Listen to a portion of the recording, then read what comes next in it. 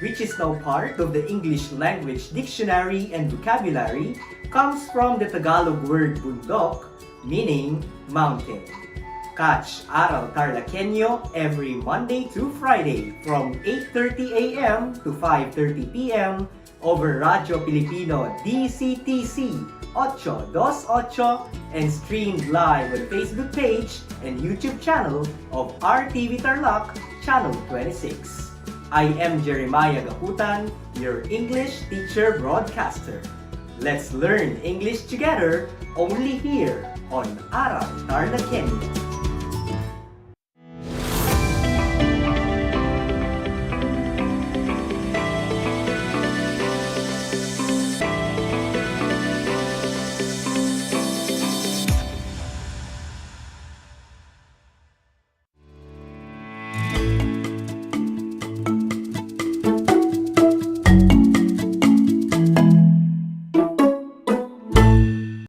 Hello, grade 8 learners. Good afternoon. Welcome to another fun, exciting, and challenging learning journey in English. You are watching Aral TarlakHenyo simulcast on RTV Tarlac Channel 26, DZTC 828, Radyo Pilipino Tarlac, Converge Cable TV Channel 100, and Facebook Live. I am teacher Janet D. Imlano, broadcasting live from San Julian Santa Maria High School, Moncada, Tarlac. It is my pleasure to be with you in this 25 minutes of learning. Are you ready? What are you waiting for? Find a comfortable place where you can focus and study the lesson for today. Be sure you are geared with your printed self-learning modules, learning activity sheet, and of course, your pen and paper. Our discussion for today is about the use of parallel structures, focusing on participles and participial phrases in a series. At the end of the lesson, you are expected to 1. Define participles and participial phrases. 2. Use parallel participles and participial phrases in a series correctly. 3.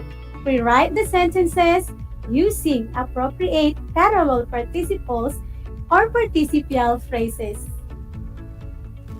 In the previous episodes, Teacher Rachel and Teacher Agapito taught the use of parallel structures, focusing on gerunds and infinitives. Before we get started on the new lesson, let's go over what you have learned from the previous discussions. Let's begin with Activity 1, entitled Let Us Review on Your Learning Activity Sheet. You have to identify whether the sentences observed parallelism or not. Directions: study the sentences carefully. Put a check if the sentence observed parallel structure and a cross if it is non-parallel. Write your answer on the blank provided on your learning activity sheet. Are you ready? Sentence 1. Karen's hobbies, collecting shells, and to read novels are exciting. What is the answer? If your answer is cross, you are correct. The sentence used non-parallel phrases. Collecting is a gerund, while to read is an infinitive. Sentence 2. Reading, dancing, and singing are my favorite pastime.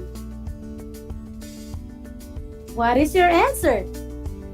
If your answer is a check, then you're right. The sentence observed parallelism. For sentence 3,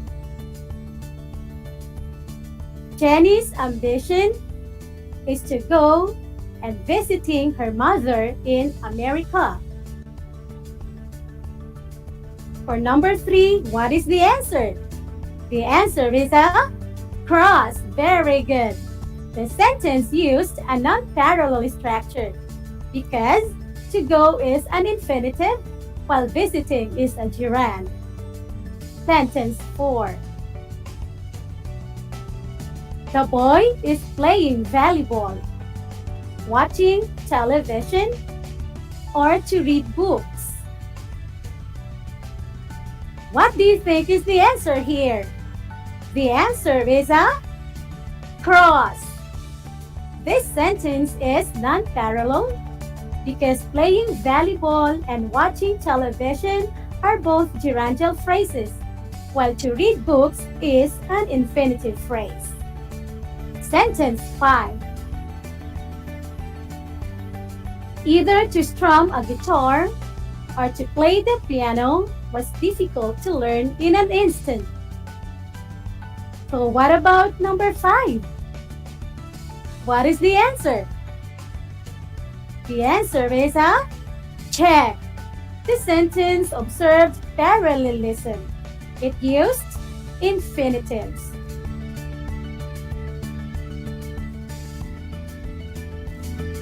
Always remember that parallelism is the repetition of the same or an equal pattern of words, phrases, or clauses within a sentence, or the item in a series that shares the same grammatical form to create balance in a sentence. Who among you got a perfect score? Good job! You are now ready to move to the next lesson and apply what you have learned in the previous discussion. Now, let us proceed to Activity 2. Take a note. This time, I will show you clauses and change them into compounds. I have provided an example as your guide in accomplishing the activity. Example: a movie that terrifies is an example of a clause, and terrifying movie is the compound. You will be given 3 seconds to answer each clause. Let's begin. 1.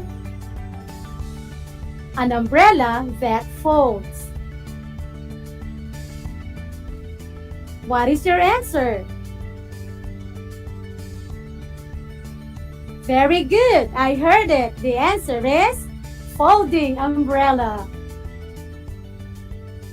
What about the second? A road that winds. What is your answer? You may type it in the comment box below. Good job. I have read it. The answer is winding road. For number 3, an impression that lasts. What is the answer? That's right. The answer is lasting impression. What about number 4? A sound that deafens is? You got it! The answer is deafening sound. Let's have number 5. A door that revolves. What compound do you form out of the clause? Great! The answer is revolving door. You're doing well, class. What about number 6? A picture that blurred. Yes, you're right. The answer is we have blurred picture. Next is a picture that stole. How will you form its compound? Yes, you did it! The answer is stolen picture. For number 8, let us have a fish that smoked. What is the answer? Anyone? Don't forget to type your answer. Yes, indeed, the answer is smoked fish. Let's proceed to number 9. A word that is spelled. What do you think is the possible answer? Excellent! The answer is the spelled word. And lastly, a heart that broke. What is its compound? Very good. The answer is broken heart.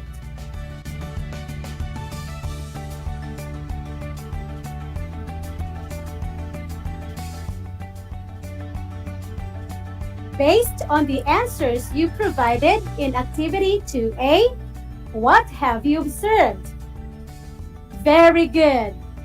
The first underlined words in the following compounds are in the form of verbs, and they are not used as verbs but as adjectives. They are used to describe nouns or pronouns that they closely follow. These words are an example of participles. What is a participle?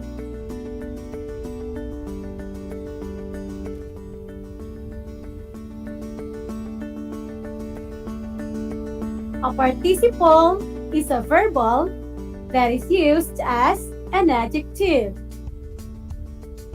So there are two forms of participles. Here are as follows. 1. Present participle. 2. Past participle. Present participle ends in ing.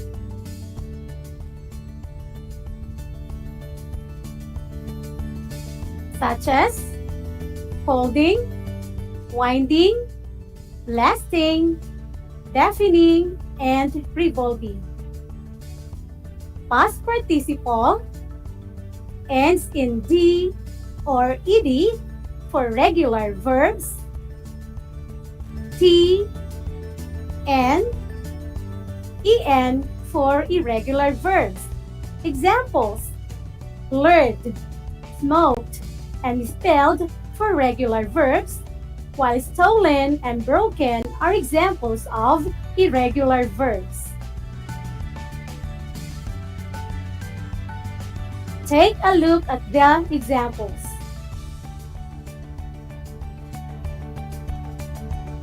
My sleep is disturbed by the ringing clock. The word ringing is the participle used in the sentence.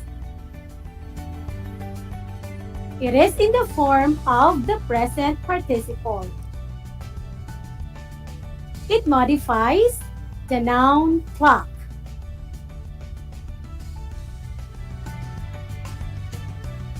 Another example is Anna submitted the revised copy.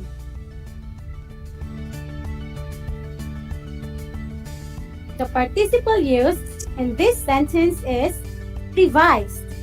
It is in the past form, and it describes the noun copy.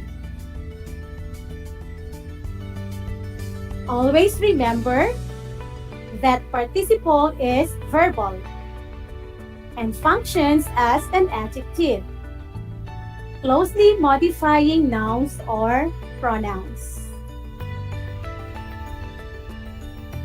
Now, let's move on to the participle phrase, also called the participial phrase. Participle or participial phrase consists of participle plus objects, modifiers, and or complements. It may stand before or after the noun or pronoun it modifies, or must be placed as close to the nouns or pronouns they modify as possible. And those nouns, pronouns must be clearly stated. And also comes at the beginning of a sentence. Is usually set off from the rest of the sentence by a comma. If the participial phrase is in the middle or end of a sentence, you do not need a comma. Take a look at these examples. Collecting stumps. The boy lost his money. The participial phrase is collecting stumps. It consists of participle collecting plus the object stumps. It comes at the beginning of the sentence and is set off by a comma, and the participial phrase modifies boy. Let us proceed to the next sentence.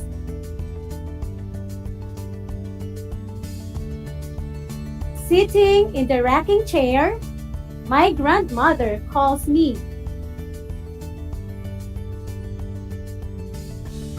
The participial phrase is composed of the participle sitting plus in the rocking chair, which is the prepositional phrase used as a modifier of sitting. It is set off by a comma because it is found at the beginning of the sentence. The whole phrase describes grandmother.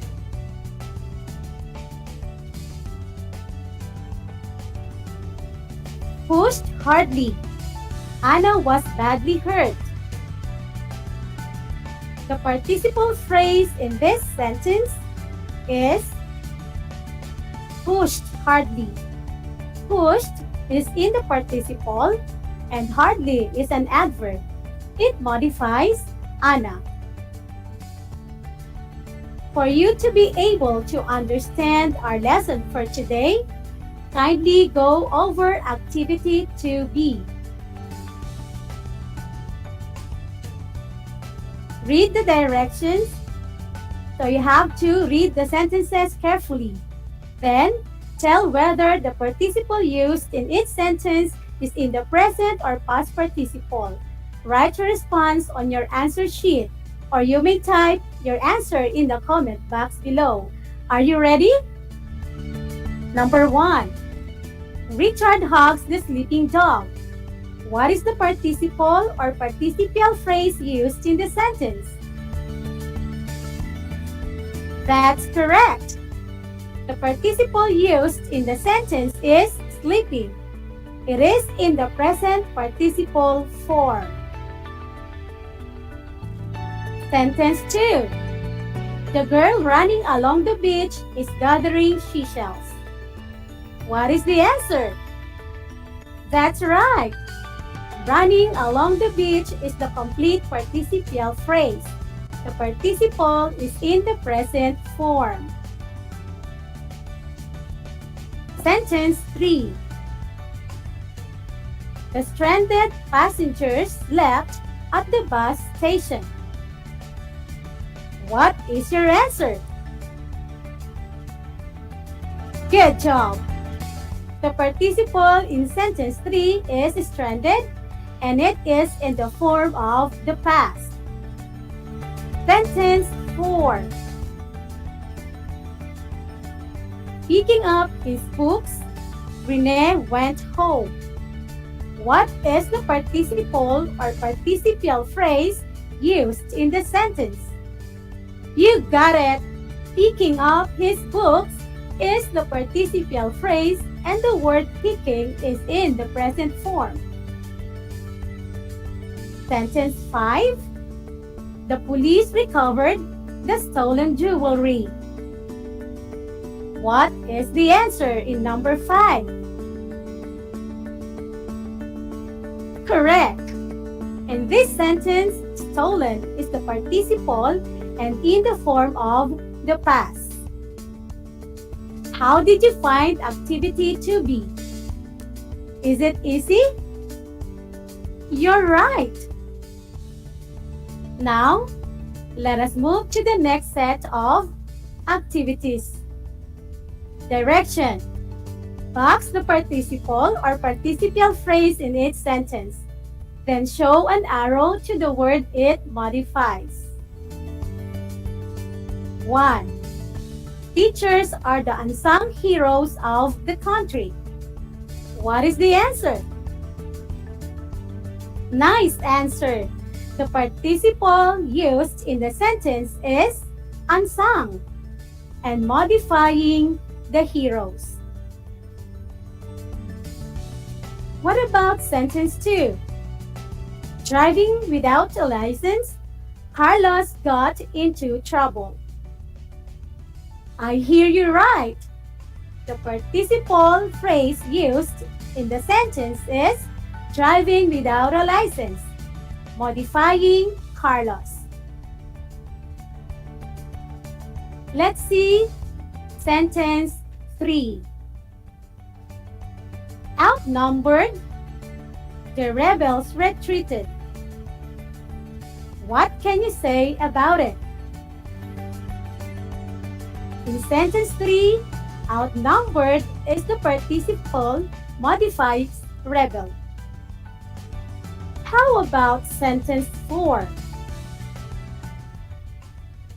Jogging slowly, the girl saw a cute puppy.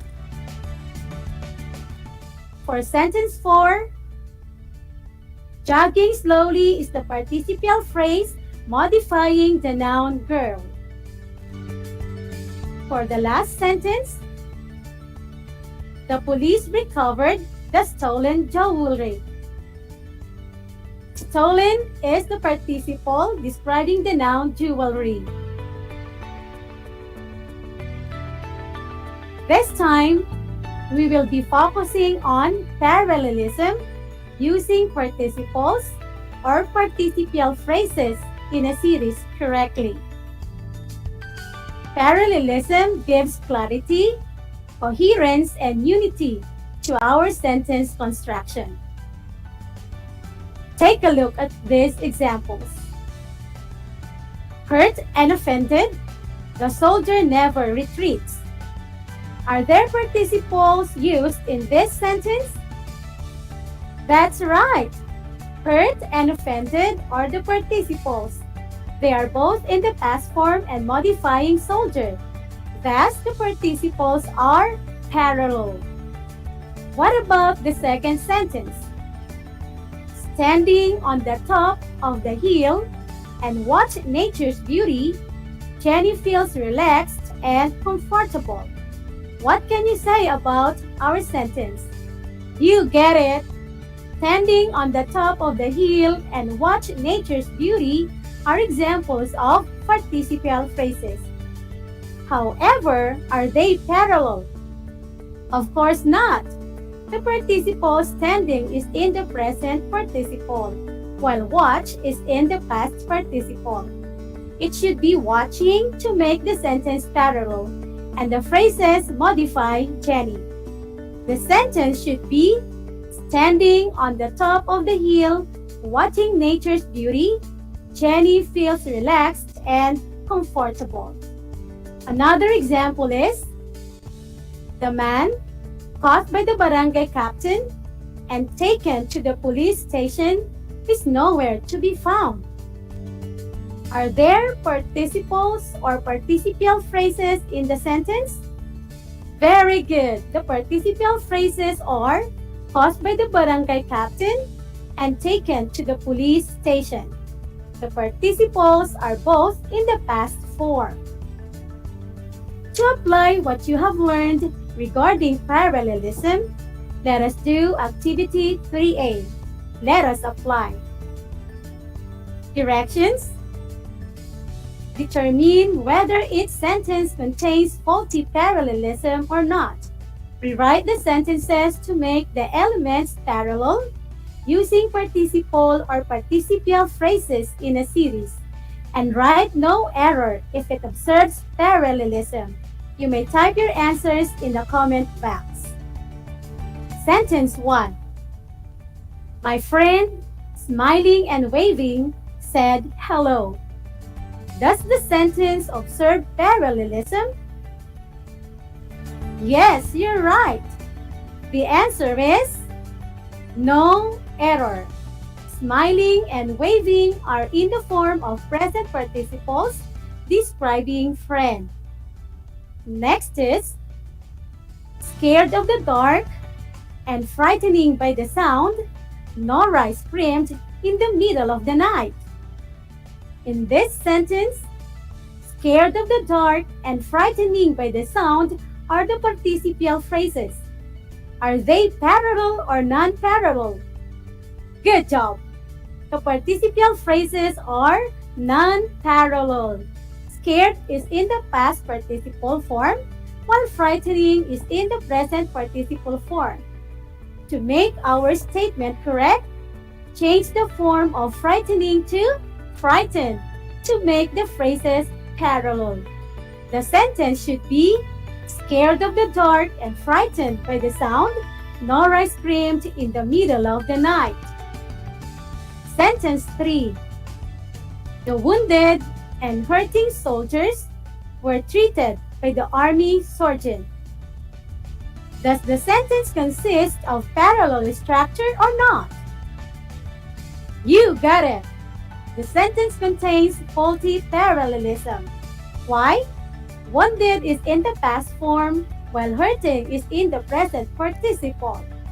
We have to change the participle hurting to hurt to make the statement correct.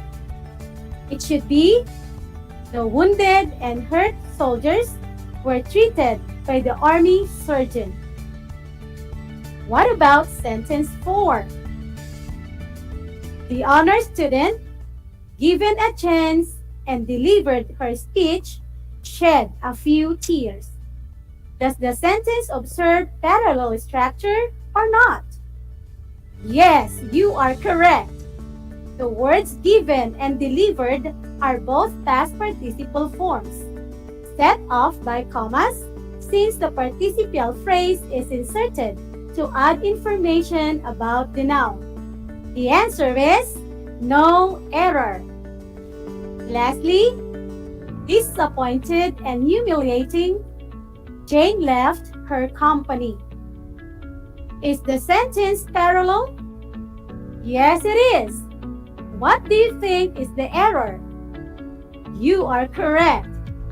Disappointed is the past participle form, while humiliating is in the present form. To become parallel, we have to change humiliating to humiliated. The answer will be disappointed and humiliated, Jane left the company. Wow! Kudos to all of you, grade 8. I am amazed at your performance today. Indeed, learning English is surprising as we unlock together the challenges it brought to us. This time, I will give you an assignment. Kindly answer Activity 4, Let Us Strengthen. Just write your answer in your learning activity sheet. Directions: rewrite the following sentences by placing the series of participles or participial phrases in their proper place. 1. He could create characters. Open close parenthesis, convincing and encouraging. 2. The girl is the one I have admired. Open close parenthesis, swayed and sung on the train. 3. Jake answered his learning activity sheet right away. Open close parenthesis, sang and hummed his favorite song. 4. Rosa's prayer was answered. Open close parenthesis, weeping and praying for God's help. 5. A cucumber needs to be added to the salad. Open close parenthesis, peeled and sliced. Before I bid goodbye, I want to leave this quote by Dr. Seuss, saying, "The more that you read, the more things you will know. The more that you learn, the more places you'll go." Once again, I'm teacher Janet D. Imlano, your teacher broadcaster in English 8, live at San Julian Santa Maria High School. Always stay safe and have a great day.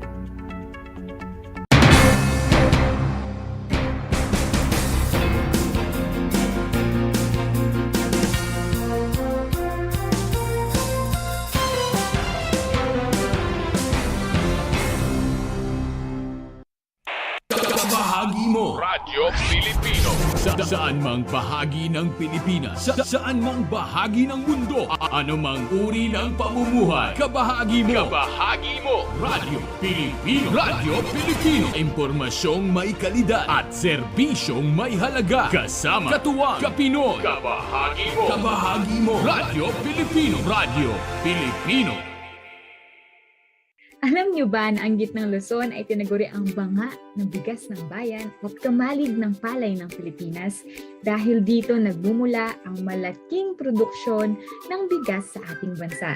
Ito ay binubuo ng mga lalawigan ng Aurora, Bataan, Pampanga, Nueva Ecija, Zambales at Tarlac. Ugaliin nating manood ng Aral TarlakHenyo Lunes hanggang Biyernes alas 8:30 ng umaga hanggang alas 5:30 ng hapon. Ako si Binibining Pia Isrin Capiral, ang inyong teacher broadcaster sa Araling Panlipunan dito sa Project Shine Aral TarlakHenyo. Lagi nating tandaan ang pag-aaral ng Araling Panlipunan ay tungo sa daan ng pagiging makadiyos, makakalikasan, makatao at makabansa.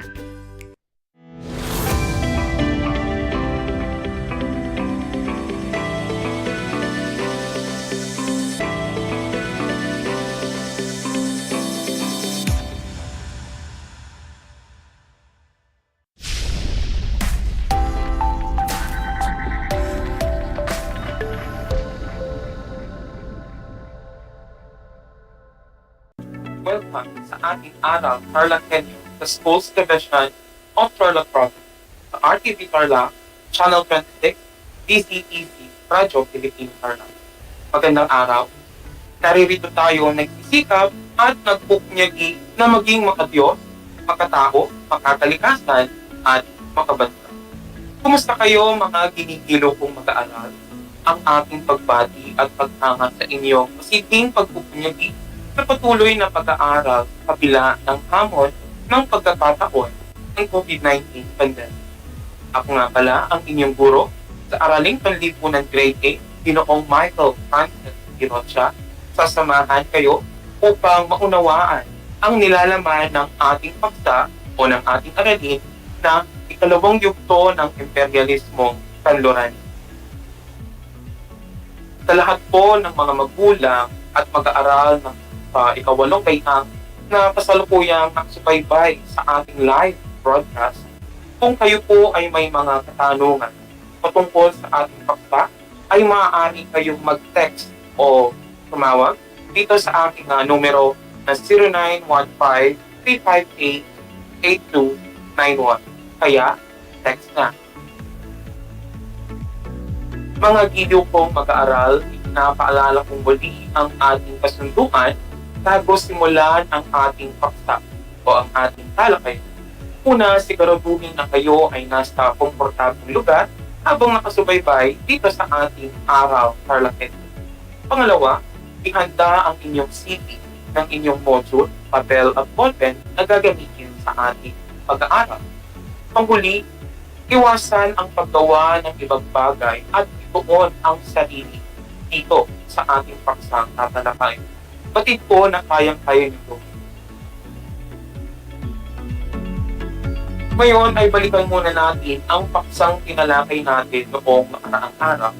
So, subukan ninyong sagutin ang 5 tanong na aking ibibigay ukol sa pagpamulat, kaugnayan ng Rebolusyong Pangkaisipan sa Rebolusyong Francesa at Amerikano. Para sa balik-aral, ihanda ang inyong papel at ballpen o ang inyong kwaderno at isulat sa sagutang papel ang sagot sa ating 5 katanungan. Handa na ba kayo? Kung ganoon, tayo ay magsisimula na sa ating activity. Para sa unang katanungan, ito ay tumutukoy sa mabilisang pagbabago ng isang institusyon o lipunan.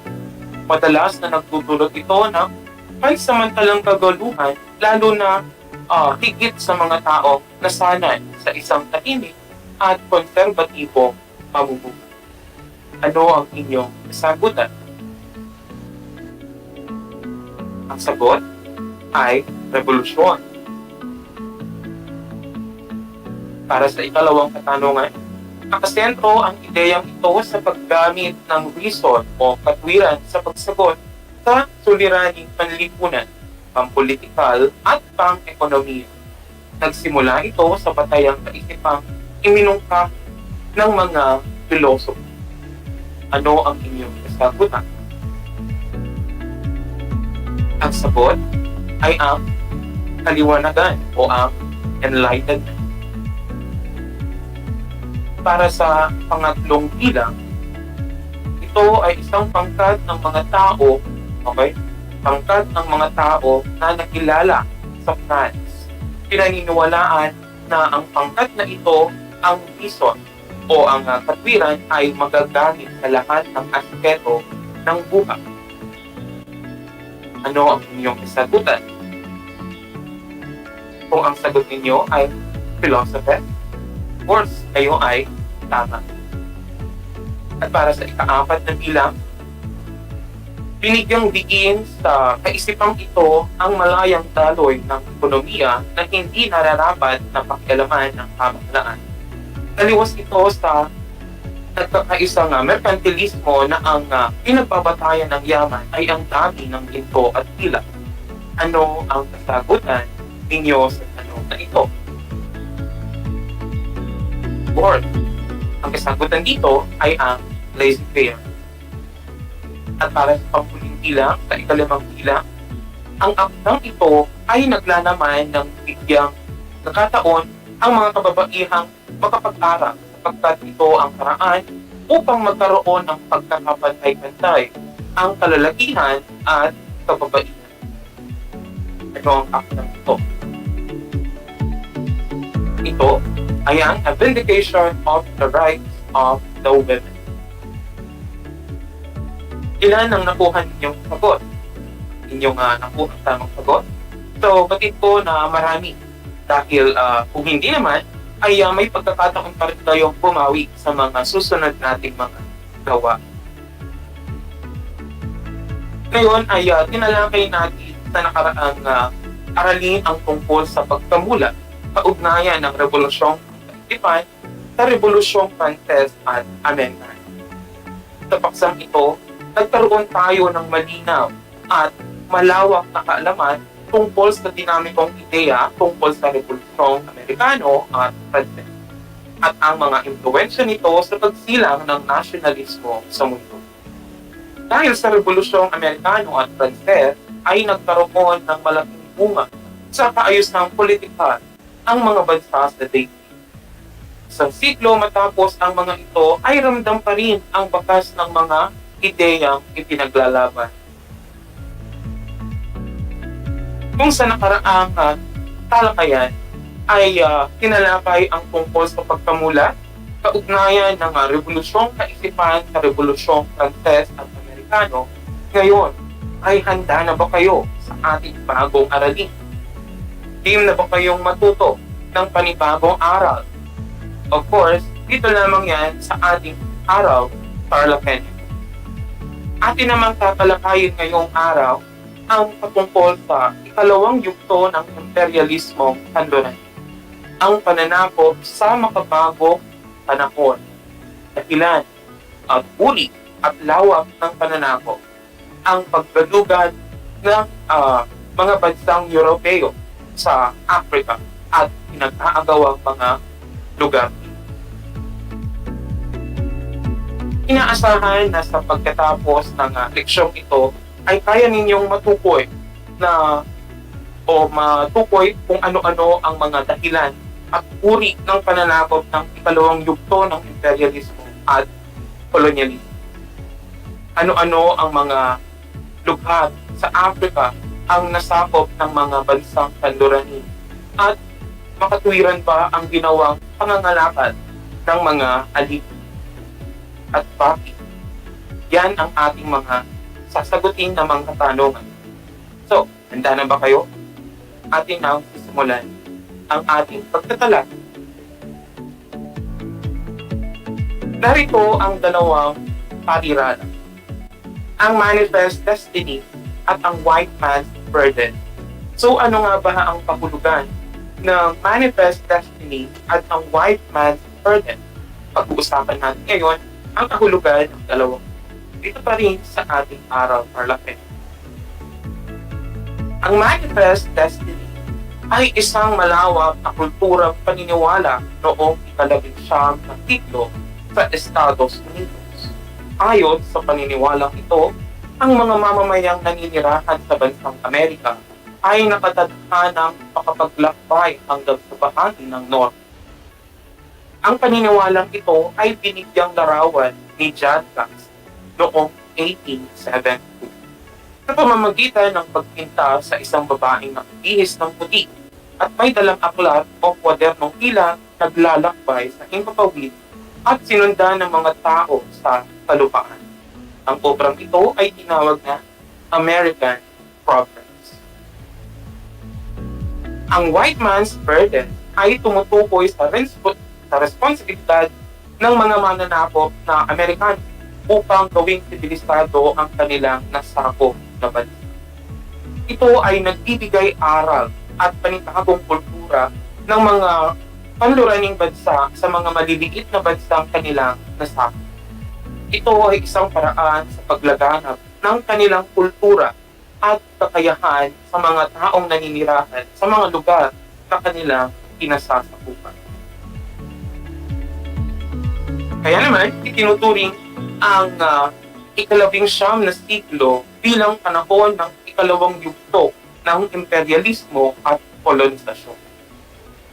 Ang tatalakayin natin ay tungkol sa ikalawang yugto ng imperialismong kanlurani, ang pananakop sa makabagong panahon, dahilan, uri at lawak ng pananakop, ang pagbalugad sa gitnang Afrika at pag-aagawan sa Afrika ng mga bansa sa Europe.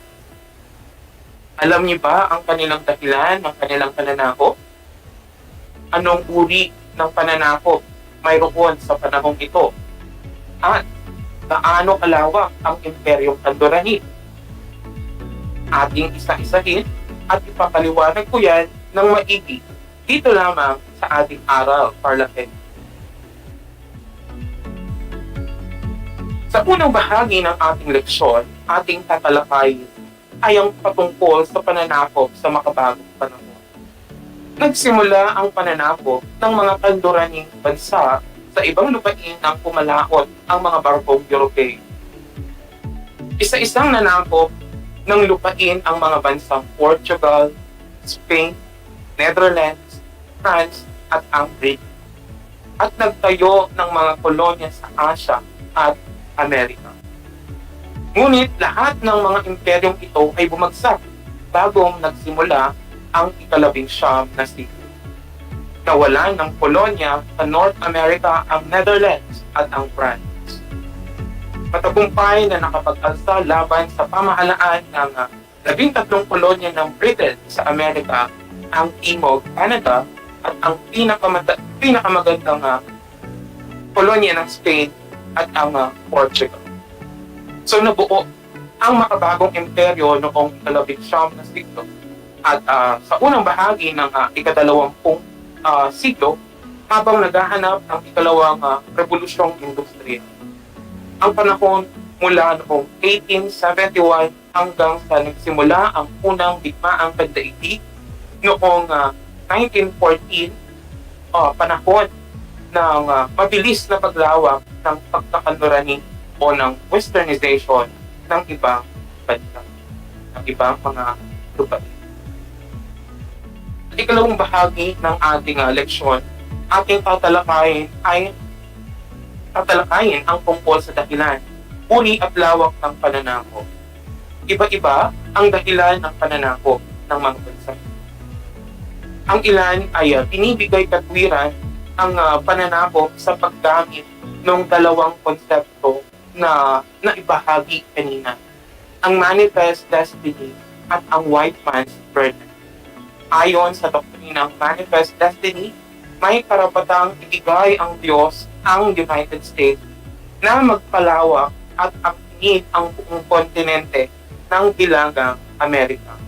Paniniwala naman sa white man's burden na tungkulin ng mga Europeo at ang kanilang mga inapo na panaigin ang kanilang maunlad na kabiyasan sa mga katutubo ng mga kolonyang kanilang sinako.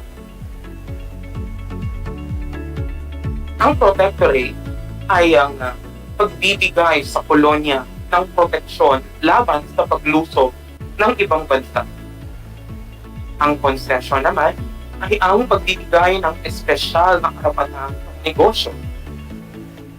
Samantala, ang sphere of influence ay isang lugar o maliit na bahagi ng bansa kung saan kontrolado ng pamahalaan at politika ang makapangyarihang bansa.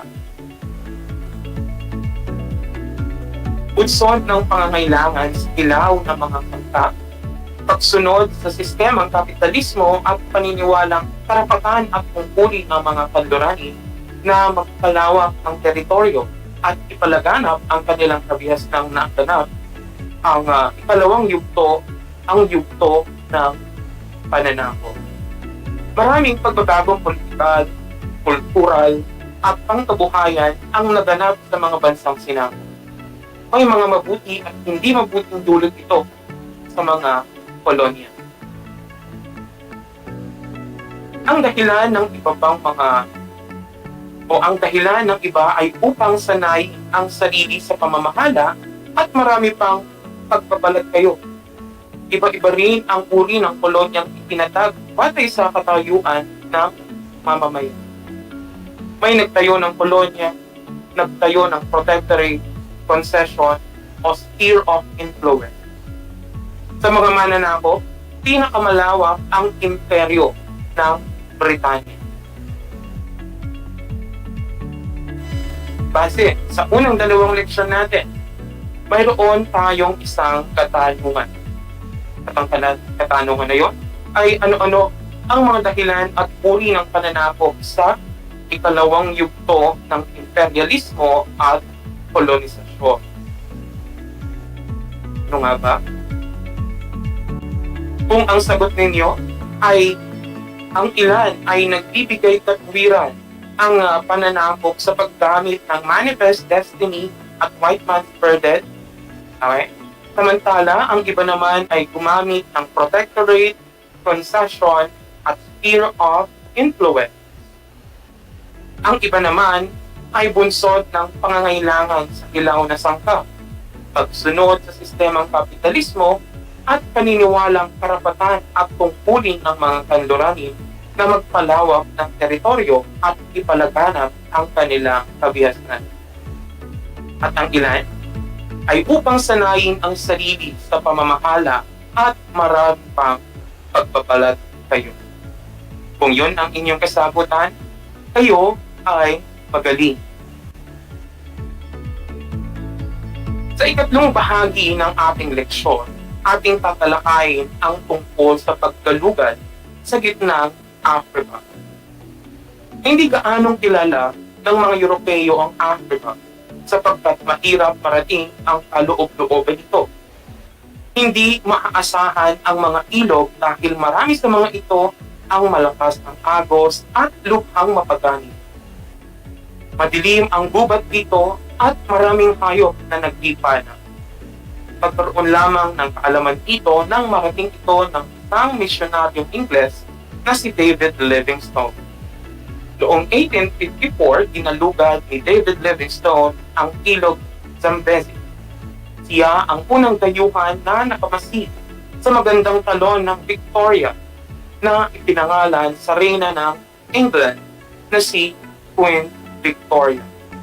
Nakita rin niya ang lawa ng Niasa at Tanganyika. Sa ika-4 na bahagi ng aming leksyon, ating tatalakay ang tungkol sa pag-aagawan sa Africa ng mga bansa sa Europe. Noong panahon ng katanyagan ng pananakop, ang paglaganap ng relihiyon, ang pambansang ambisyon, at ang pangangailangan ng nagbunsod upang mag-agawan ang mga bansa sa gitnang Africa. Sa loob ng 30 taon, ang dating hindi kilalang mga puok ay naangkin lahat ng mga kantorening bansa, ng mga bansang mananakop, mga bansang Europeo. Nakuha ng bansang Belgium noong 1885 ang pinakamalaking bahagi ng Congo. Okay? Sa pamumuno ng kanilang pinakatusong mga ngalakal sa Europe na si Haring Leopoldo I. Pinaghatian naman ng France, ng Britain, ng Germany, Portugal, ng Italy, ang iba pang natitirang bahagi. Nahahati sa 3 rehiyon ang kontinente ng Africa. Una, ang hilagang bahagi na nakaharap sa dagat Mediterranean. Pangalawa, ang pinakagitnang bahagi o tropiko o mainit na bahagi ng Africa. At ang pangatlo, ang malamig na bahagi ng Africa sa may timog. Madaling narating mula sa Europe ang unang rehiyon sa pamamagitan ng dagat Mediterranean. Ngunit matapos bumagsak ang Imperyong Rome at hiwalay ito sa Europe, hindi lamang sa pamahalaan, kundi maging sa relihiyon man. Islam ang naging malaganap o Islam ang lumaganap sa hilagang Africa at naging mahigpit na kalaban ng Kristyanismo pati sa Europe. Yumaman ang mga lungsod sa rehiyon ito katulad ng Tunis at Algiers dahil sa pangungulimbat ng mga sasakyang dagat ng mga Europeo. Sa simula, interesado lamang ang mga Europeo sa kalakalan ng alipin.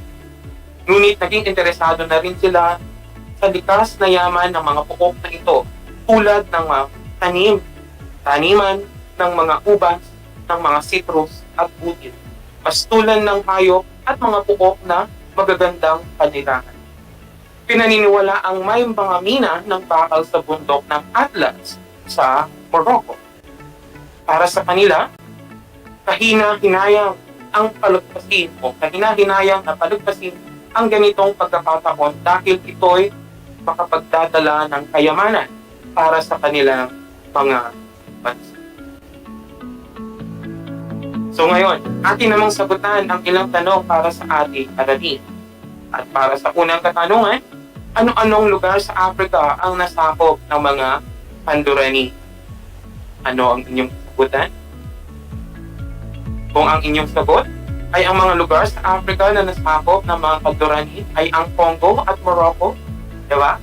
Sa pagpasok ng ikalawang yugto ng kolonisasyon, gayon din ng imperialismo ng mga bansa na mula sa kanluran, isang kontinente ng Africa sa magalugad at napasailalim ito sa mga kamay ng mga mananakop. At para sa ikalawang katanungan, makatwiran ba na ginawang pangangalakal ang mga alipin at bakit? Kung ang sagot ninyo ay hindi makatwiran, dahil base sa sistema ng pananaw natin sa karapatang pantao, ngunit batay sa historikong kalakalan ng mga alipin sa loob ng Africa, ang mga inaliping tao ay may kasunduang pagkaalipin at ito ay bahagi ng kanilang lipod. Kung ito ang inyong kasagutan, of course, kayo ay magaling. Nakalulungkot mang isipin na sa panahong ito, nagawang isali sa listahan ng mga pwedeng gawing kalakal ang tao. Diba? Maari namang produkto o serbisyo lamang ang gawing kapalit ng kalakalan.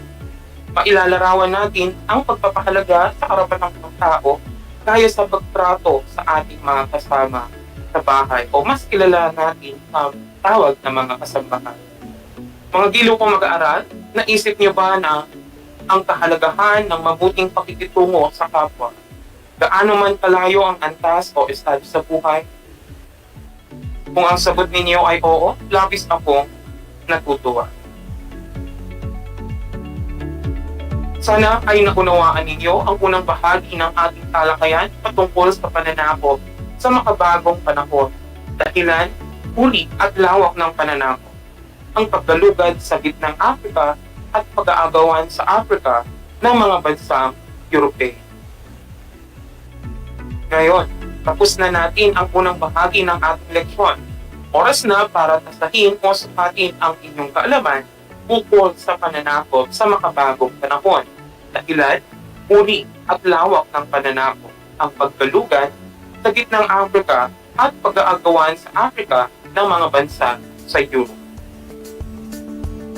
Ngayon ay ihanda ang inyong kwaderno at ballpen at o iba pang mga gamitan sa pagsasagawa ng gawain. Isulat ang inyong pangalan, antas at pangkat, ang petsa ngayong araw, at tayo ay magsisimula na. Kailangan niyo lamang sa isahin ang mga sagot sa ating katanungan. Handa na ba kayo? Mukhang handa na nga kayo. Kung gayon, pakinggang mabuti ang mga tanong na ating babasahin at isulat ninyo ang tamang sagot sa sagutang papel. Para sa ating gawain, isulat ang salitang nakabuti kung ang pangungusap ay nagpapahayag ng magandang epekto. Kung ito naman ay may dulot na masamang epekto, isulat ang salitang nakasama. Para sa unang bilang, pagtatas o paglakas ng ugnayan ng Timog Kanluran. Nakabubuti ba o nakakasama? Kung ang sagot ninyo ay nakabuti, kayo ay tama. Ikalawa, ang paglaganap ng sibilisasyong Kanlurani sa Timog. Nakabuti o sama? Kung ang sagot ninyo ay nakabuti, kayo ay magaling.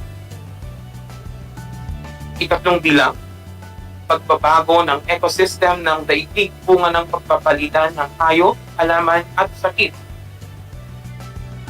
Kung ang sagot ninyo ay nakabuti, kayo ay mahusay. Pang-apat, paglinang ng mga kanlurani sa likas na yaman ng mga bansang nasako. Nakasama o nakabuti? Kung ang sagot ninyo ay nakasama, kayo ay tama. At para sa panghuling bilang, pangangalakal ng mga alipin sa Africa, ito ba'y nakasama o nakabuti? Kung ang sagot ninyo ay nakasama, good job! Nakakuha ba kayo ng mataas na score sa inyong gawain, mga mag-aaral? Kung gayon, magaling! At para naman sa mga hindi nakakuha ay huwag kayong mag-alala dahil mayroon pa mga susunod na pagkakataon. At ang mga pagkakataon na yon, doon kayo bumawi. Batid kung kayang-kaya nyo. Sana ay huwag ninyong kalimutan ang mahalagang aral na inyong natutunan mula sa ating leksyon at sikapin ninyong maibahagi rin ito sa iyo. Inaasahan ko na kayo ay natuto sa ating talakayan sa araw na ito. Muli, ako ang inyong guro sa Araling Panlipunan Grade 8, Ginoong Michael Francis T. Rocha, na nagsasabi, ang pag-aaral sa Araling Panlipunan ay daan sa pagiging makadiyos, makatao, makakalikasan, at makabanto. Hanggang sa muli,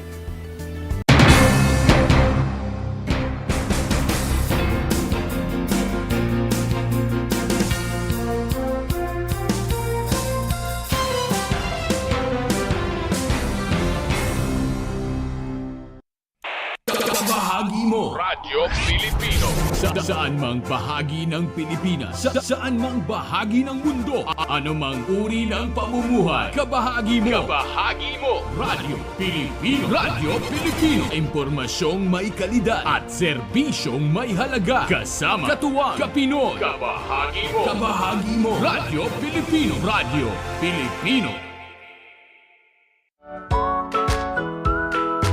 How are you today? Hello, everyone. Hello, learners of Tarlac. Good morning, Math Talino Grade 4 learners! Welcome to Aral TarlakHenyo here on RTV Tarlac Channel 26. Simulcast over DCTC Radyo Pilipino Tarlac. I'm Sir Glenn, your teacher broadcaster. Broadcasting live here at Paniki Tarlac. Remotely here in Concepcion, Tarlac. Live here at Barangay Pedro Elquines, Mayantok, Tarlac. Broadcasting live from Ramos National High School. Your anchor teacher today for grade 9 mathematics. Your partner in education this time of pandemic.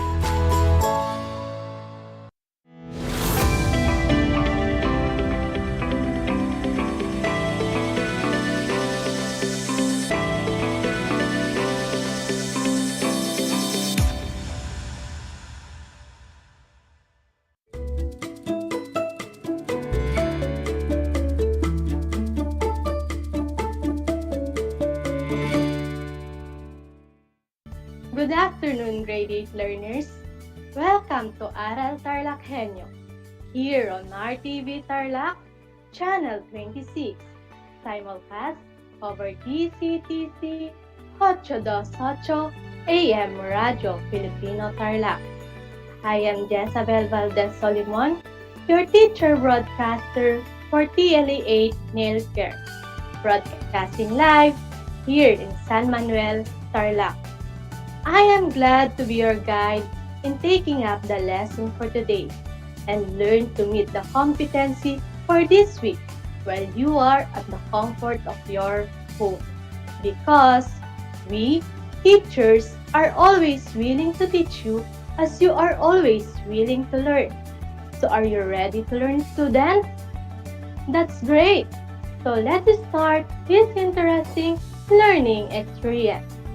Now, kindly get your self-learning modules or learning activity sheets provided by your teachers, together with the pen and paper for you to jot down notes and answer some questions as we go along with the lesson. I hope you have it now. Look for a comfortable place where you can learn at your best while listening or watching to our broadcast. But before we proceed to our lesson, let's have a short review about your previous lesson. What is meant by sterilization and what is sanitation? Sterilization is a process of destroying all living microorganisms. Sanitation is the process of destroying some but not all microorganisms. Very good! Sterilization and sanitation techniques which are being practiced in the beauty salon involve the use of physical agents like heat and radiation and chemical agents like antiseptic and vapor fumigant. How about the difference between disinfectant and antiseptic? Disinfectant is a substance used to control microorganisms on non-living surfaces, such as tools, equipment, and furniture fixtures. Antiseptic is an agent that prevents the multiplications of microorganisms. Good job, learners! I am glad that you will recall and understand about your previous lesson. Today, we are going to discuss the store nail care tools and equipment. In this lesson, you are expected to number 1, identify nail care materials, tools, and equipment. Number 2, determine the correct way of safekeeping storage of nail care tools and equipment. And 3. Create an inventory of nail care tools, materials, and equipment. Are you ready to learn, students? Alright, to begin our lesson, let's have an activity. For those who are watching through our FB Live, you may type your answer on the comment section. For those who are watching in television and listening through radio, kindly write your answer on a paper. Again, for those who are watching through our FB Live, you may type your answer on the comment section. For those who are watching in television and listening through radio, kindly write your answer on a paper. For your activity, will be identify the feature if it's nail care materials, tools, or equipment. For your activity, identify the feature it is nail care materials, tools, or equipment. Number 1. Callus remover. It is a tools, materials, or equipment. Number 1. Callus remover. It is a tools, materials, or equipment. Very good. The correct answer is tools. It is a tool designed to strip off calluses and corns. Number 2. Pedicure nail brush. It is a tools, materials, or equipment. Number 2. Pedicure nail brush. It is a tools, materials, or equipment. If your answer is tools, then you are right. Pedicure nail brush is a tool used to remove cosmetics and cleanse nails. Number 3. Sterilizer. It is a tools, materials, or equipment. Number 3. Sterilizer. It is a tools, materials, or equipment. Are we thinking the same right answer? Very good. The correct answer is equipment. It is equipment in a salon used for sterilizing metal implements to kill microorganisms. Number 4. Toenail separator. It is a tools, materials, or equipment. Number 4. Toenail separator. It is a tools, materials, or equipment. The answer is materials. Did you get it correctly? Very good. If it's a soft material where toes are inserted to keep them apart to prevent a freshly painted toenail from staining another toe. Number 5. Manicure table. It is a tools, materials, or equipment. Number 5. Manicure table. It is a tools, materials, or equipment. If your answer is equipment, then you are great. It is an equipment furniture especially designed for giving manicure. How many correct answers did you get? Good job, learners. I am glad that you have answered all the questions correctly. Now, store nail care tools and equipment. In this lesson, we also learn about the inventory of tools and equipment and store tools equipment safety. Inventory of tools and equipment. At the end of every working session, make an inventory of the things that should be done. Tools which are made of plastic should be kept clean and sanitized properly in preparation for the next client. Next, empty bottles and containers are discarded in a covered trash bin. C. Used treatment products and other chemicals are stored, arranged, and properly leveled in the cabinet. For the finger bowls must be sanitized before another client uses them. The hand and foot spa machines must be kept dry after disinfecting them. For the tabletops and door handles are wiped with disinfectant and the floor should be mopped with disinfectant as well. Metal tools and instruments must be sterilized following sterilization techniques. After the process, in a dry cabinet until needed. For the tools and implements which are made of porous materials such as nail files, buffers, nail brushes, and orange wood stick can harbor bacteria easily since they are wood products which cannot be sterilized. These tools should not be reused.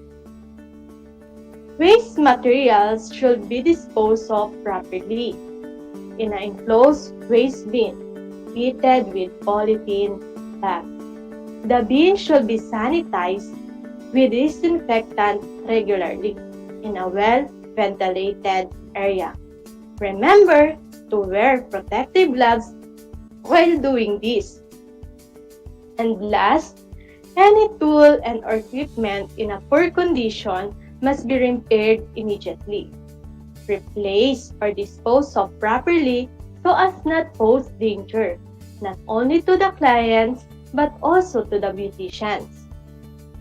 Inventory helps you to identify the proper care of tools and equipment and to find out if it's in a good or poor condition, and also to ensure there's always enough stock to fulfill customers' order and for the safety of our clients. Now, let's proceed to the stored tools and equipment safety. Manicurists must ensure that storage of nail care tools, materials, and equipment within the establishment meets the following requirements. Stored tools and equipment safety. 1. Flammable and combustible chemicals are stored away from potential sources of ignition such as an open flame or an electrical devices. All nail care chemicals are stored in a closed bottles or containers. For the storage units, cabinets, drawers, containers used for storage of implements and towels are clean. Clean linen is stored in an enclosed dust-proof cabinet or container. Implements which have been used on a client are not placed in a container with clean implements.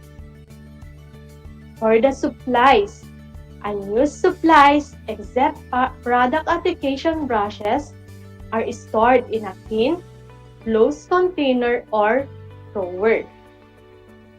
Used disposable supplies are discarded immediately in a clean, closed waste receptacle.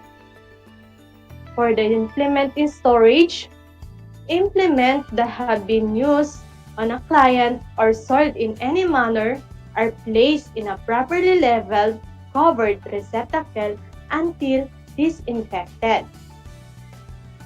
Sanitized implements are stored in a clean closed container or drawer until used. For the towels, cloth towels are deposited in a closed receptacle after use. Used soiled cloth towels are not used again until properly laundered and sanitized. Disposable towels are discarded in a covered waste receptacle immediately following each nail technology service. Following safety procedure is one of the most effective ways to prevent workplace injuries. Working safely also protects the tools and equipment that you use and your facility from damage. Safe operation fosters a productive and healthy working environment also. Alright, we have already discussed the proper inventory of tools and equipment and also the proper storage of tools, equipment safely done. Now, in order to understand our topic clearly, who can tell me how to store healthcare chemicals? Very good. All nail care chemicals are stored in a closed bottles or containers. How about in making inventory of metal tools, instruments? What will you do? Excellent! Metal tools and instruments must be sterilized following proper sterilization techniques. After the process, store in a dry cabinet until needed. Are you now excited for an activity? I know you are. Once again, for those who are watching through our FB Live, you may type your answer on the comment section. For those who are watching in television and listening through radio, kindly write your answer on a paper. Again, for those who are watching through our FB Live, you may type your answer on the comment section. For those who are watching in television and listening through radio, kindly write your answer on a paper. You will be having a 5-item formative assessment. Are you ready? Okay. Identify whether a statement is true or false. Type in or write true if the statement is correct and false if otherwise. Again, identify whether a statement is true or false. Type in or write true if the statement is correct and false if otherwise. Number 1. Waste material should be disposed of properly in an enclosed waste bin fitted with polythene bag. Number 1. Waste material should be disposed of properly in an enclosed waste bin fitted with polythene bag. True or false? Very good. The correct answer is true. Number 2. Tools which are made of glass metal should be kept clean and sanitized properly in preparation for the next client. True or false? Number 2. Tools which are made of metal should be kept clean and sanitized properly in preparation for the next client. True or false? If your answer is false, then you are correct. Number 3. Metal tools and instruments must be sterilized following proper sterilization techniques. True or false? Number 3.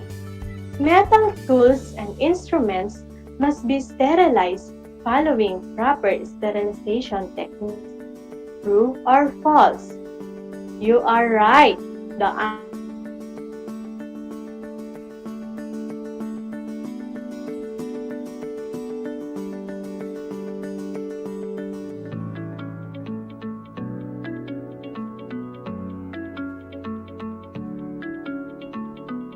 chemicals are stored in an open bottle or containers. True or false? The answer is false. And for the last number, cloth towels are deposited in a closed receptacle after use. True or false? Cloth towels are deposited in a closed receptacle after use. True or false? Very good. The correct answer is true. Okay. Count the number of your correct answer. Who among you got a perfect score? Excellent. For those who got 4 and 3, a job well done for you guys. And for those who got 2 and lower, Better luck next time, and thank you for your trying. Just remember that you are all good and appreciated. Thank you for your active participation. Do you still want more engaged with other activities? That's what I really want. After learning the correct way of safekeeping storage of nail care tools and equipment, you are now assigned to do the same in your shop work. For your performance task, make an inventory of all tools and equipment in your shop work, using index cards as your checklist. Check the tool, materials, and equipment which are missing. Again, for your performance task, make an inventory of all the tools and equipment in your shop work, using index cards as your checklist. Check the tools, materials, and equipment which are missing.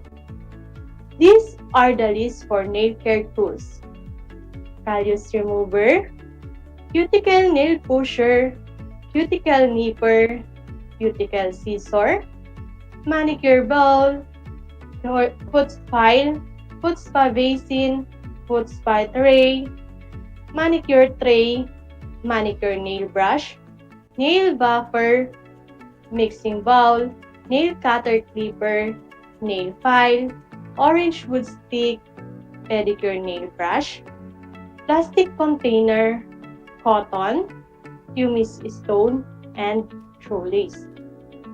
And these are the lists for nail care equipment: chairs, foot spa machine, hand spa machine, foot spa stool, manicure stool, manicure table, sterilizer, and timer.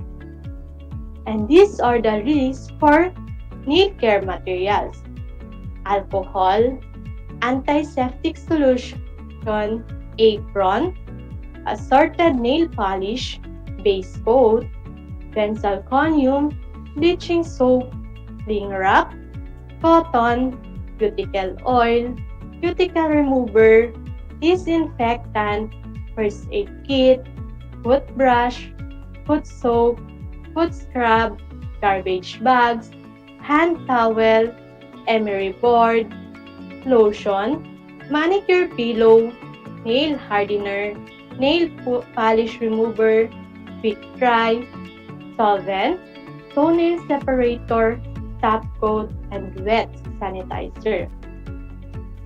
If you have a question regarding this, don't hesitate me to message at 0997 500 4984.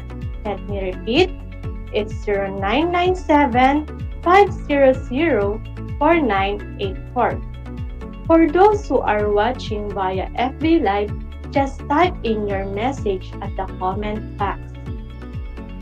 We have come to the end of the day's lesson in TLE 8 Nail Care on Store Nail Care Tools and Equipment, and that was a great time to learn with you. Thank you so much to all grade 8 learners of Tarlac Province who have joined me today. I hope you learned a lot. Once again, this is Project Shine Aral TarlakHenyo, brought to you by Department of Education, Division of Tarlac Province, in cooperation with DCTC 828 AM Station. This has been Ma'am Jezabel Valdez Olimon of San Agustin Integrated School, San Manuel District, your radio teacher broadcaster in TLE 8 Nail Care. Leaving this quote from Wallace D. Wattles: it is essential to have a good tools, but it's also essential that the tools should be used in the right way. Always remember, in TLE, we aim for skills, knowledge, and progress. Thank you, keep safe, be healthy, and God bless. Goodbye!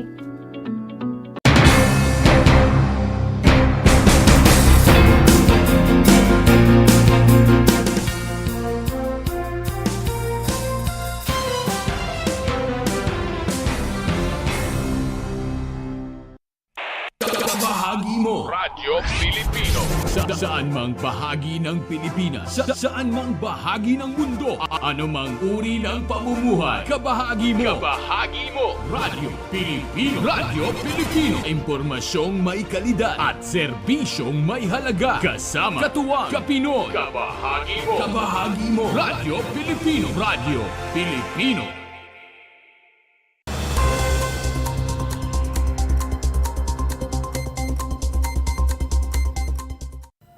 Mainit na sinalubong na humigit kumulang ilang daang benepisyaryo ng Women's ICS ang pagdating ni Senator Amy Marcos sa Kamiling Sports Complex upang personal ay pamahagi ang ayuda para sa mga ito. Sinalubong ni Kamiling Mayor Erlon Agustin ang pagdating ng senadora, kasama sina Congressman Jaime Cuangco, Congressman Christian Yap at iba pang opisyales.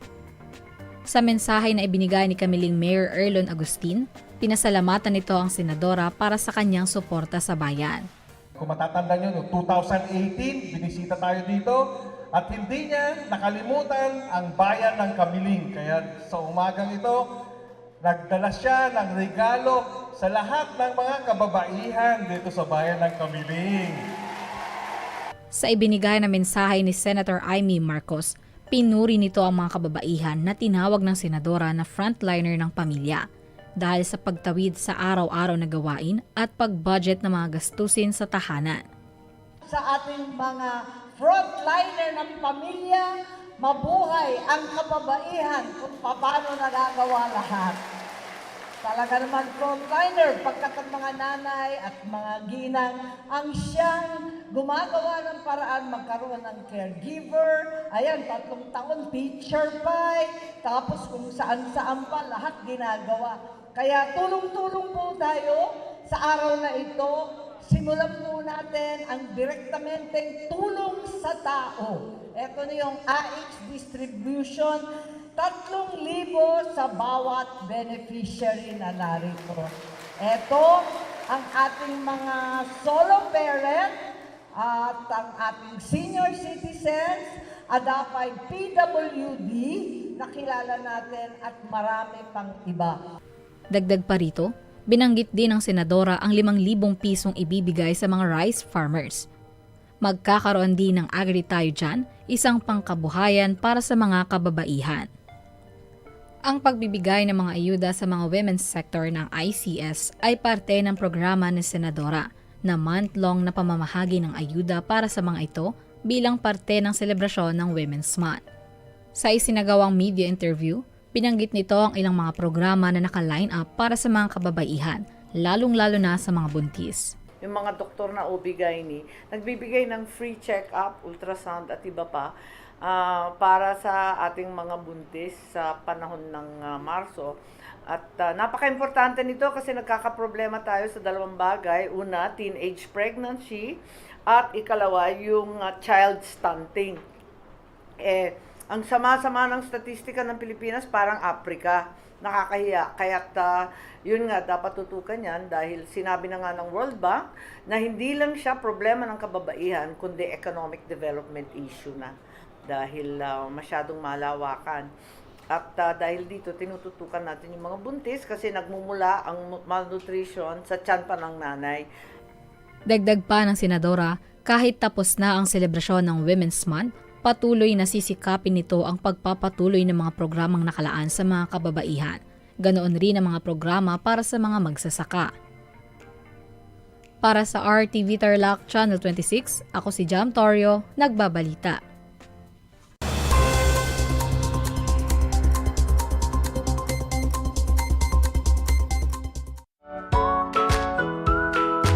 How are you today? Hello, everyone. Hello, learners of Tarlac. Good morning, Math Talino Grade 4 learners! Welcome to Aral TarlakHenyo Here on RTV Tarlac Channel 26. Simulcast over DCTC. Radyo Pilipino Tarlac. I'm Sir Glenn, your teacher broadcaster. Broadcasting live here at Paniki, Tarlac. Remotely here in Concepcion, Tarlac. Live here at Barangay Pedro Elquines, Mayantok, Tarlac. Broadcasting live from Ramos National High School. Your anchor teacher today for grade 9 mathematics. your partner in education this time of pandemic.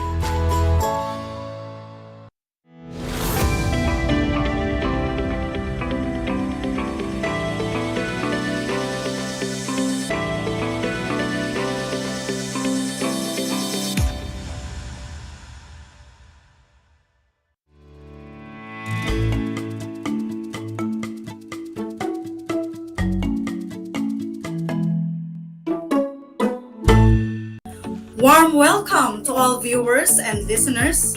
This is Aral TarlakHenyo, only here at RTV Tarlac, Channel 26, simulcast over DZTC, Radyo Pilipino Tarlac. I am your teacher broadcaster for MAPE Grade 8, Irish Linel Cunanan Saure. Once again, I am inviting everyone to join me for 25 minutes of meaningful learning experience on air. Our lesson in Grade 8 Health for this quarter is about communicable diseases.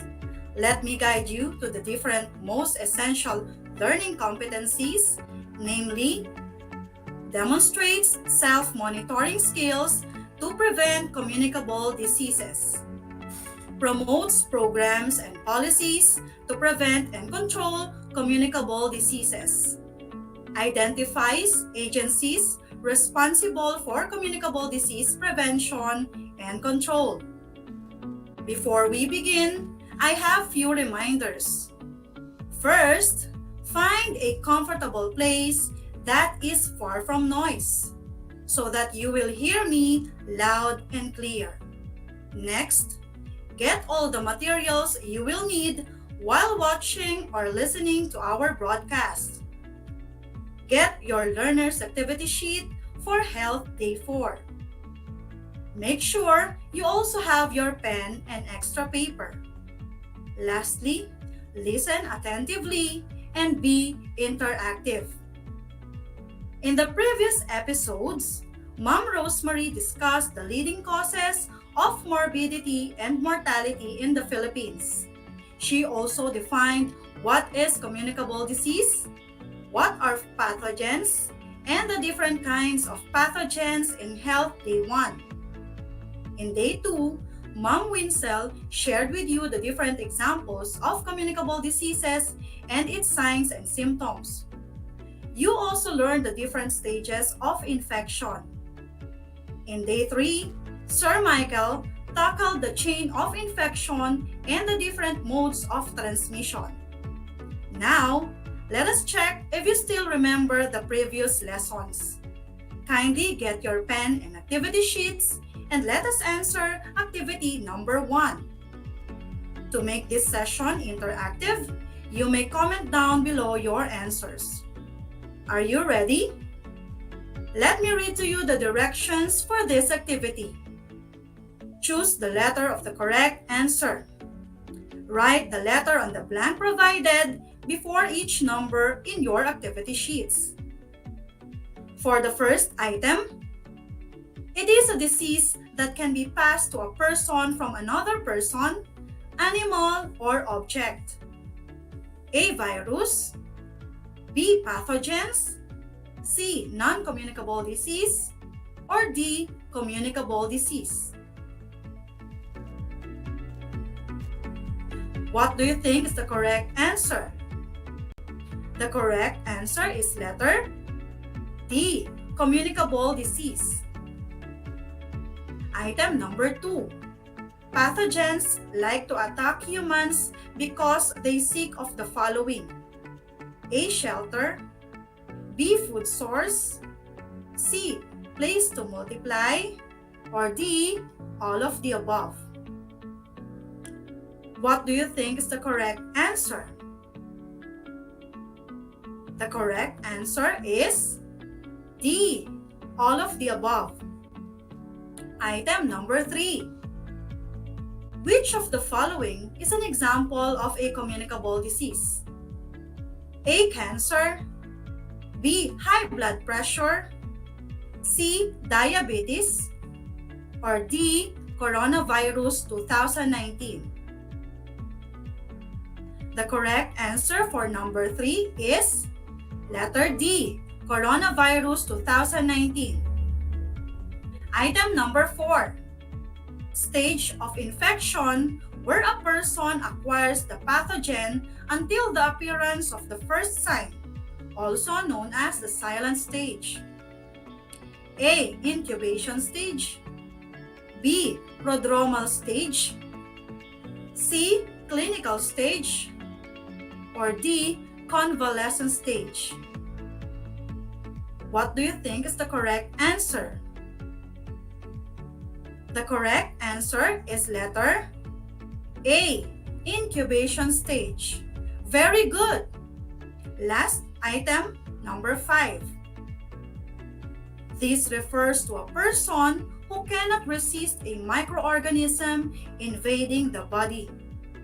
A, reservoir, B, patient, C, victim, or D, susceptible host. What do you think is the correct answer? The correct answer is letter D, susceptible host. How well did you perform in the first activity? Kindly type your scores in the comment box. If you got all 5 items correct, that is excellent. For those who got 3 to 4, very good. Those who got lower than 3, you review the previous lessons or watch the previous episodes for reference. Today is the last episode for Health Grade 8. Also, the last episode for this quarter. After this episode, 4th quarter na. Ang bilis lumipas ng mga araw. Imagine, malapit nang matatapos ang school year for the new normal. Alam ko, miss na ninyo ang face-to-face classes. But since pandemic pa din, here we are, embracing distance learning. Our lesson for this afternoon is very relevant to our current situation, the prevention and control of communicable diseases. Let us learn the different self-monitoring skills to prevent communicable diseases. May this afternoon's discussion be a reminder of the do's and don'ts in the prevention and control of communicable diseases. May we all practice this regularly, especially we are experiencing COVID-19 pandemic. I am going to share with you 8 healthy habits that prevent infectious communicable diseases from spreading. Number 1, handle and prepare food safely. Food can carry pathogens. Wash hands, utensils, and surfaces often when preparing any food, especially raw meat. Always wash fruits and vegetables. Cook and keep foods at proper temperatures. Don't leave food out, refrigerate promptly. Number 2, wash hands often. One of the most healthy habits to prevent the spread of diseases is hand washing. Our hands can carry pathogens, so it is important to wash them often even if they don't look dirty. Wash your hands frequently with soap and water for at least 20 seconds or 2 happy birthday songs. Number 3, clean and disinfect commonly used surfaces. Pathogens can live on surfaces. Cleaning with soap and water is usually enough. However, you should disinfect your bathroom and kitchen regularly. Disinfect other areas if someone in the house is ill. Number 4, cough and sneeze into a tissue or sleeves. If you are sick, the air that comes out of your mouth when you cough or sneeze may contain pathogens. Cough or sneeze into a tissue or your shirt sleeve, not into your hands. Remember to throw away the tissue and wash your hands. You can wear a face mask when you are sick. Number 5, don't share personal items. Avoid sharing personal items that can't be disinfected like toothbrushes and razors. Do not share towels between washes. Needles should never be shared. Should only be used once and disposed properly. Number 6, get vaccinated. A vaccine stimulates your immune system to produce antibodies exactly like it would if you were exposed to the disease.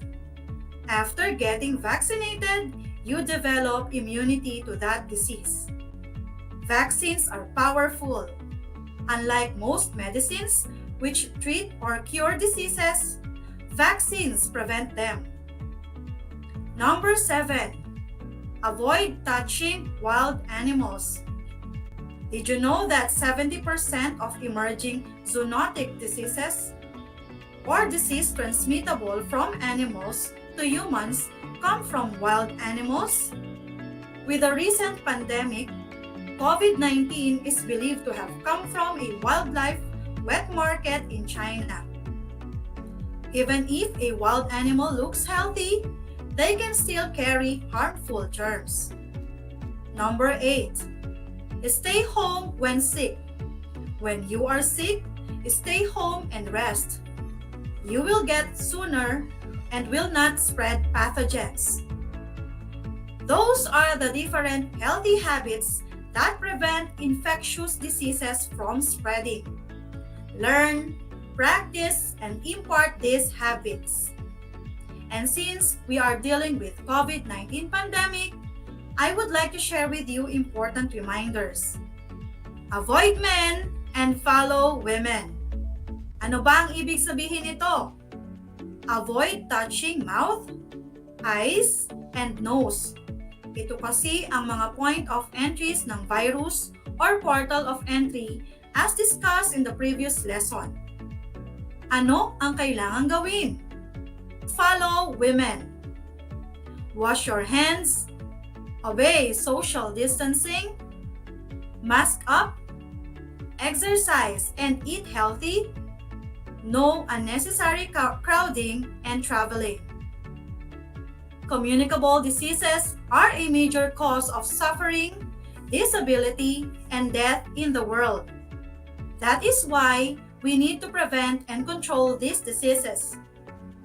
According to an old adage, an ounce of prevention is better than a pound of cure.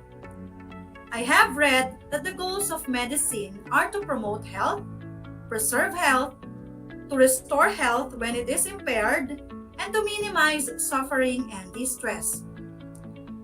And these goals are embodied with the word prevention. There are 3 levels of prevention, namely, primary prevention, secondary prevention, and tertiary prevention. What is primary prevention?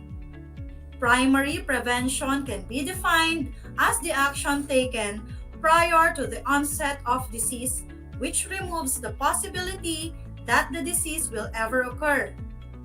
It can be achieved through health promotion like getting immunized, eating balanced diet, getting enough sleep, avoiding vices, and preventing yourself from overwork.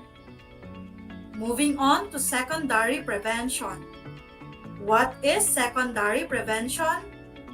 It involves activities done to prevent further damages when the diseases have already started. Activities for secondary prevention include prompt diagnosis and treatment. Visit a healthcare practitioner for a reliable information. Take the prescribed medication and treatment given by the physician. It thus protects others in the community from acquiring the infection. In this level, iniiwasan natin ang transmission o pagkalat ng sakit. In tertiary prevention, the focus is on rehabilitating the sick person so as to prevent long-term complications of the disease. Follow up and monitoring the patients to ensure that he or she is taking the prescribed medications. Having physical therapy or undergoing medical procedure to treat or cure the disease to achieve highest functionality. Again, the different levels of prevention, primary, secondary, and tertiary level of prevention. At this point of time, kindly get your activity sheets and let us answer activity number 2. For this activity, write true if the statement is correct and write false if the statement is incorrect. Number 1. Wash your hands frequently for at least 20 seconds with soap and water. The correct answer is true. Number 2. Vaccination helps in the prevention and control of communicable diseases. The correct answer is true. Number 3. Consulting a medical expert is a waste of time. The correct answer is false. Number 4. Communicable disease is a major cause of death worldwide. The correct answer is true. Number 5. Sharing of personal items is okay. The correct answer is false. How well did you perform in the second activity? Kindly type your scores in the comment box. Now, let us proceed to activity number 3. Rearrange the following jumbled letters to form the correct words to identify the level of preventing diseases. Item number 1. These are done to prevent one from having the diseases like getting immunized, eating balanced diet, and getting enough sleep. The correct answer is primary prevention. Item number 2. Activities are done to prevent further damages when the disease has already started, like prompt diagnosis and getting treatment. The correct answer is secondary prevention. Item number 3.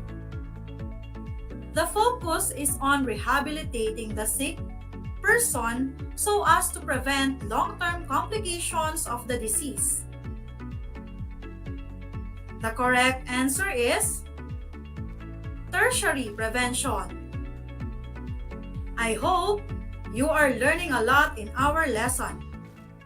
For those who have just tuned in, you are watching Aral TarlakHenyo here on RTV Tarlac, Channel 26, simulcast over DZTC, Radyo Pilipino Tarlac. This is Ma'am Irish, your teacher broadcaster for MAPE Grade 8. Moving on to the next part of our discussion, the different agencies responsible for prevention and control of communicable diseases. We are also going to name examples of programs and policies in prevention and control of communicable diseases. Due to limited time, I can only name a few examples. First on the list, we have World Health Organization or WHO. It is the leading health agency in the world. The World Health Organization is a specialized agency of the United Nations responsible for international public health.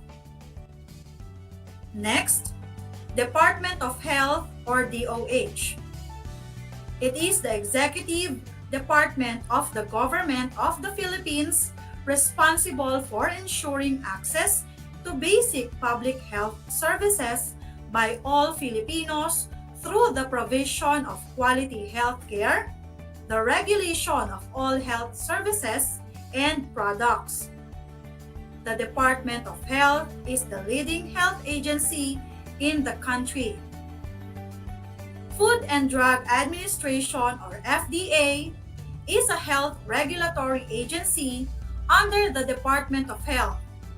The agency is responsible for licensing, monitoring, and regulation of cosmetics, drugs, foods, household hazardous products, medical devices, and electromagnetic radiation emitting devices, pesticides, tobacco, and related products, and vaccines for safety, efficacy, and quality in the country.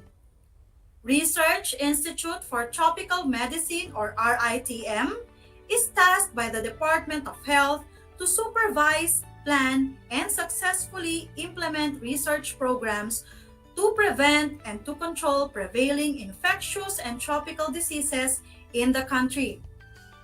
This includes research involving the advancements of vaccines and medications used by medical professionals.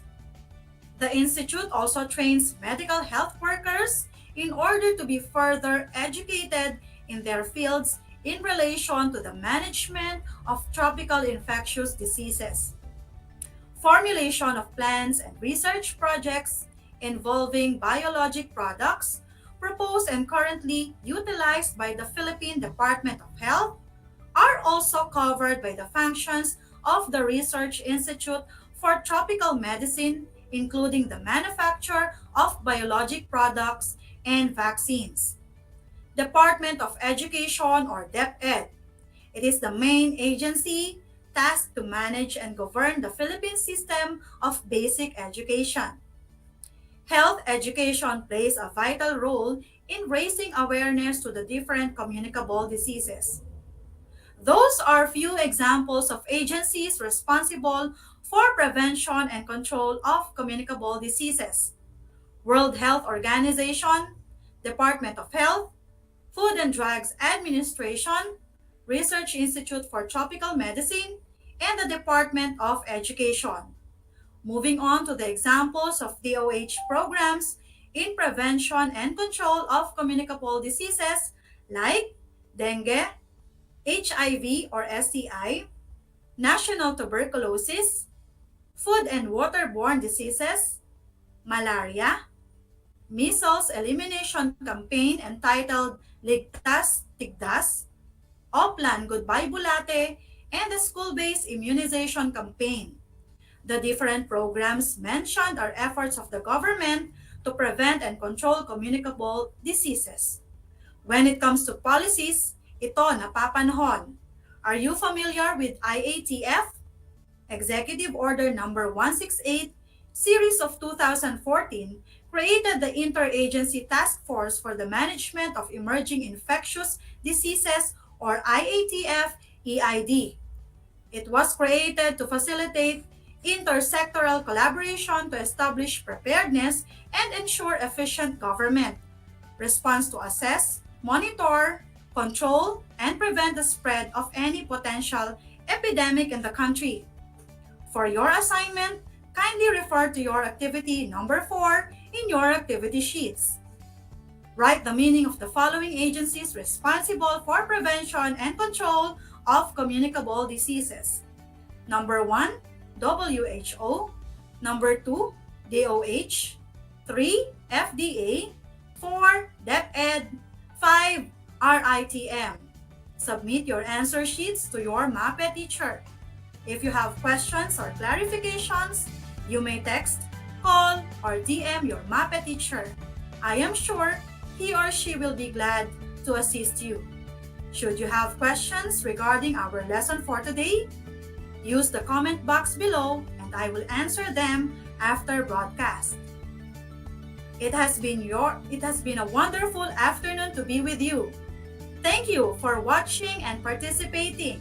I hope and pray that this pandemic will end soon so we can all go back to the old normal that we used to be. This has been your teacher broadcaster, Ma'am Irish Linel Conanan Saure, saying, beating pandemic is a collaborative effort. Until everyone in the community is safe, then we all can be safe. Until next time!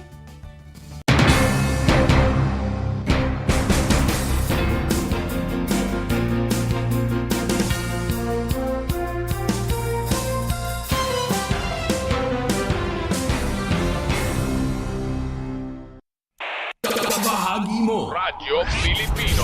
Saan mang bahagi ng Pilipinas. Saan mang bahagi ng mundo. Anumang uri ng pamumuhay. Kabahagi mo. Kabahagi mo. Radyo Pilipino. Radyo Pilipino. Sumasahimpapawid sa DWPR 1296. Dagupan. DZTC 828. Tarlac. DZLT 1188. Lucena. DZYM 1539. Mindoro. DWRL 1080. Legazpi. DWRN 657. Naga. DYRB 540. Cebu. DYRL 1035. Bacolod. DYRN 1134. Dumaguete. DXCO 1044. Cagayan de Oro. DXGS 765. General Santos. DXOC 1494. Ozamis. DXOW 981. Davao. At Radio Filipino Podcast Center Manila.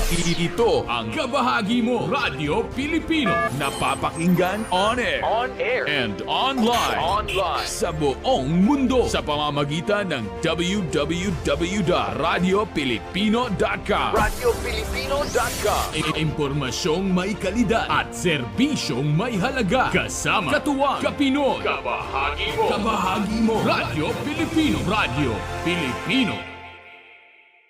One FM. This is your one. My only one. One lang yan. The only one. One FM. 96.1 Tarlac. 98.3 Lucena. 88.3 Legazpi. 96.1 Surigao. 95.9 Butuan. 92.1 Mindoro. 96.7 Tacloban. 99.3 Baler. 95.1 Puerto Princesa, Palawan. This is your one. Your only one. Your only one. One FM. One FM. Your only one FM. One FM.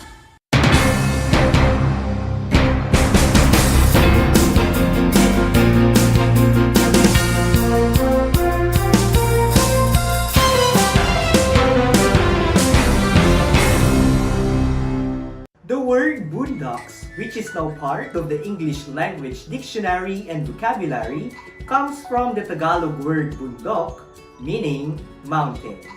Catch Aral TarlakHenyo every Monday to Friday from 8:30 a.m. to 5:30 p.m.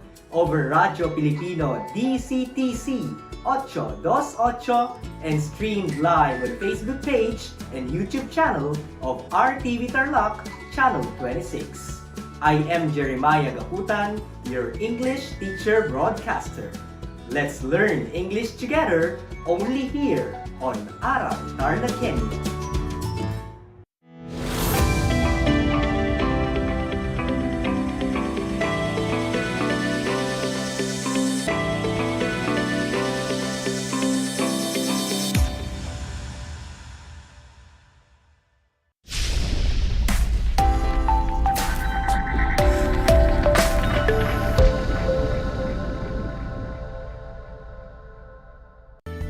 there, everyone, and blessed day, especially to all the grade 9 learners out there watching and listening.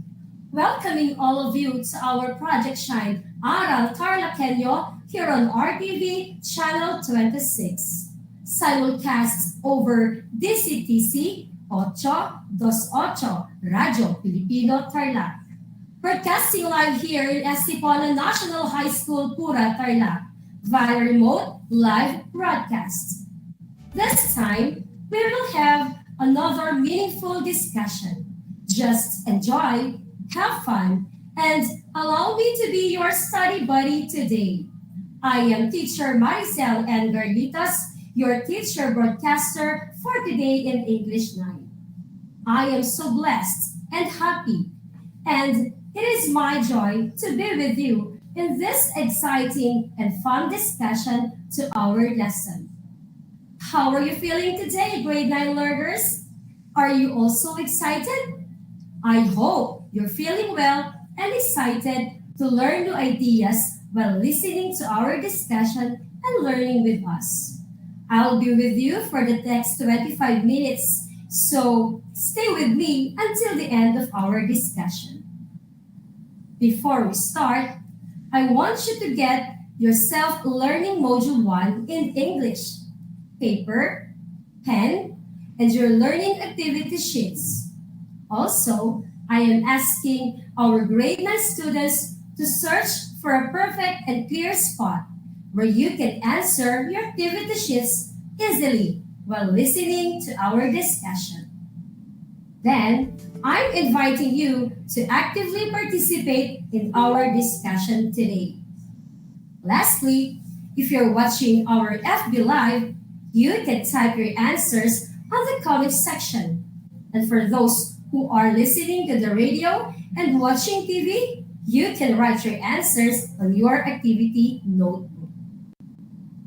Definitely, at the end of the 25-minute program, you are expected to recognize valid evidence, identify the kinds of evidence, and determine the importance of judging the validity of evidence.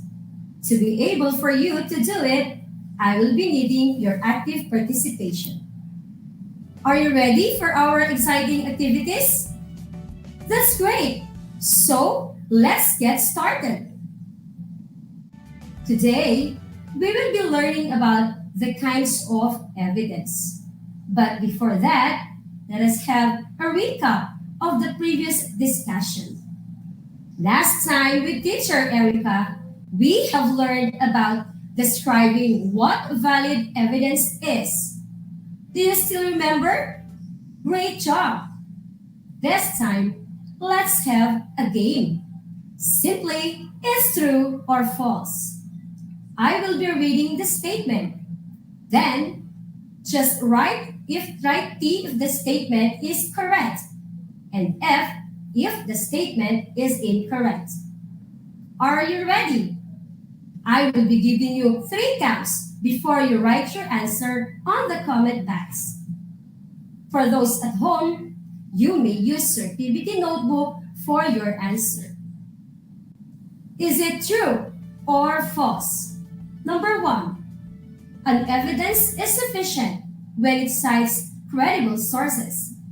1, 2, 3, go. Your answer is true, and you're correct. 1 point for you. Number 2, analyzing and evaluating are the ways to prove the validity of an information. 1, 2, 3, go. The answer is true. That's great. For the number 3, it is not always crucial to evaluate evidences. 1, 2, 3, go. It's false. If false is the answer, you're correct. Number 4 statement is, not all claims demand evidences. You can now write your answer. The answer is false. Moving on to the last number. If an information is too good, then it is valid. Go.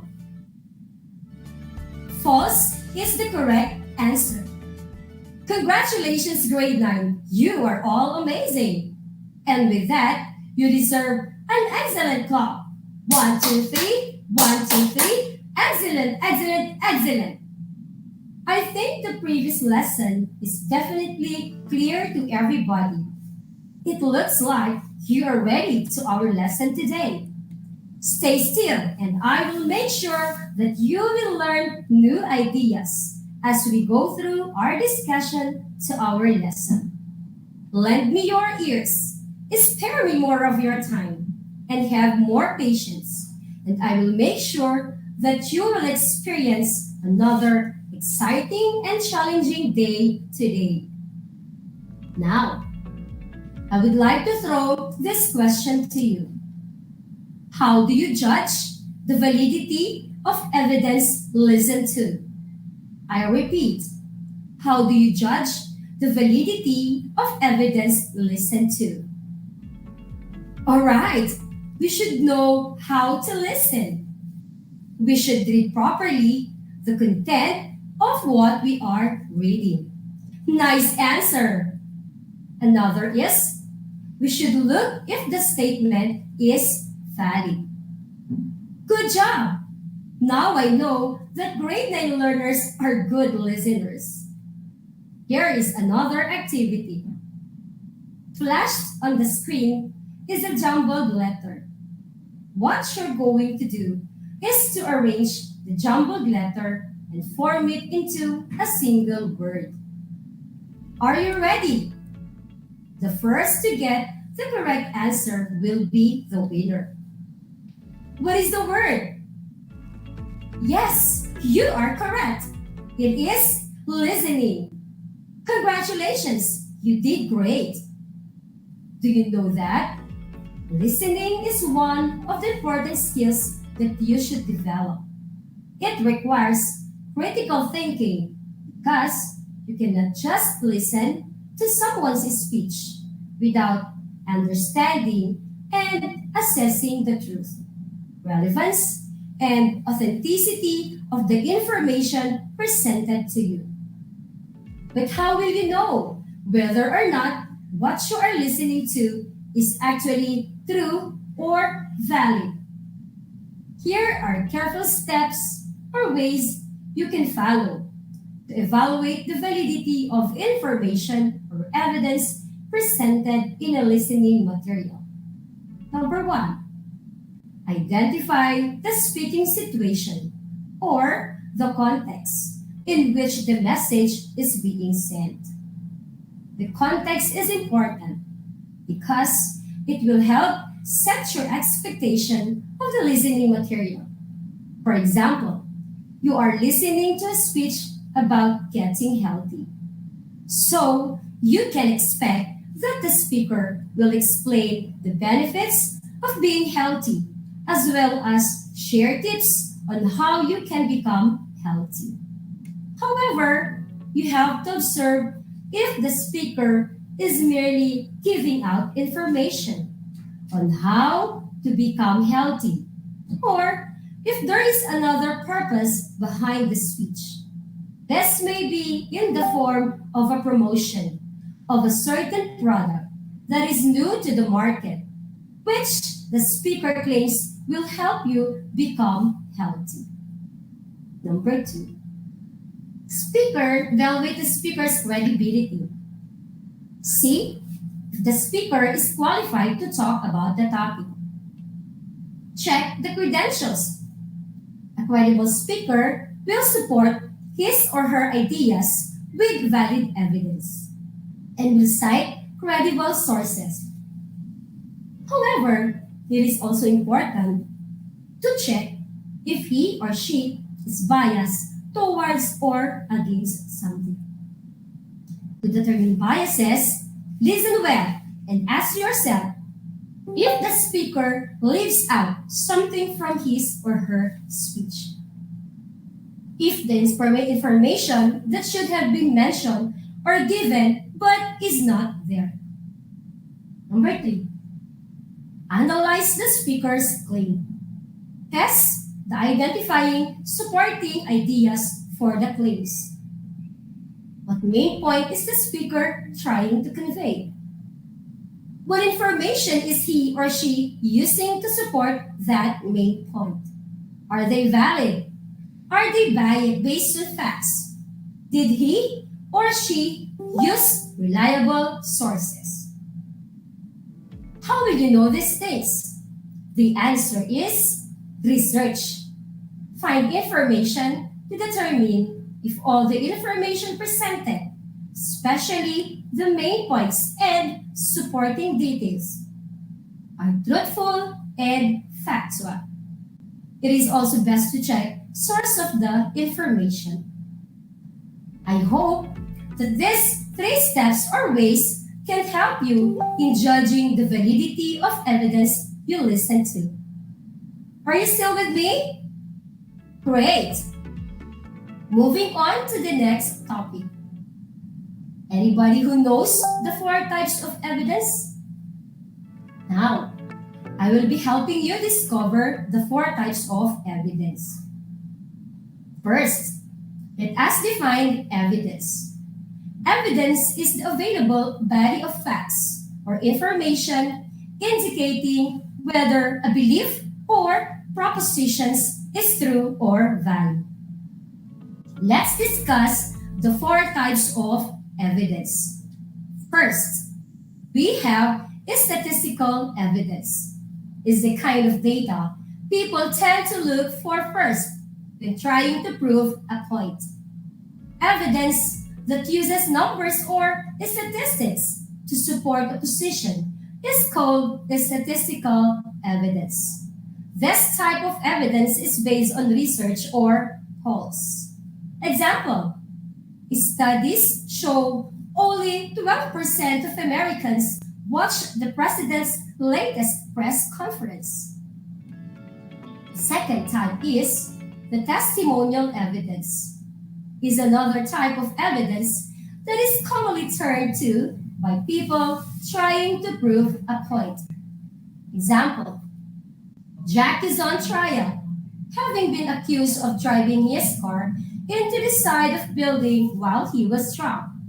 Jane is a witness who saw Jack walk from a restaurant to his car and drive into the building. A judge may determine that Jane could testify regarding her opinion that Jack was drunk. Let's now have the third one, anecdotal evidence, often dismissed as untrustworthy and meaningless. Anecdotal evidence is one of the more underutilized types of evidence. It is based on hearsay rather than hard facts. For example, this anti-aging cream took years off. It must be the best. For the last one, we have analogical evidence. Analogies are mainly useful when dealing with a topic that is under research. If you are on the cutting edge of an issue, you are the person breaking new ground. When you don't have statistics to refer to or other authorities on the matter to quote, you have to get your evidence from somewhere. Example of analogical evidence can be a peer-reviewed study that is similar in many ways to the topic in your essay. An expert opinion that's something very similar to your topic. A court case or historical event that is similar to your thesis. Now, the question is, why is judging the validity of evidence is important? What is your answer? You are correct. Evidence are very useful. Here are some importance of judging the validity of evidence. Number one, using evidence allows us to work out what is effective and what is not. Number two, evidence supports assertions instead of being complete proof. Number three, evidence provides analysis and data for the efficiency of our work. Number four, evidence gives the opportunity to reflect and suggest improvements to services. Number five, evidence is for the providers as well as the users of services. Number six, evidence and its use in the practice of prevention. When it comes to providing ethical and effective services to young people, especially like you, evidence is the key to getting it right. I hope that I have helped you understand the lessons. As a youth, you should always remember the importance of having valid evidence when you are reading, listening, speaking, writing, or even when you are watching TV for you to be safe always. It seems like you enjoyed listening. Okay, time for us to have some fun. Let's play Facts or Bluff. Get your learning activity sheets and we will answer the activity 1. All you have to do is write fact if the statement is true. If not, write bluff. Number 1. Coffee is made with fat or bluff. Exactly. The answer is fact. Next number is 2. Evidence can be easily recognized if it is clearly presented. Fact is the answer. Number 3. The star sign Aquarius is presented by a tiger. The answer is fact. Number 4. A is the most common letter used in the English language. The answer is bluff. For the last number, 5. Listening includes receiving, understanding, evaluating, and forgetting. The answer is bluff. Did you get all the correct answer? Bravo! Grade 9, congratulations! This time, we will answer the activity 2, pool of evidence. On the screen are the types of evidence. All you have to do is to identify the evidence being described in each statement. Write the letter of the correct answer on the space provided before the number. Number 1. That's the guy I saw robbing the grocery store. It's letter A. Number 2. Life is a box of chocolates. Your answer? Definitely right. It's letter D. For number 3, 76% of the class barely passed the final. 18% flunked miserably, and 6% burst into tears. It's letter B. Last number. Wow! I took the supplement and lost a lot of weight. This pill must work. The correct letter is C. See? I told you, you now get the perfect score. Moving on to your activity 3 entitled Poke the Evidence. Simply, read the statements of evidence. Classify them according to the type of evidence they belong to. Write the letter of your answers on the table below. Flashed on the screen are the different evidences. Letter A. Police say that robbers were armed and wearing masks. Letter B. In a lifetime, the average driver will honk 50,250 times. Letter C. I was an owl last year. It was a real hoot. Letter D. Life is like a box of chocolates. Letter E. 15-minute meditation exercise will not affect the math test scores in teenagers. Letter F. Doctors say that eating candy is bad for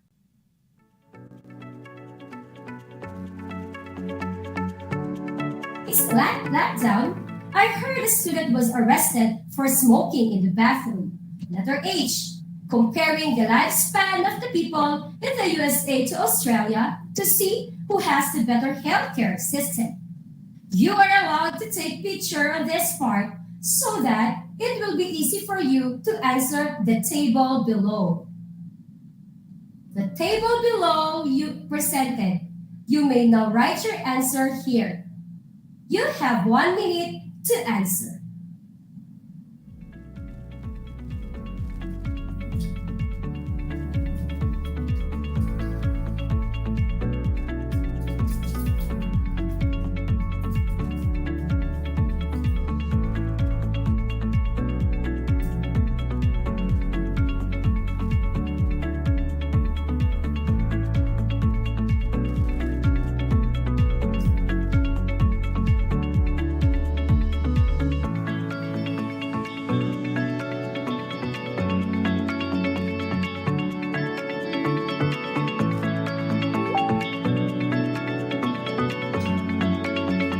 Are you done?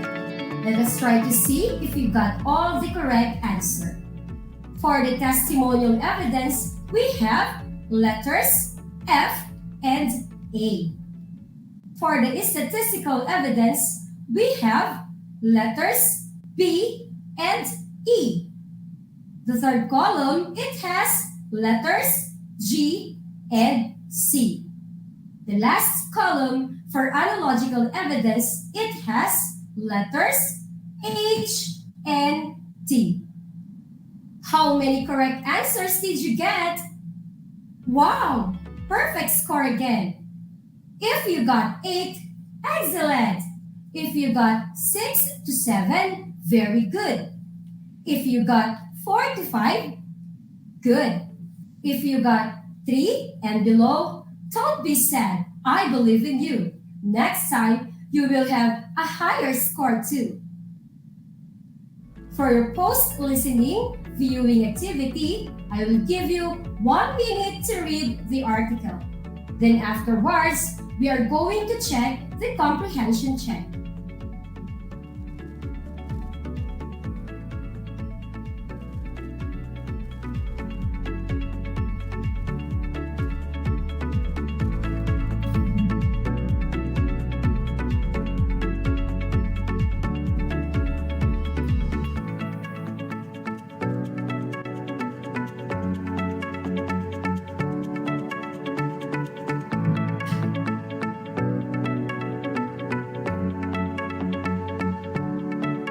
Let's answer number 1.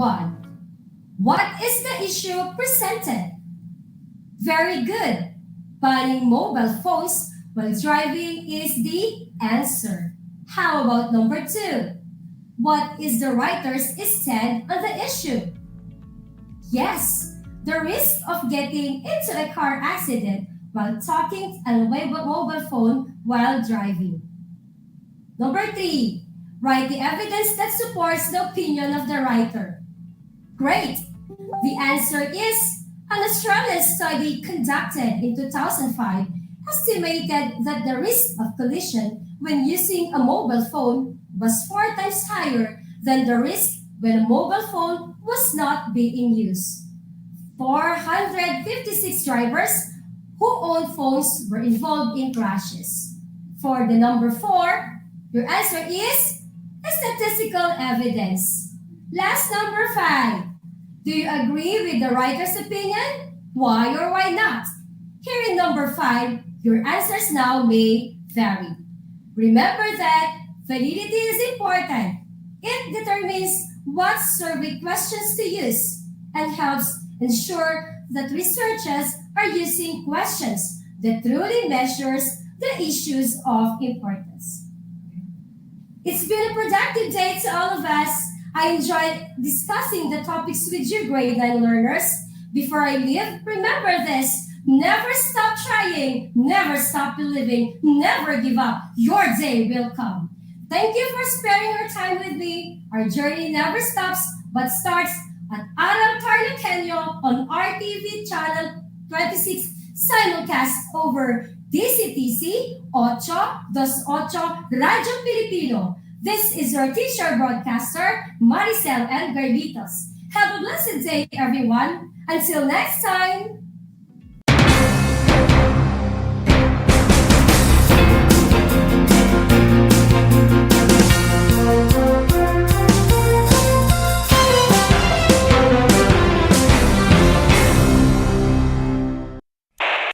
Bahagi mo Radyo Pilipino saan mang bahagi ng Pilipinas, saan mang bahagi ng mundo, ano mang uri ng pamumuhay, kabahagi mo Radyo Pilipino. Radyo Pilipino, impormasyong may kalidad at serbisyong may halaga, kasama katuwang kapinoy. Kabahagi mo Radyo Pilipino. Radyo Pilipino.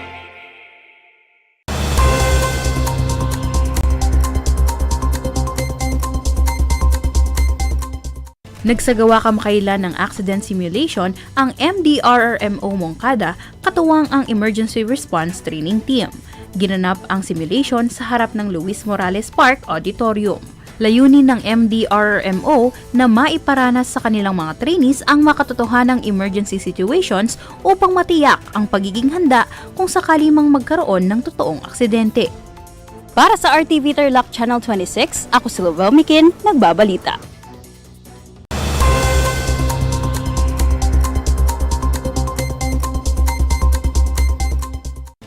Sa Concepcion, Tarlac, patuloy pa rin ang pamamahagi ng DSWD ng cash assistance. 91 na residente ang nakatanggap ng 10,350 each mula sa Department of Social Welfare and Development sa ilalim ng kanilang Disaster Response and Management Division. Ang pamamahagi ng mga cash assistance ay pinangunahan ng kanilang Development Officer, Mr. Romel Casapaw. Ang mga benepisyaryo nito ay ang mga residente na nasiraan ng kanilang bahay noong kasagsagan ng Bagyong Karding. Para sa RTV Tarlac Channel 26, ako si Jam Torio, nagbabalita.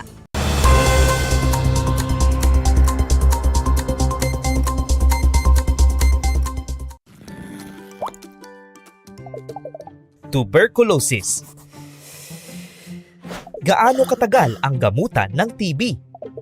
Ang tuberculosis treatment ay umaabot ng 6 hanggang 8 buwan na pag-inom ng gamot. Kapag naman ito ay naantala, maaaring umabot ng 2 taon ang gamutan. Tandaan, ang TB ay hindi namamana, hindi nakukuha sa pagpapagod, pagpupuyat o pagkatuyo ng pawis sa likod. Hindi na ipapasa sa paghawak ng gamit ng taong may TB. Hindi nakukuha sa kagat ng lamok. Kaya kung may suspetsa, agad kumonsulta. Libre ito. Maging bahagi ng TB-Free Pinas. Konsultayo sa ating mga primary care provider para sa Healthy Pilipinas. Paalala mula sa Department of Health. 1 FM. 1 FM.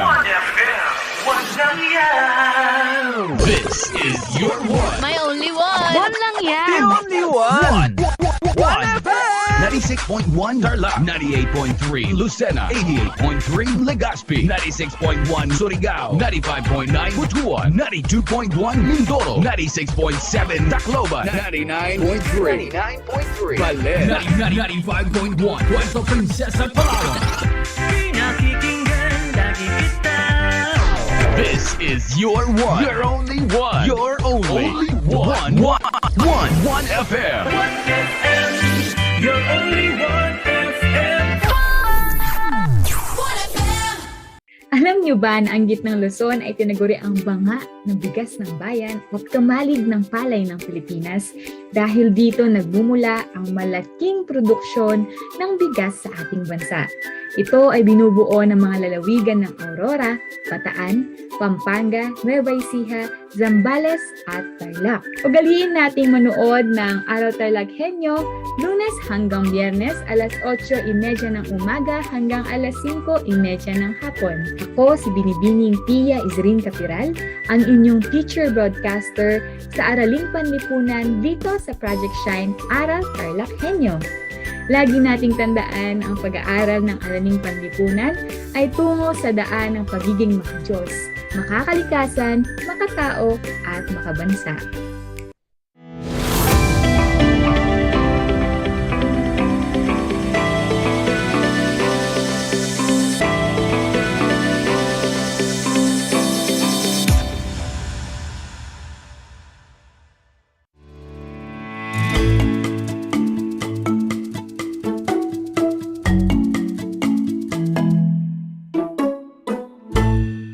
Welcome sa ating Aral TarlakHenyo ng Schools Division of Tarlac Province. Hatid sa inyo ng RTV Tarlac, Channel 26 at DZTZ 828 Radyo Pilipino Tarlac. Isang mapayapa at ligtas na hapon, kabataang TarlakHenyo. Narito na naman tayo nagsisikap at nagpupunyagi na maging makadiyos, makatao, makakalikasan at makabansa.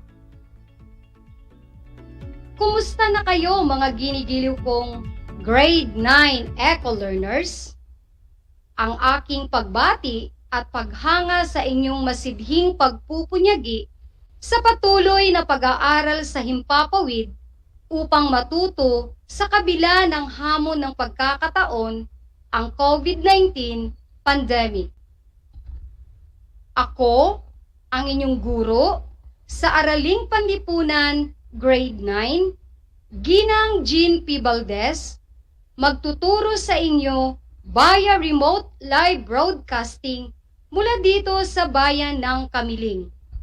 Sasamahan at gagabayan kayong maunawaan ang nilalaman ng ating aralin patungkol pa rin sa patakarang pananalapi. Bago pa man tayo magsimula sa ating talakayan, ay narito ang ilan sa mga paalaala. Siguraduhin ninyong nasa isang lugar kayo ngayon na komportable at maayos na napapanood at napapakinggan ang ating remote live broadcast. Tayo ay napakikinggan sa radyo via DZTZ 828 AM at napapanood sa RTV Tarlac Channel 26, Converge Cable TV Channel 100, FB page at YouTube channel ng RTV Tarlac Channel 26. Inaasahan din na kayo ay busog o nakapagmeryenda na upang mas maging alerto ang inyong pag-iisip at maayos na maunawaan ang ating aralin sa hapon na ito. Sa puntong ito, nais kong kunin ninyo ang inyong learner's material sa Araling Panlipunan sa ikapitong linggo sa ikatlong markahan. Sa mga mayroong kopya ng ating module, ay ilabas ninyo ang inyong Module 5 na may pamagat na layunin at pamamaraan ng patakarang pananalapi. Ihanda rin ang inyong ballpen at sulatang papel upang maitala ninyo ang mga mahahalagang impormasyon na aking mababanggit. Ang ating paksang aralin ay patungkol sa layunin at pamamaraan ng patakarang pananalapi. Bago tayo magsimula sa ating paksa ngayong araw, ay aalalahanin muna natin ang ating aralin noong nakaraang linggo. Natatandaan pa ba? Magaling!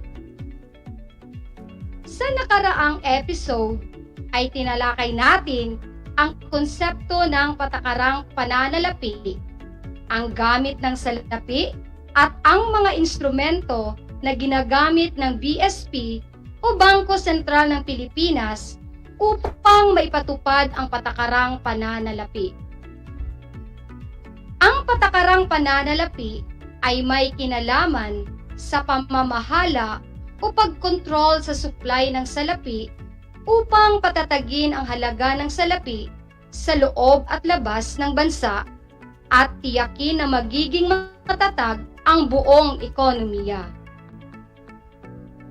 Ang anumang bagay na tinatanggap na pamalit ng mga produkto at serbisyo ay matatawag na salapi. Tinalakay din natin ang Bangko Sentral ng Pilipinas na tagapangasiwa ng salapi, pautang at pagbabangko. Nagpatupad ng expansionary money policy at contractionary money policy.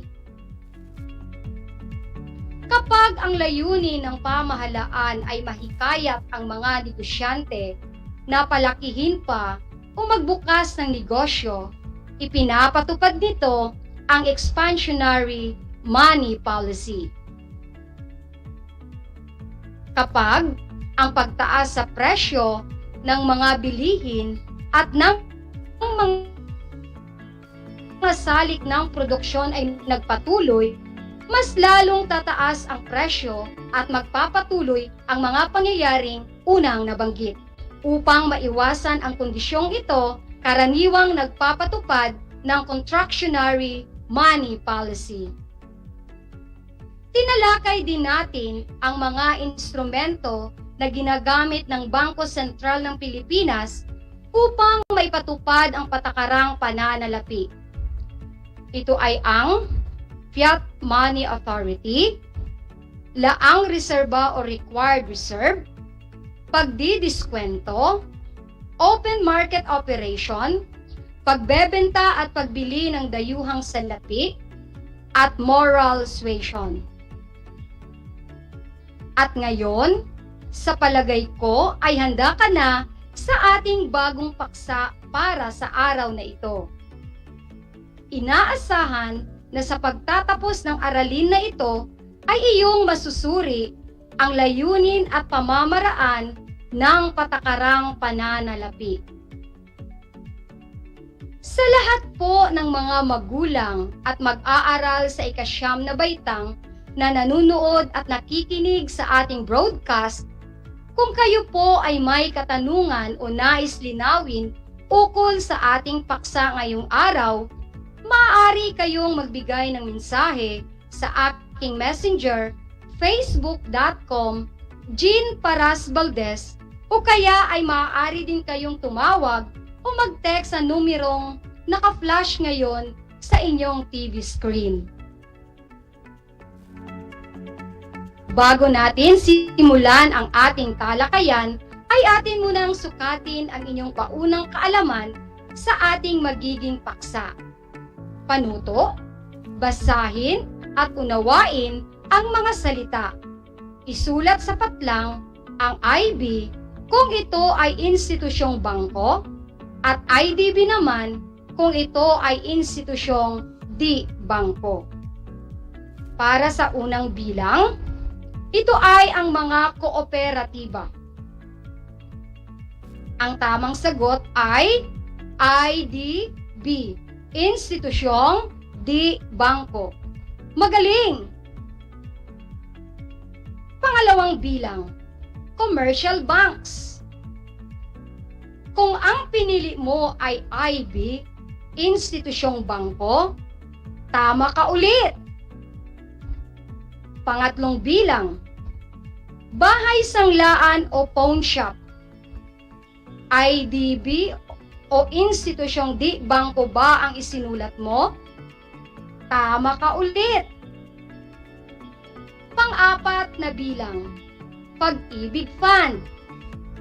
Kung ang hula mo ay IDB, tumpak. Very good. Panghuling bilang, Rural Bank of San Leonardo. Ang tamang sagot ay IB or institusyong bangko. Mahusay! Sa lahat ng nakakuha ng perfect score, kayo ay aking binabati. Magaling! Sa hindi naman, huwag kayong malungkot. May pagkakataon pa sa mga susunod nating gawain. Mas pag-igihan pa ang pag-aaral. Sa puntong ito, tayo ay dadako na sa ating paksa. Mga bumubuo sa sektor ng pananalapi. Bigyan nating kahulugan ang salitang pag-iimpok at pamumuhunan. Ang pag-iimpok ay kitang lumalabas sa ekonomiya. Samantala, ang pamumuhunan ay ang pagbabalik nito. Ito ay nangangailangan ng sapat na salapi at ang namumuhunan ay gumagamit ng salapi o puhunan na hiram sa tao o sa bangko o sa ibang institusyong pananalapi.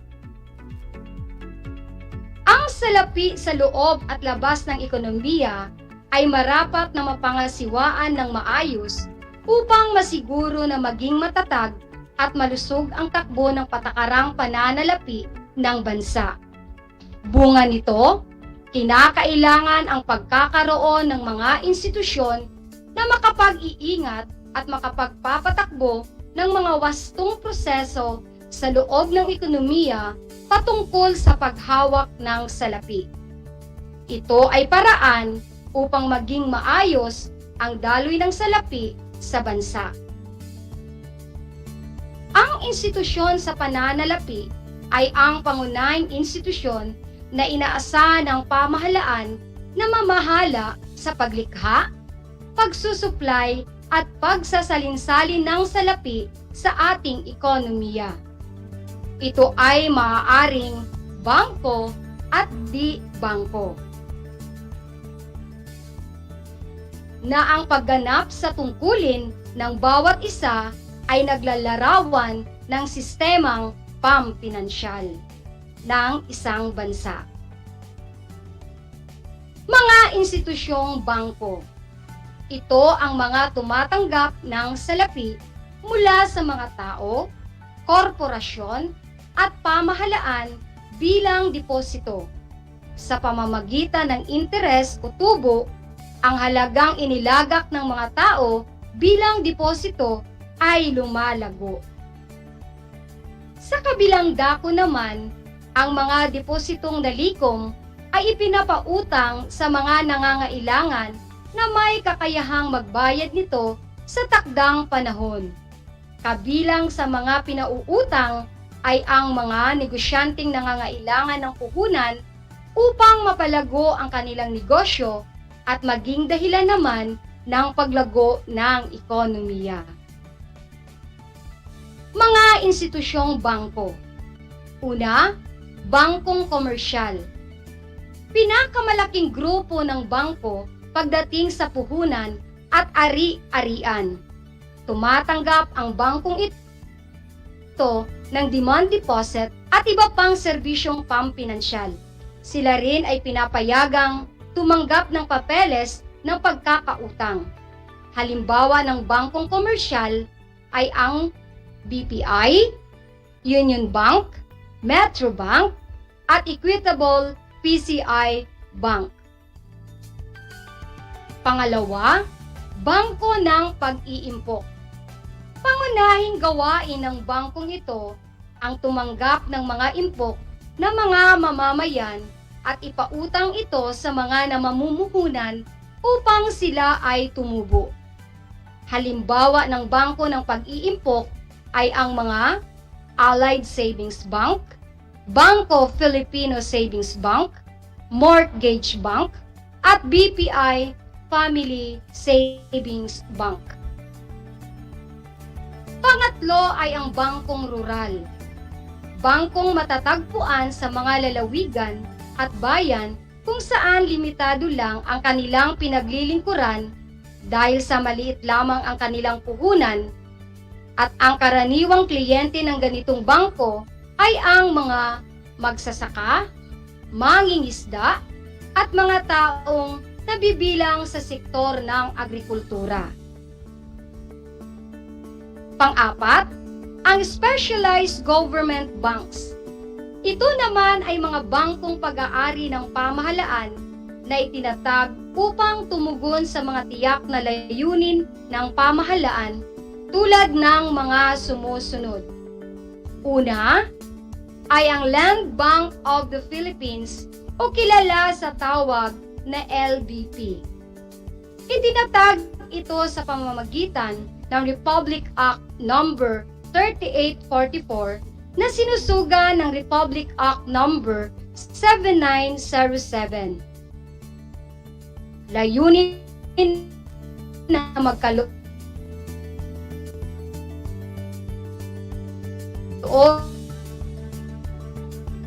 sa puhunan. Ikalawa, ang Development Bank of the Philippines or DBP. Ito ang unang naitatag noong 1946 upang matugunan ang pangangailangan ng bansa na makatayo mula sa panirang ikalawang digmaang pandaigdig. Pangunahing layunin ng DBP ay tustusan ang mga proyektong pangkaunlaran lalo na sa sektor ng agrikultura at industriya. Pangatlo, ang Al-Amana Islamic Investment Bank of the Philippines or Al-Amana. Ito ay itinatag sa ilalim ng Republic Act No. 6848. Layunin ng bangkong ito na tulungan ang mga Pilipinong Muslim na magkaroon ng puhunan at mapaunlad ang kanilang kabuhayan. Dumako naman tayo ngayon sa mga institusyong di bangko. Maaaring ituring na sa ilalim ng institusyon ng pananalapi ang mga ito sapagkat tumatanggap sila ng kontribusyon mula sa mga kasapi. Pinalalago ito at muling ibinabalik sa mga kasapi pagdating ng tamang panahon upang ito ay mapakinabangan. Narito ang ilan sa mga kabilang sa institusyong di bangko. Una ay ang mga kooperatiba. Isang kapisanan na binubuo ng mga kasapi na may nagkakaisang panlipunan o pangkabuhayang layunin. Para maging ganap na lehitimo, kailangan itong iparehistro sa Cooperative Development Authority or CDA. Pangalawa, ang kumpanyang siguro. Ito ay nahahati sa dalawa, ang pribado at pag-aari ng pamahalaan.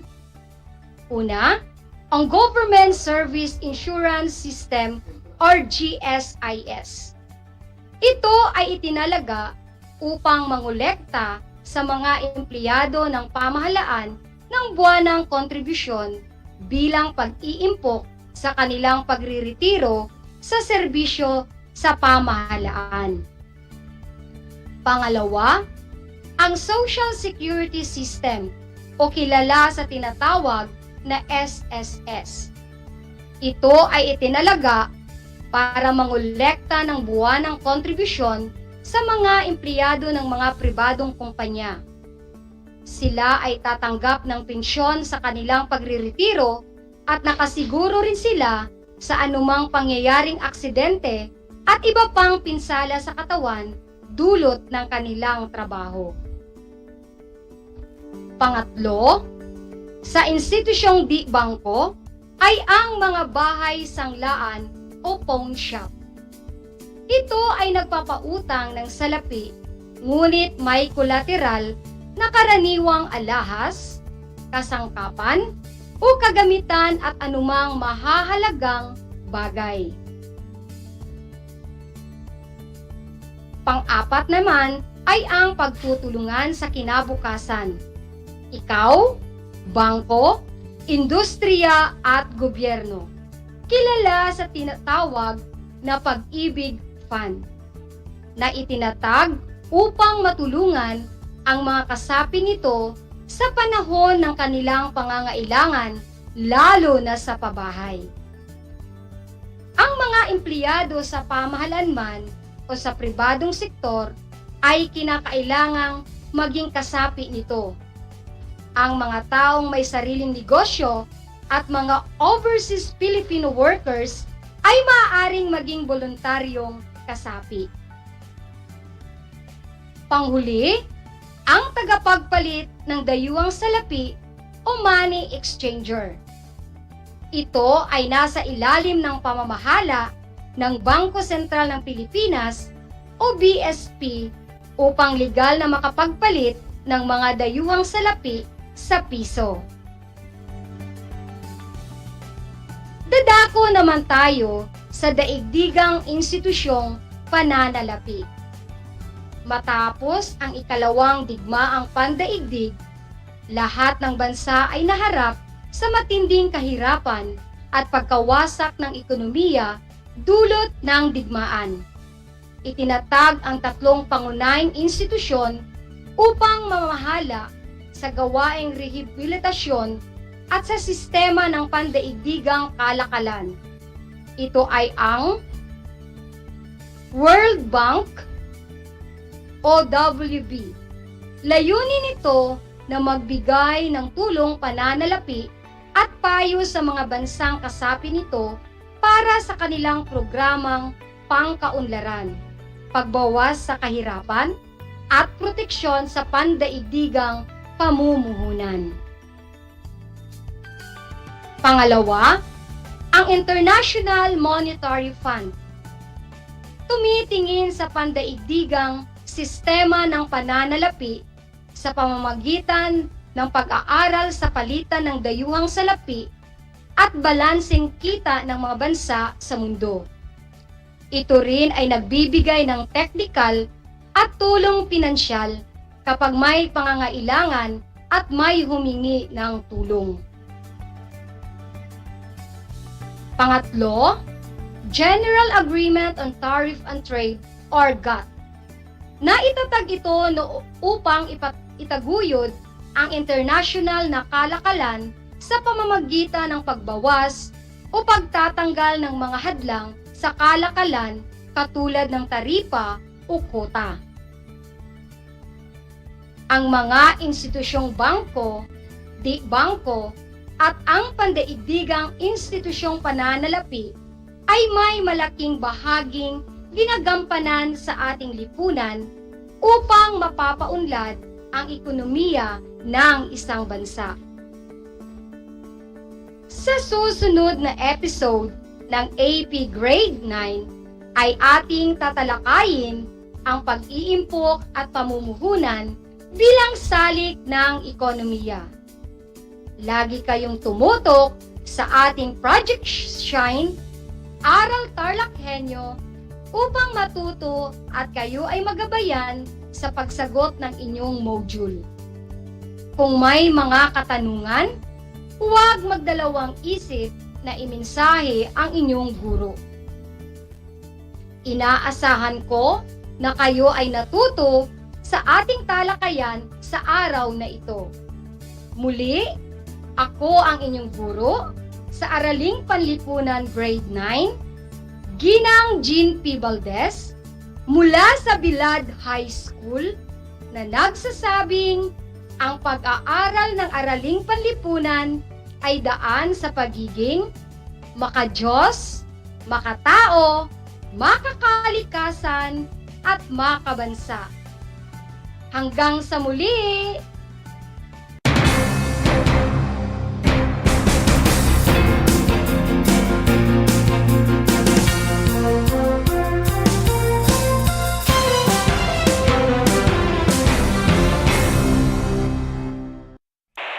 Bahagi mo Radyo Pilipino saan mang bahagi ng Pilipinas, saan mang bahagi ng mundo, anumang uri ng pamumuhay. Ito ang Kabahagi Mo Radyo Pilipino, napapakinggan on air and online sa buong mundo sa pamamagitan ng www.radiopilipino.com. Impormasyong may kalidad at serbisyong may halaga, kasama katuwang Kapinoy. Kabahagi Mo Radyo Pilipino. Radyo Pilipino.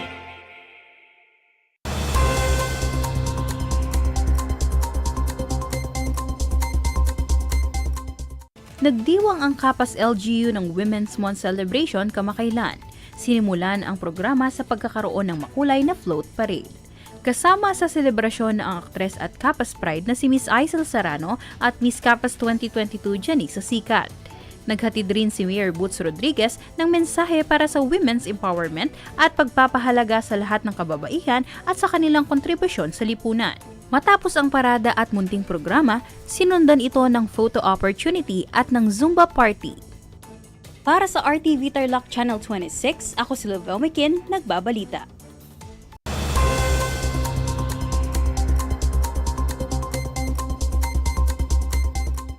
Imbitado ang probinsya ng Tarlac sa pinakamalaking Goat and Sheep Conference sa buong Central Luzon na gaganapin mula April 17 hanggang April 19 ngayong taon. Buo ang suporta ng City Government of Tarlac sa pangunguna ni Mayor Christy Angeles sa nagkakaisang inisyatibo ng Federation of Goat and Sheep Producers and Association of the Philippines. Ang nasabing aktibidad na ito ay may temang Goat and Sheep Industry, responding to calls of resiliency by embracing mature technologies na naglalayong mapag-aralan ng mga breeders ang tamang paggamit ng mature technologies at mga bagong pamamaraan sa goat and sheep production. Ilan sa mga dapat abangan ay ang outdoor exhibit ng mga goat and sheep breeders, presentations mula sa Philippine College of Ruminant Practitioners at Philippine Council for Agriculture, Aquatic and Natural Resources Research and Development Technologies. Para sa RTV Tarlac Channel 26, ako si Rachel Torres, nagbabalita.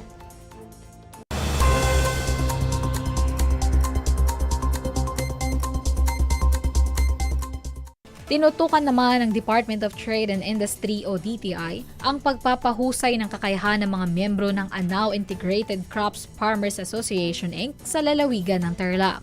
Tinuruan ng mga ito tungkol sa pagsisimula ng kani-kanilang negosyo at kung paano mamamaximize ng mga ito ang onions sa paggawa ng jam, pickles, hopya, empanada at chips. Ayon kay DTI OIC Provincial Director Zaida Garibay, ang isinagawang aktibidad ay katuwang ang Negosyo Center Anao at ang Municipal Agriculture Office. Layunin nitong matulungan ng mga farmers na gumawa ng bago at sustainable source of income sa pamamagitan ng kanilang mga ani. Tinatayang mayroong 10 training at seminars ang nakaline up para sa mga ito ngayong taon. Para sa RTV Tarlac Channel 26, ako si Jam Torio, nagbabalita.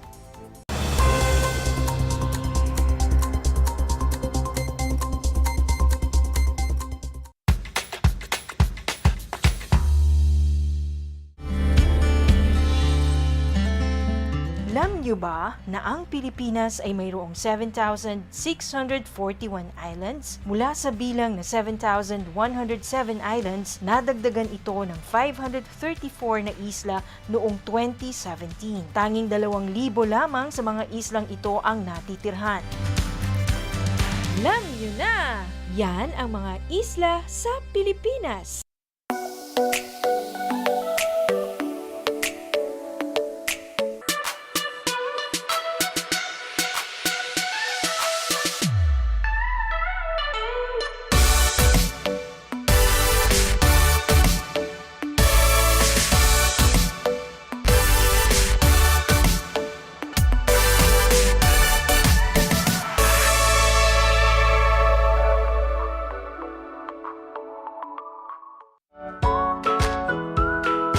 How are you today? Hello, everyone. Hello, learners of Tarlac. Good morning, Mas Talino Grade 4 learners! Welcome to Aral TarlakHenyo Here on RTV Tarlac Channel 26. Simulcast over DCTC. Radyo Pilipino Tarlac.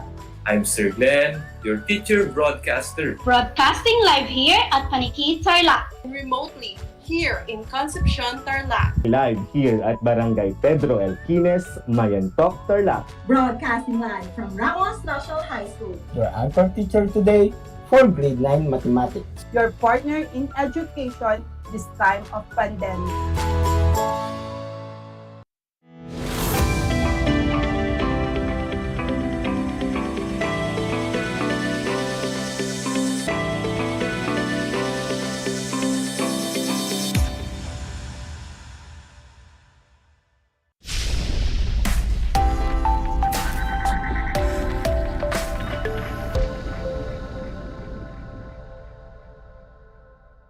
Good afternoon, our dear learners. Welcome to Aral TarlakHenyo here on RTV Tarlac, Channel 26, simulcast over DCTC 828, Radyo Pilipino, Tarlac.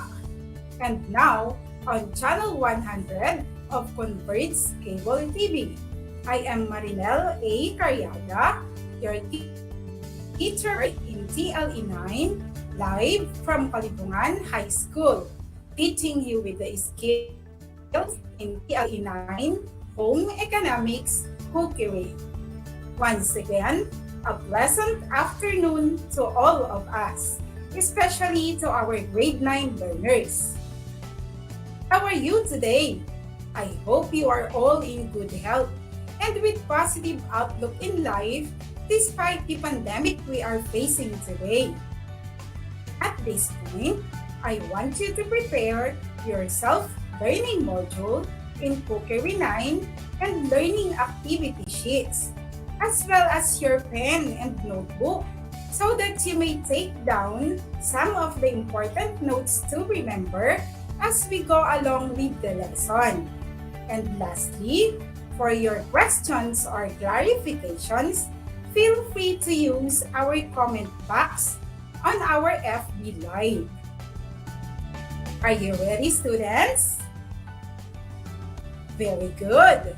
Be sure that you are in a comfortable place, free from noise, so that you will clearly hear and understand our topic for today. First, let us have a review of our previous lesson. Do you still remember our topic last meeting? Excellent! Last time, we have discussed about the different sandwich preparations. For refreshment, I have prepared a quiz for the previous topic. Let's see who did a great job in remembering our past lesson. Are you ready to answer?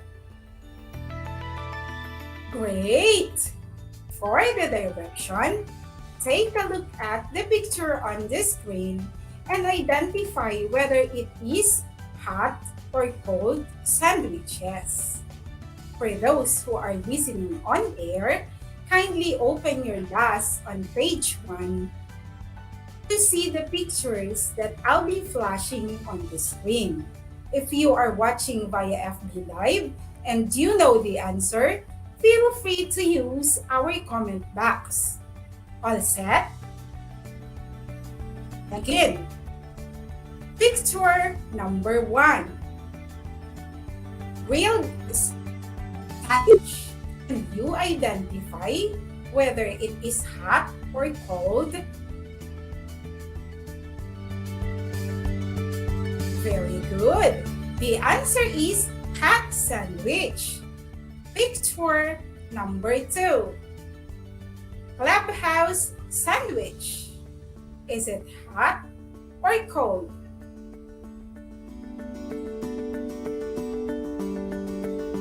If your answer is cold, then you got it right. Picture number 3. A bread roll sandwich. Is it hot or cold? Comment your answers on our FB Live. If your answer is hot sandwich, then you're doing great. Now, let us proceed to picture number 4. A pinwheel sandwiches. Is it hot or cold?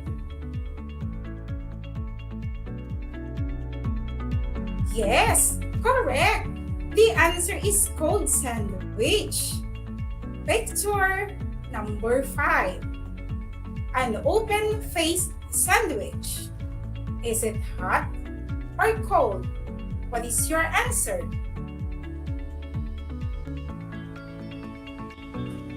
Very good.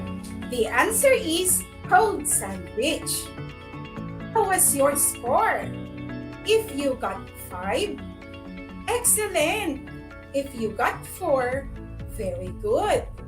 If you got 3, good job.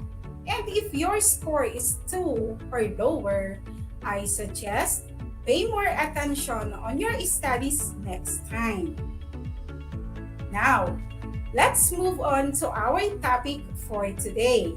But before that, these are the gallery pictures of different varieties of sandwiches.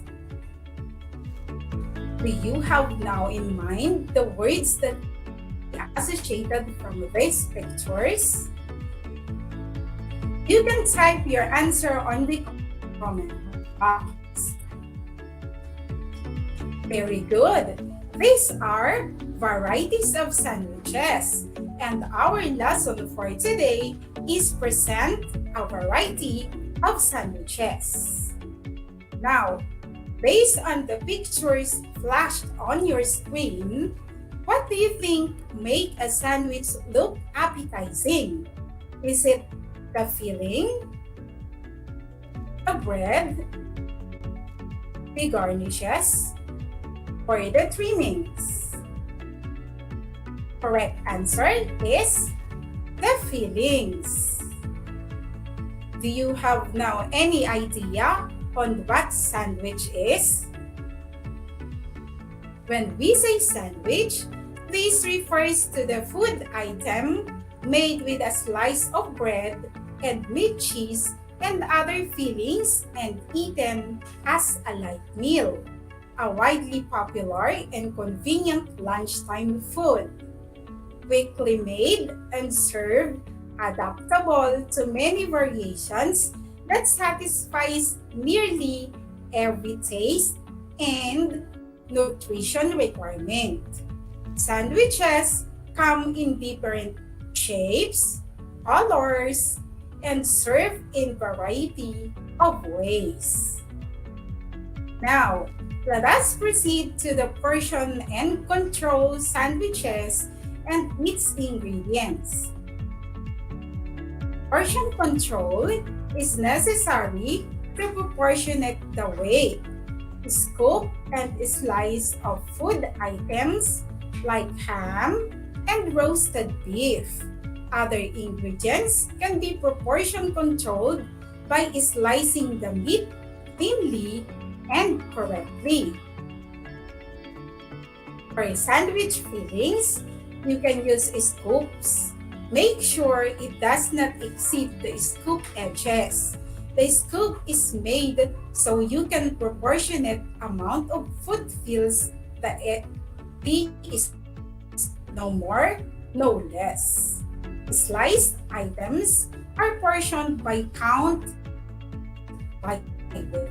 If portioning is by count, take care to slice to the proper thickness.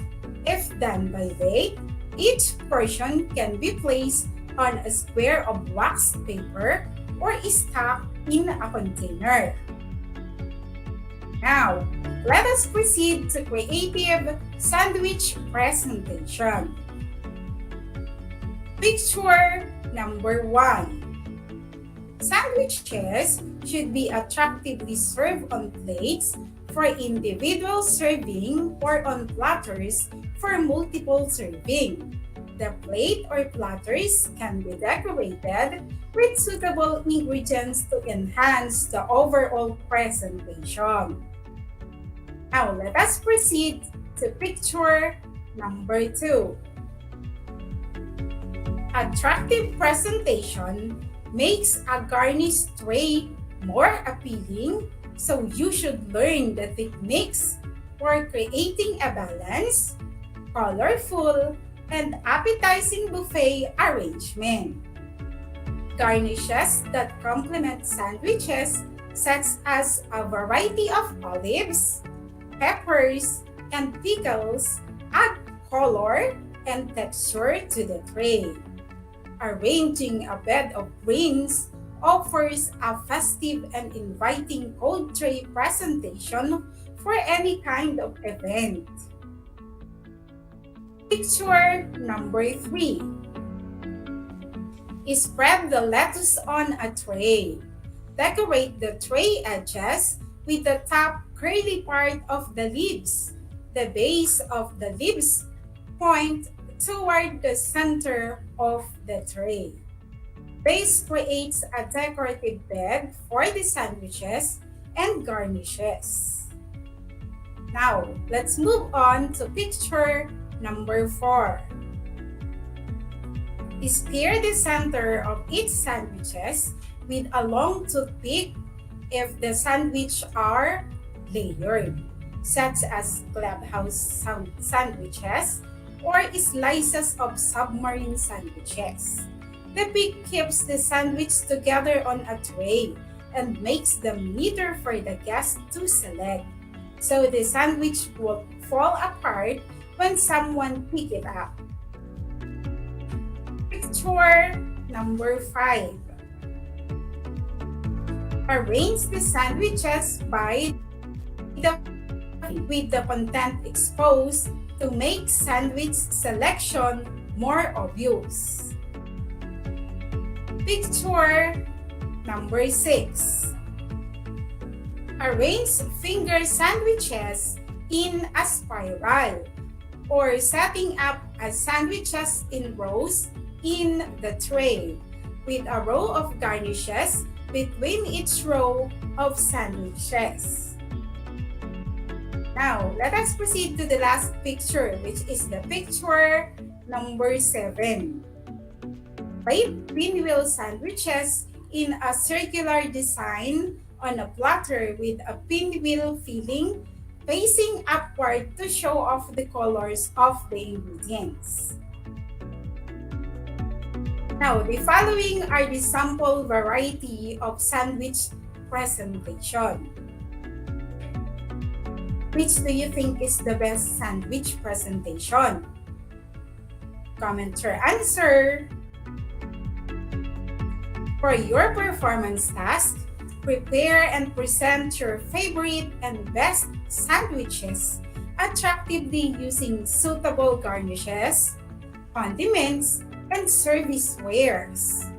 Prepare and present sandwich based on the available ingredients you have at home.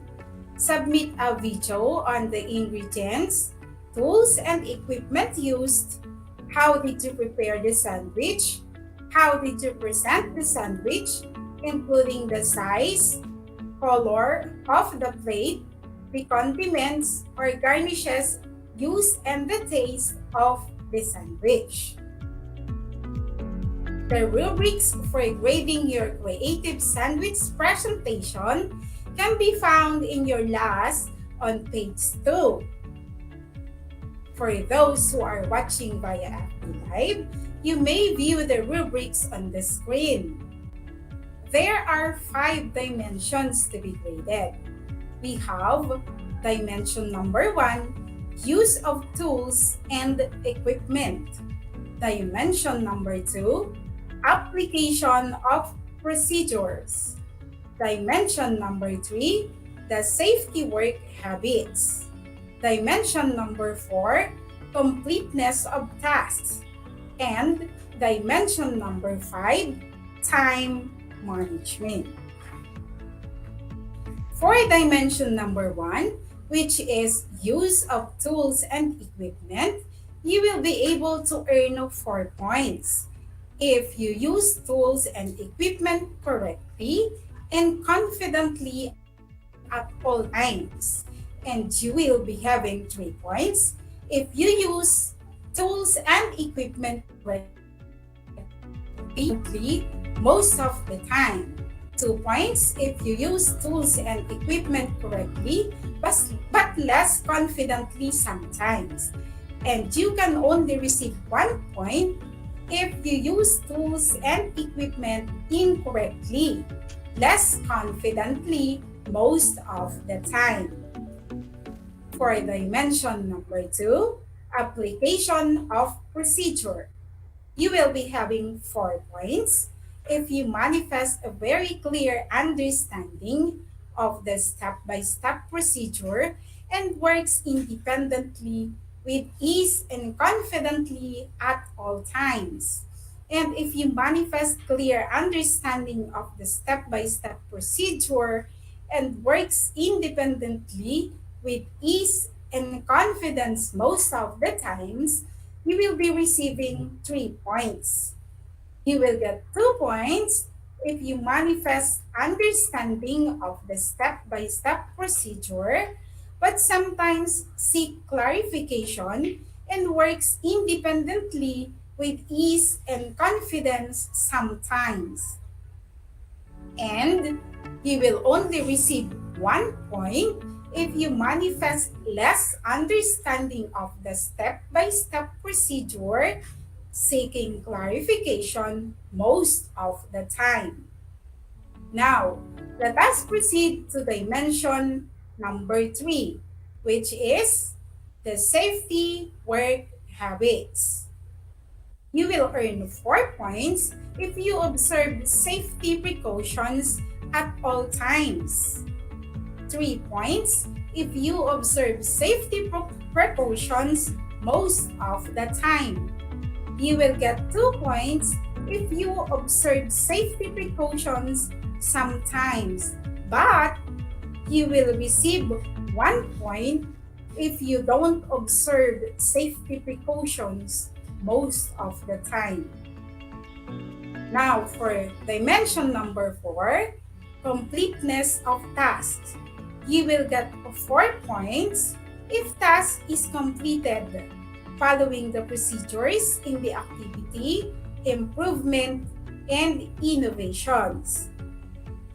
3 points if task is completed following the procedure in the project plan. You will get 2 points if task is nearly completed following the procedures in the project plan. But you will only receive 1 point if the task is started but not completed following the procedures in the project plan. For dimension number 5, time management. You will get 4 points if your work completed ahead of time. 3 points if work completed with allotted time. You will get 2 points if your work completed 8 hours and beyond, and 1 point if your work completed in a day and beyond. So that would be the rubrics of your performance tasks. Do you have any question or clarification, my dear grade 9 learners? Okay, so if none, let us now proceed in the assessment. So for our assessment, answer the following in your activity notebook. And for those who are watching via FB Live, feel free to comment on your answers in our chat box. For the direction, write true if the statement is correct and false if the statement is wrong. All right. For question number 1, portion control is necessary to proportionate the weight. Is that true or false? Very good. The answer is true. Question number 2. A slice is made so you can proportionately apportion the amount of food. No more, no less. Is it true or false? If your answer is true, then you are correct. Question number 3. Attractive presentation does not make a garnished tray appealing. Is it true or false? Comment your answer. If your answer is false, then you're doing great because attractive presentation makes a garnished tray more appealing. Now let us proceed to question number 4. Garnishes complement sandwiches. Is it true or false? Yes, correct. The answer is true. Now let us proceed to the last question. Question number 5. Food sanitation is important to avoid cross-contamination and protect customer from illness. Is that true or false? What is your answer?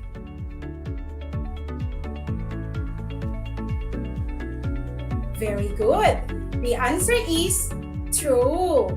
Now, count your scores. Did you get a perfect score? Excellent! Congratulations! For those who got 3 and 4, very good. Keep it up. And for those who got 4, 2, and below, it's okay. Take time to study harder until you get familiar with the lesson. For a friendly reminder, there is a great variety of sandwiches that we can prepare in order to make delightful sandwiches. We should take into consideration the following: the appropriate combination of ingredients, neatness of presentation, and most especially, the nutritive value of the product. I hope you have learned a lot in our topic today. Keep watching on RTV Channel 26 for more updates. Remember, students, in TLE, we aim for knowledge, skills, and progress. Still tune in to your favorite school on the air. This is Project Shine, Aral TarlakHenyo, brought to you by the Department of Education, Division of Tarlac Province, in cooperation with DZPC 828 Radio Filipino. Until our next episode for another fun learning experience in Cookery 9. Learners, if you haven't liked and shared our FB page, please like it and share it now. Before I end my pairing session, I just want to take a minute to extend my gratitude to our ever-supportive education program supervisor in EPP TLE, Dr. Nancy C. Dolorosa, for giving me this opportunity, as well as to our energetic school head, Sir Henry A. Kabakungan, Sir Emerson M. Galano, for the technical assistance, and of course, to Ma'am Maridel B. de la Cruz for my scriptwriter, and to all my colleagues for all the men. A big thanks to the trust. Also, I would like to take this opportunity to greet our beloved faculty president who is celebrating her 60th birthday. Happy birthday, Ma'am Maria Isabel Limbong Batana. We love you, Mamo.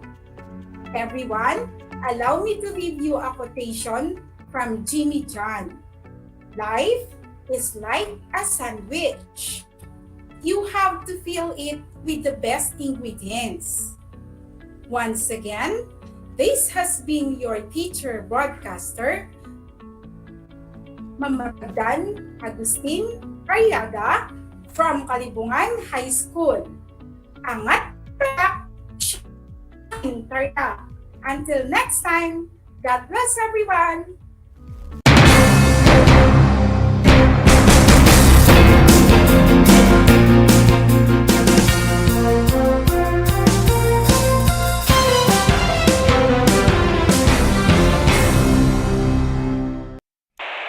Bahagi mo Radyo Pilipino saan mang bahagi ng Pilipinas, saan mang bahagi ng mundo, ano mang uri ng pamumuhay. Ito ang Kabahagi Mo Radyo Pilipino, napapakinggan on air, and online sa buong mundo sa pamamagitan ng www.radiopilipino.com. Impormasyong may kalidad at serbisyong may halaga, kasama katuwang Kapinoy. Kabahagi Mo Radyo Pilipino. Radyo Pilipino.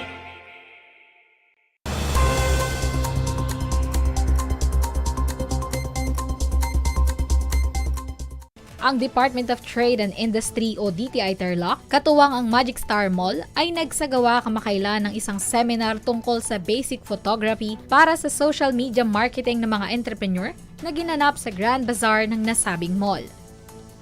Ang aktibidad ay may layunin na i-train ng mga entrepreneurs kung paano nila mamaximize ang kanilang mga mobile phone cameras o ang basic camera para sa pagmamarket ng kani-kanilang mga produkto at serbisyo sa iba't ibang social media platforms.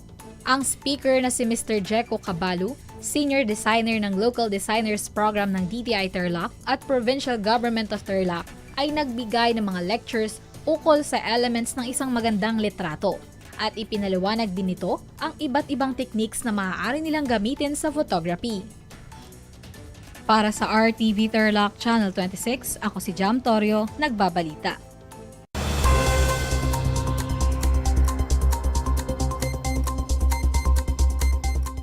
Ang munisipalidad ng Moncada, katuwang ang kanilang Municipal Social Welfare and Development Office at iba pang ahensya ay nag-organisa ng libreng Zumba at forums tungkol sa iba't ibang usapin alinsunod sa selebrasyon ng National Women's Month.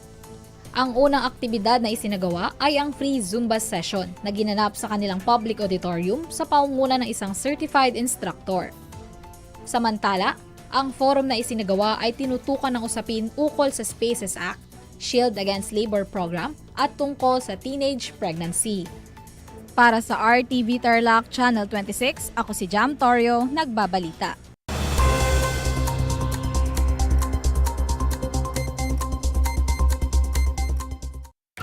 Alam mo na ba?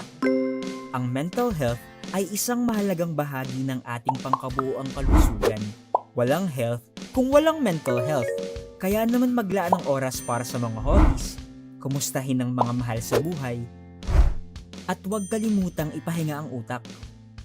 Ngayong panahon ng pandemya, make sure to care for yourself and care for others para sa isang healthy Pilipinas. Tumawag sa mga numerong ito. Paalala mula sa Department of Health.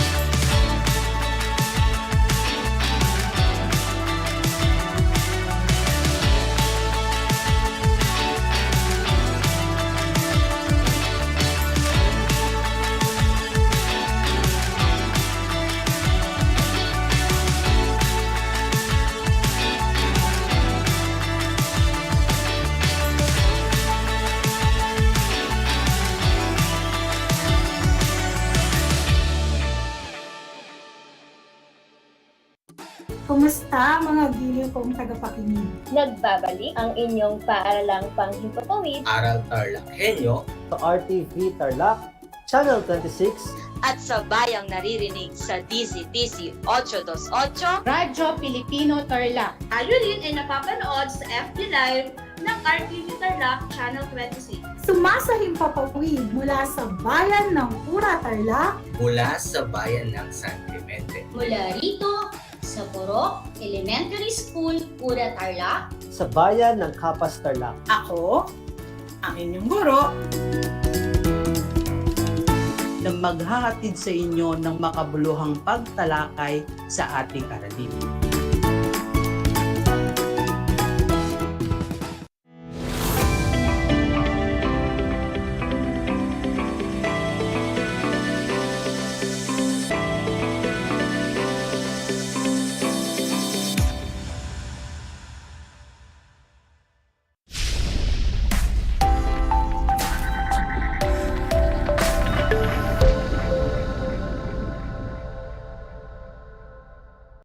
Heads up grade 9 learners from all over the schools division of Tarlac Province.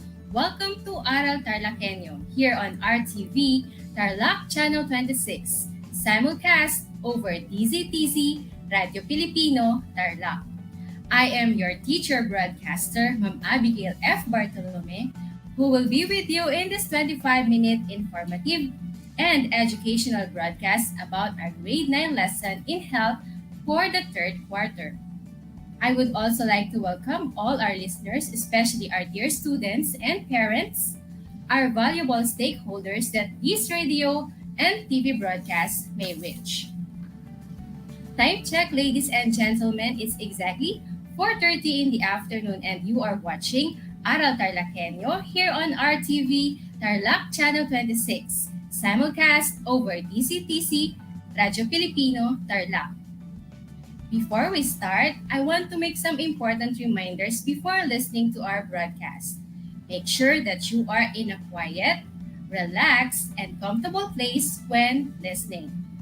Make sure that you have a copy of your module, compendium of notes, and your last to better understand our lesson for today.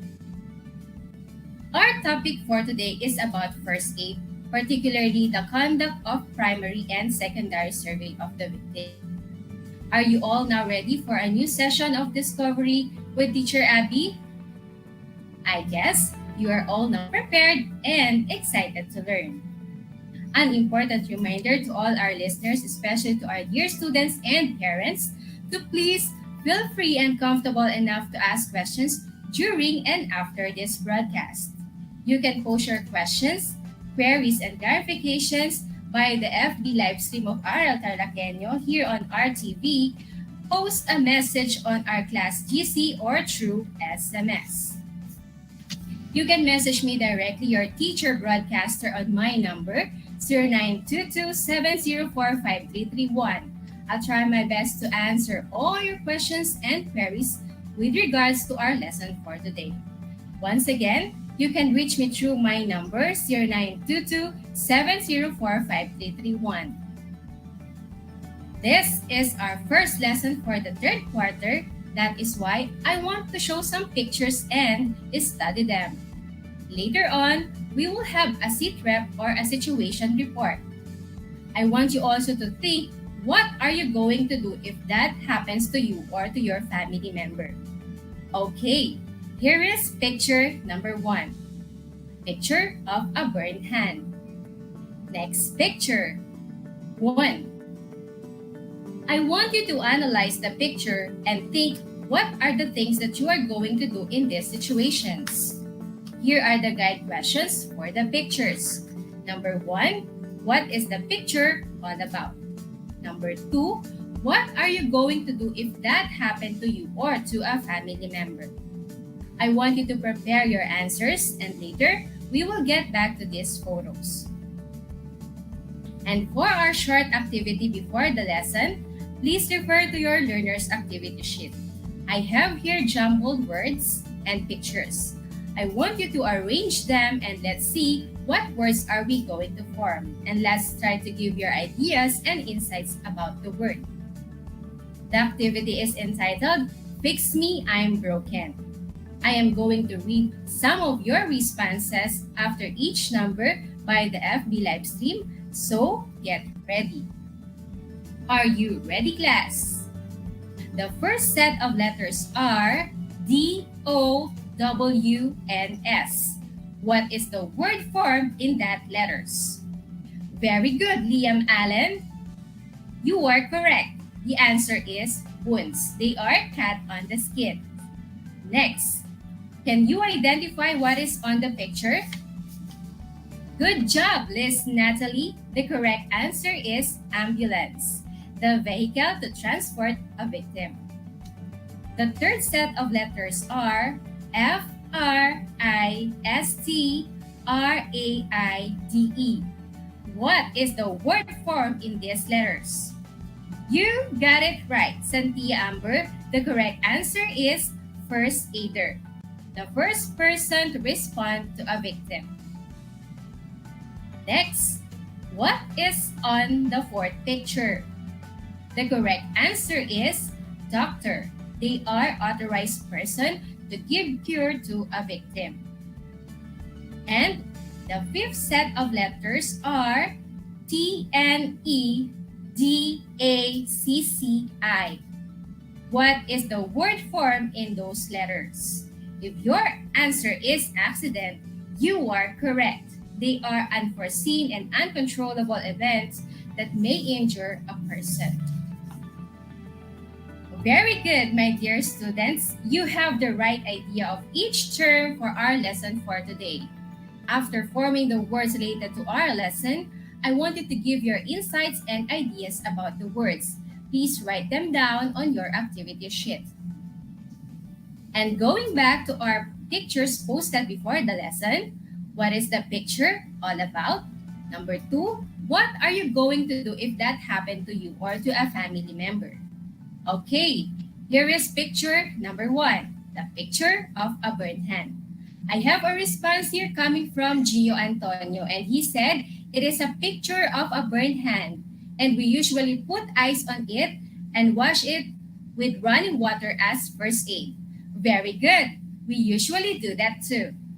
Next picture is wound. What do you usually do if you have a wound? I've got an answer here posted by the FB live stream of Aral TarlakHenyo coming from Ariana. And she said, Ma'am, I usually clean the wound with soap and alcohol. Wow, that's a very good answer. We also have a text message coming from Carissa Angeli, and she said, I clean the wound and wrap it in a clean gauze to prevent further infection to the wound. Well, that's a great idea, covering the wound to prevent further infection. I am really glad that you have a wide idea of our topic for today, which is first aid. So I want you all to prepare your hearts and minds as we go over our discussion for today.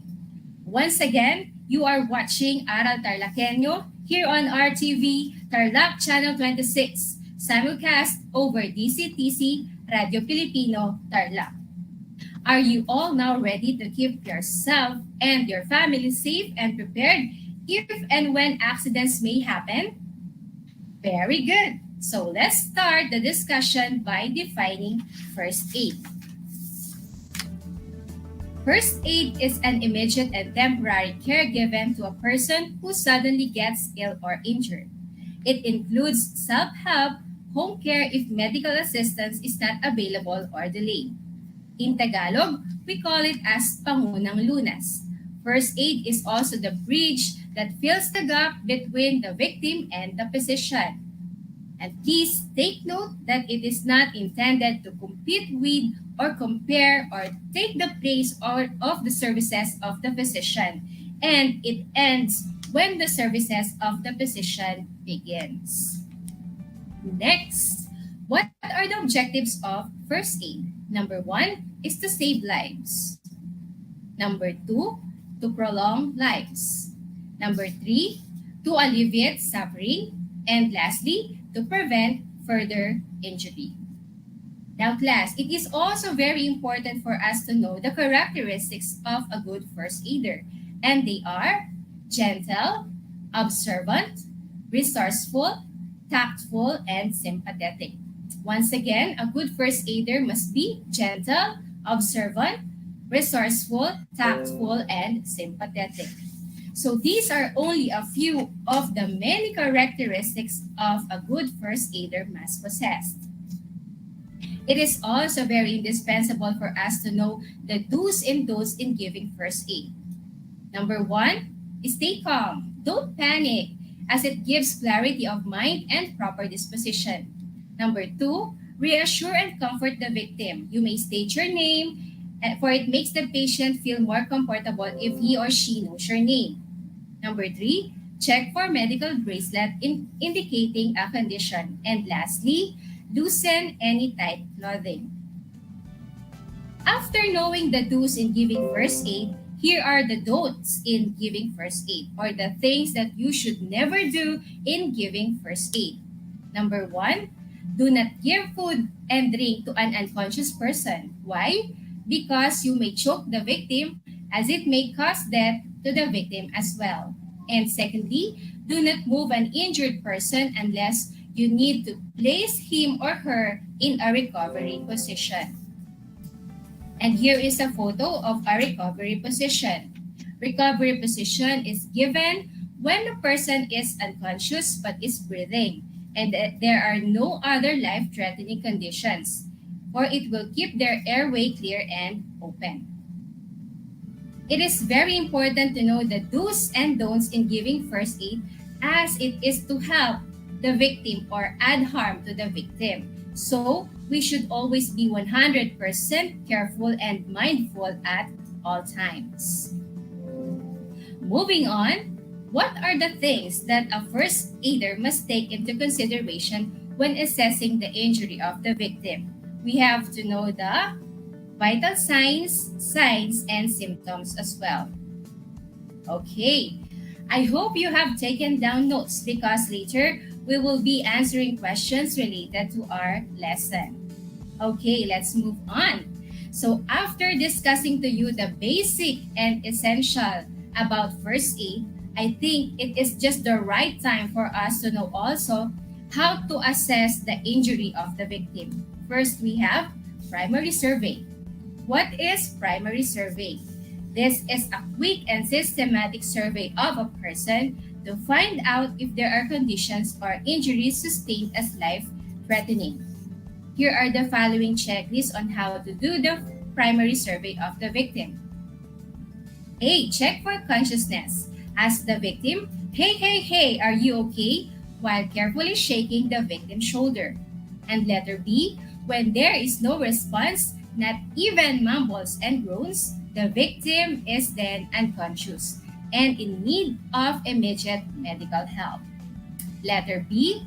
Check the airway. A blocked airway is a life-threatening condition. When unconscious, the tongue may fall back of the throat and block the airway. And here is a photo of a head tilt chin lift maneuver. This is a procedure to prevent the tongue obstructing the upper airways. It is performed by tilting the head backwards in unconscious patients, often by applying pressure to the forehead and chin.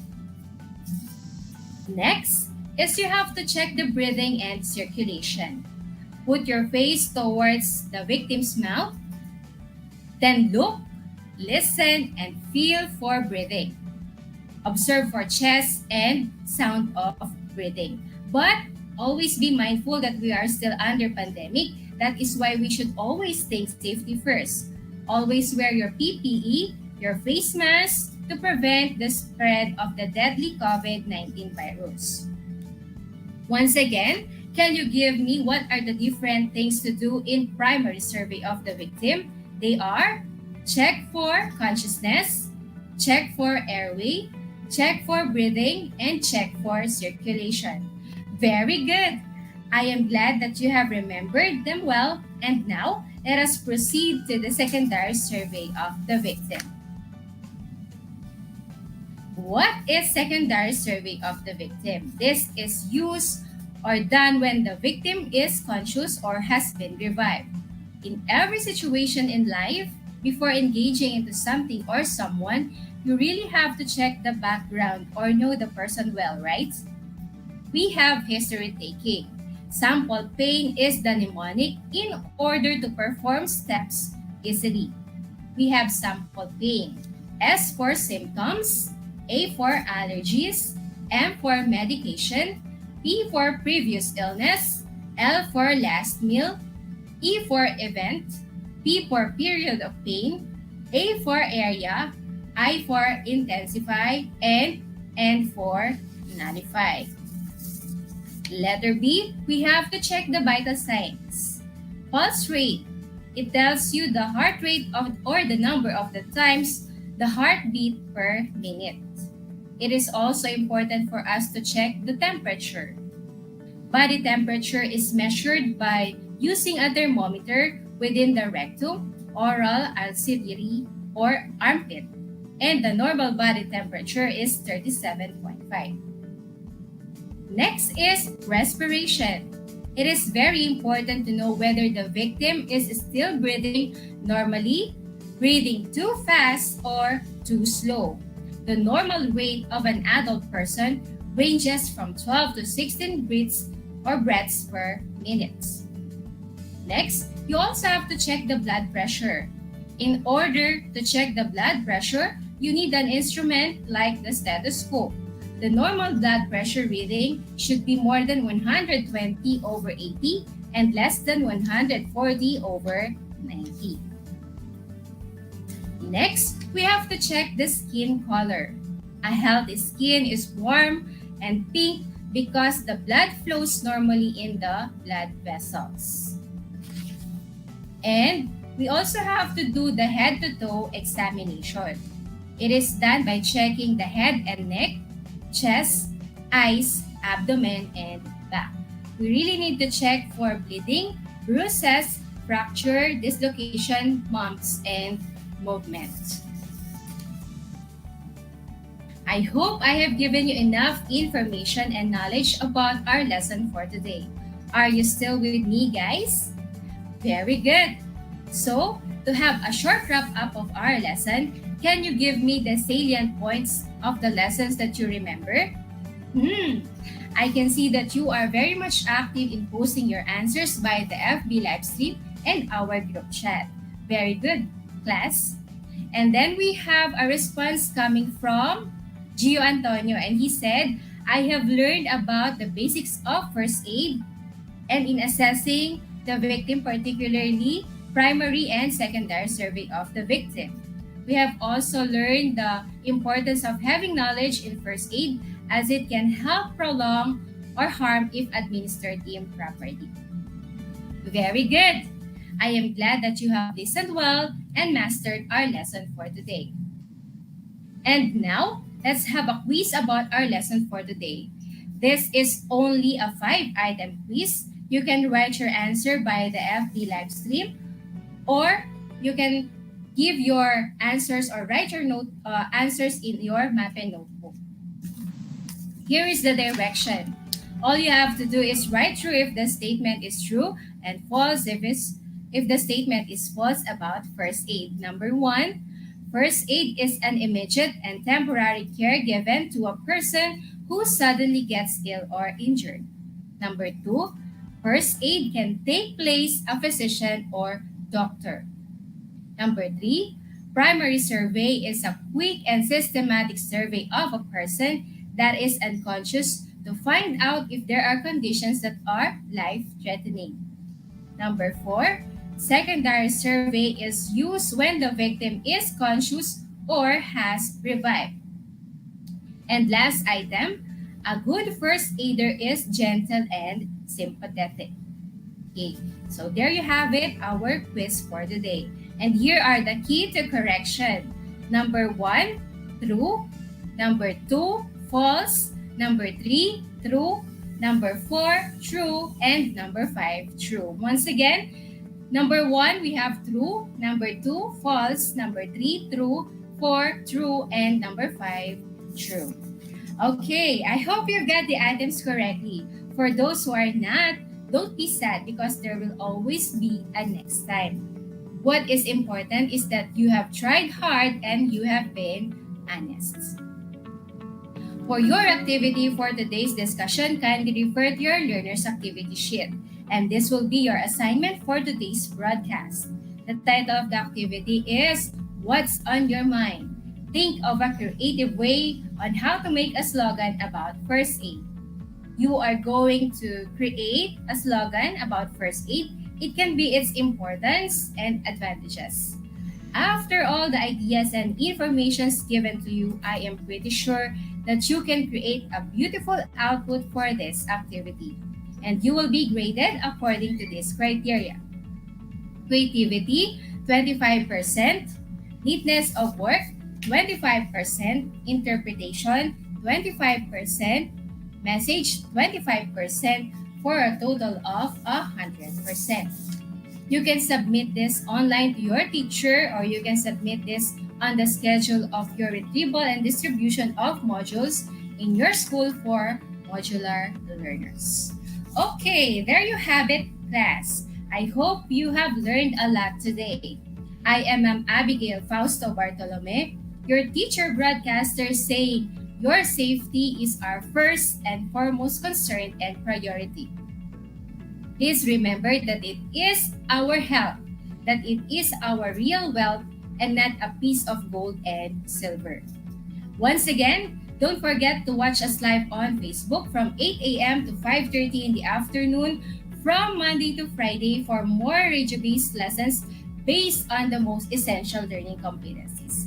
Please also take time to like and share our Facebook page, RTV Tarlac Channel 26. Once again, this has been your teacher, Ma'am Abigail F. Bartolome from Tarlac National High School, saying, life is fragile, you have to handle it with care, and to never ever let your guard down against COVID-19. Stay home and stay safe. Until next time!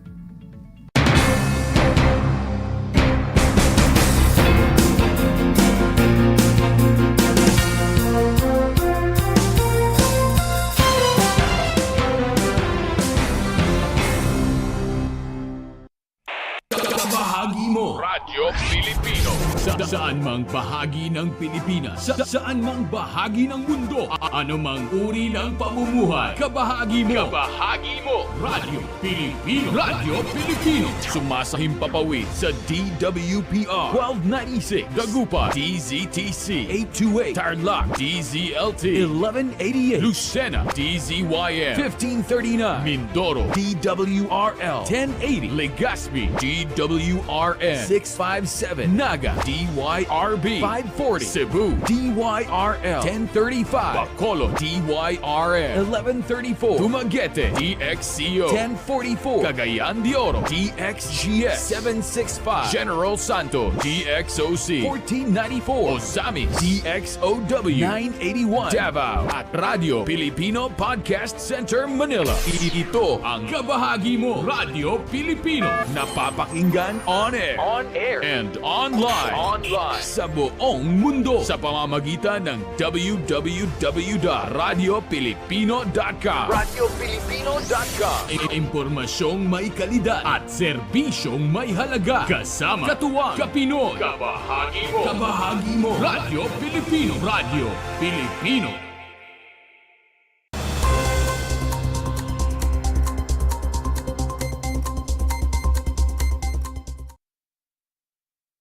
I think the biggest problem that the youth is facing today, especially when growing up, is self-doubt.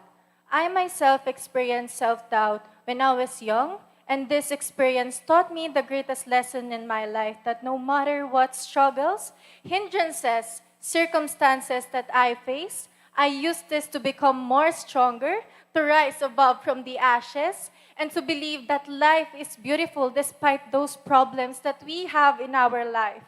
I would just like to leave this cliche today that we should always believe in ourselves. We should always trust ourselves, because at the end of the day, if you don't see good things and bad things, then you will never going to be happy. That would be all. Thank you and good evening to everyone. Ayan na naging sagot ng kakapanalo lang na Miss Ramos 2023 sa naganap na coronation night nito sa Ramos Public Auditorium kamakailan. Ayon dito, pinaghandaan talaga nito ang naganap na pageant. To be completely honest, I am very grateful to be crowned as Miss Ramos 2023 because in the almost span of 2 years, I really prepared for this pageant mentally and physically. Sa panayam kay Ramos Mayor Celso Banag, binanggit nito na karapat-dapat ang pagkapanalo ni Miss Santos. Ang masasabi ko sa winner ay talagang karapat-dapat. Siya, sa pagdinig ko kanina, sa lahat ng question and answer, tamang-tama, swak na swak yung kanyang ikangay kasagutan. Kaya ako'y saludo sa kanya bilang siya ang naging Miss Ramos ng 2023. Kaya naman dagdag pa ni Miss Ramos na masaya itong nasungkit ng corona at makapagbigay ng karangalan sa bayan ng Ramos. Sobrang saya ko po na sobrang naging proud po sa akin si Mayor kasi po nung time na nag-answer po ako ng Q&A, talaga pong binigay ko po lahat ng best ko para po manalo sa corona. Samantala, lubos naman ang pasasalamat ni Mayor Banag para sa lahat ng lumahok, tumulong at nag-sponsor sa aktibidad. Kagaya na lang ni Tarlac 1st District Congressman Jaime D. Cuangco at Tarlac Province Governor Susan A. Yap. Dagdag pa nito, matapos ang 2 taong walang pageantry, matagumpay ang naganap na coronation night bilang bahagi ng kanilang kapistahan. Very successful ang competition na to dahil lahat nakipag-participate, yung kanilang ikangay suporta, yung kanilang kooperasyon ay naririyan. Kaya matagumpay ang aming piyesta, lalo na itong pang-4 na gabi na ngayon. Dumalo sa naganap na coronation night si Anaw Mayor Jappy de Dios, kasama ang iba pang mga officials. Naroon din si Paniki Vice Mayor Aida Ben Rojas at Pura Vice Mayor Attorney John Paul Balmores bilang mga judges. Ang naganap na coronation night ng Miss Ramos 2023 ay dinaluhan ng napakaraming Ramoseñans, kung saan ipinakita ng mga ito ang kanilang excitement sa pamamagitan ng pagsuporta sa mga kandidata na nagbabalik na Miss Ramos 2023. Para sa RTV Tarlac Channel 26, ako si Jam Torio, nagbabalita.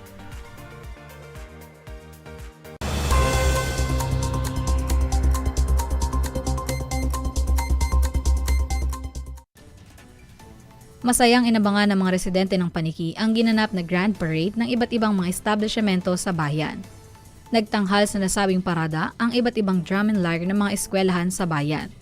Kabilang sa parada ay ang 5 bagong kinoronahan sa naganap na Miss Paniki 2023 kamakailan. Ang ginanap na Grand Parade ay parte ng selebrasyon ng kapistahan ng bayan. Samantala, libo-libong tao ang naitalang dumalo sa naganap na Musikahan 2023. Kabilang sa mga bandang nagpakitang gilas ay ang mga bandang 5 Outlaws Band, The Lucy Band, Sampunten Band, Sikami Band at Drop Tension. Sentro ng nasabing musikahan ang pagtanghal ni Nick Makino at ang bandang Kamikaze, kung saan parehas na tumugtog ang mga ito ng kani-kanilang mga sumikat na kanta. Ang Musikahan 2023 ay kasama sa isang linggong selebrasyon ng kapistahan ng bayan ng Paniki. Pinasalamatan naman ni Paniki Mayor Max Rojas at Vice Mayor Aide Ben Rojas ang lahat ng sumuporta sa selebrasyon ng kanilang kapistahan. Para sa RTV Tarlac Channel 26, ako si Jam Torio, nagbabalita.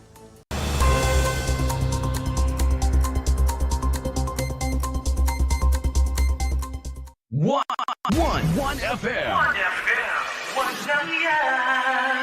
This is your one. My only one. One lang yan. The only one. One FM. 96.1 Tarlac, 98.3 Lucena, 88.3 Legazpi, 96.1 Surigao, 95.9 Butuan, 92.1 Mindoro, 96.7 Tacloban, 99.3 Baler, 95.1 Puerto Princesa, Palawan. This is your one. Your only one. Your only one. One FM. One FM. Your only one FM. One FM.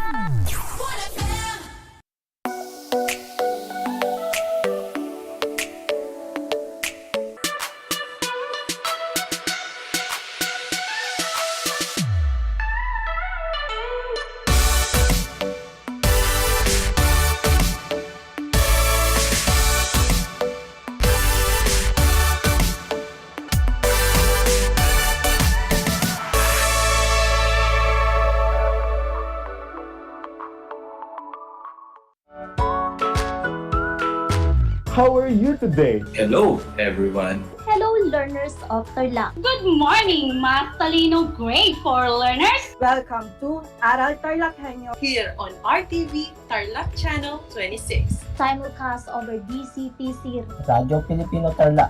I'm Sir Glenn, your teacher broadcaster. Broadcasting live here at Paniki, Tarlac. Remotely here in Concepcion, Tarlac. Live here at Barangay Pedro Elquines, Mayantok, Tarlac. Broadcasting live from Ramos Social High School. Your anchor teacher today for grade 9 mathematics. your partner in education this time of pandemic.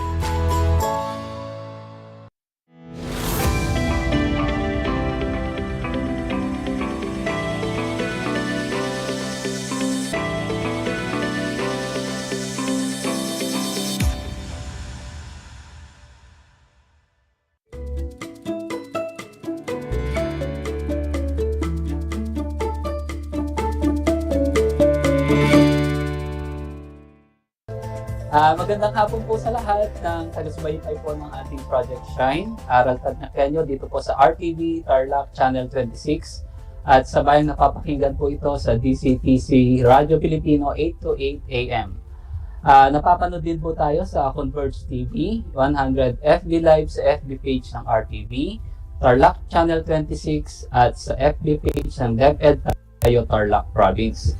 Ako po si Ginoong Justiniano Toquero, alaring panlipunan teacher po ng Victoria National High School at Kasulo host. Ako po ang segment host po ngayon sa araw na ito at makakasama po natin sa araw na to unang-una ang masipag, napakasipag at napakabait pong aralin panlipunan coordinator at president po ng DASEL o ang Division Association of Social Studies Leaders and Educators at isa dong kasalo enthusiast Sir Harold Giam. Then, isa din po sa kasama natin ang napakahusay po natin na technical man po ng ating kasalo team. Walang iba po kundi si Sir Gino Balbas, araling panlipunan leader po ng Pura District from Purok Elementary School. Magandang hapon po, Sir Harold and Sir Gino. Magandang hapon, Sir Jazz. Afternoon po. Sige po, Sir Harold and Sir Gino, take your time to greet po para sa ating mga tagapakinig at taga-subaybay. Okay, Sir yes, Harold. Sir. Yes, sir. Thank you, sir. Binabati ko po lahat ng mga taga-subaybay ng Project Shine Aral TarlakHenyo, sa mga nanonood sa kasalo sa radyo. Binabati ko rin po ang lahat ng mga kasama ko sa school, ang Mababa na Banasyong High School, ang aming school head. At ganyan din po, binabati ko ang project component po ng kasalo sa radyo, si Sir Lambert. Alam ko busy siya at monitor po siya, sir, sa ibang school na supposedly siya ang panelist ng Sir Jazz. Ikaw ngayon ang supervisor namin, Sir Harold. Ay, sige sir, ako muna for 30 minutes. Sir Gino, please. Magandang hapon po sa ating lahat, lalong-lalo na po dun sa mga nakikinig sa atin dito sa RTV Tarlac, Channel 26 at saka sa FB Live. Ganun din po sa mga kasamahan ko po dito sa Purok Elementary School. Andito po ako ngayon sa aming RBI room, and shout out po sa aming PSDS na si Doc Marilu F. Santiago at sa mga kasamahan ko po sa kasalo. Okay, thank you very much po, Sir Gino and Sir Harold. So, welcome po sa ating lahat sa ating Project Shine, Aral TarlakHenyo sa Division, Virtual Project Kasalo sa Radyo. So, for today, tatalakayin po at pag-uusapan natin sa araw na to sa ating kasalong radyo ang Katabing Bayan po ng Santa Ignacia. Event po, nabanggit po ito kanina nila Ma'am Jen, Sir ni Doc Anthony and Ma'am Love and Doc Love. Tungkol sa kasaysayan ng bayan na katabi po nito. At ito nga po yung Mayantok. Matatagpuan po yung Mayantok sa silang bahaging paanan ng kabundukan ng Zambales na may isang maganda at nakakaakit na bayan. At ito nga po yung Mayantok, isang dating magubat na lugar na sagana sa tanim na yantok. Ang bayang ito ay isang dating barangay o baryo ng Kamiling na dating bahagi naman ng lalawigan ng Pangasinan. Ang Mayantok ay kilala bilang summer capital po ng lalawigan ng Tarlac. So, yan po yung kanilang pride of Tarlac po talaga sila pagdating sa summertime. Okay? Then, sa unang tanong po natin para sa ating mga panelists from Sir Harold and Sir Gino. Sir Harold, sino na unang nanirahan dito sa Mayantok? And for Sir Gino, paano nagsimula yung kasaysayan nito? At bakit ito tinawag na Mayantok? Okay, so yes, Sir Jazz. Dito sa Mayantok, sir, ang mga unang taong nanirahan bago dumating ang mga Kristiyano ay nagmula sa tribo ng Abilin. Sila'y nanirahan malapit sa ilog. At dito, ang mga katutubong ito ay tumipat sa kagubatan at sa kapulukan ng Zambales nang dumating ang mga magsasaka na nagmula sa Abugaw, sa Tagudin, Sarat, Paway, Sinait, at Bakara na pawang mga bayan ng Ilocos. Kaya mapapansin nyo dito na talagang likas sa kanila ang pagiging masipag din po na mga Ilocano. At mula sa tubigan ng Latyawan, Mambog at Mangabol na nasa hangganan ng Tarlac at Pangasinan, ang mga magsasakang ito ay nananahan malapit sa ilog ng Kamiling. Kaya nagpunta sila sa barangay Pindangan na nasa nilaga ng Kamiling hanggang sa sila'y makarating sa Nambalan na ngayon timog kanluran ng Mayantok na sikat ngayon, sir, no? Later mali-discuss natin yung sa river. So sila unang nanirahan sa bayan Mayantok.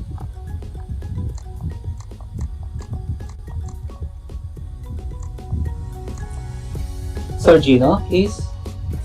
Pagdating naman sa kasaysayan ng Mayantok, Sir Jazz, noong Marso 1845, ang bayang ito ay isang malayo at magubat na barangay ng Kamiling na nooy bayan ng Pangasinan.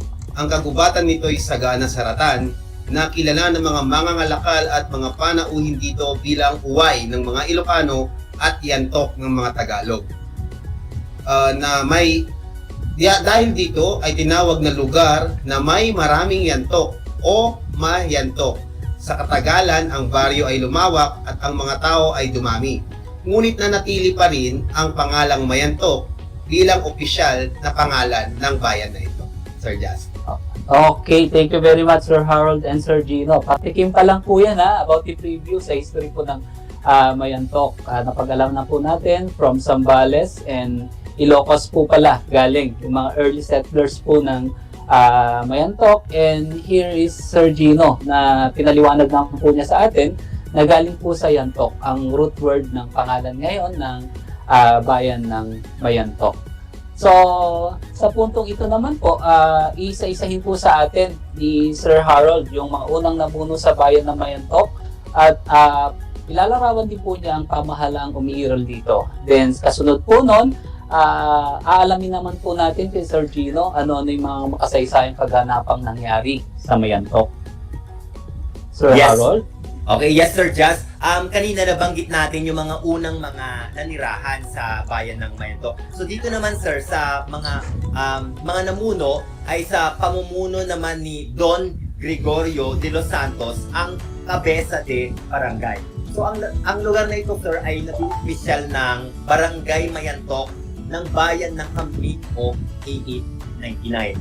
At pagkalipas ng 6 na buwan, ang pamahalaang Kastila ay napalitan ng pamahalaang revolusyonaryo. So ang mga ilang bilanggong sundalong Kastila ay pinaghati-hati sa mga ilang barangay upang pakainin. Kaya ang mga matatapat at tagasunod ni General Francisco Macabulos, alam ko nilang inulit sa mga Tarlakenyo, sina Hukom Antonio Malong, Teniente Benedicto Esteban, at iba pang mga tagasunod ay nahuli at pinarusaan ng mga Amerikano. Kaya sila ay napilitang pinainom ng maruming tubig na nakalagay sa kawayan at karamba o yung tinatawag natin na sisidlan ng tubig inumin sa plaza.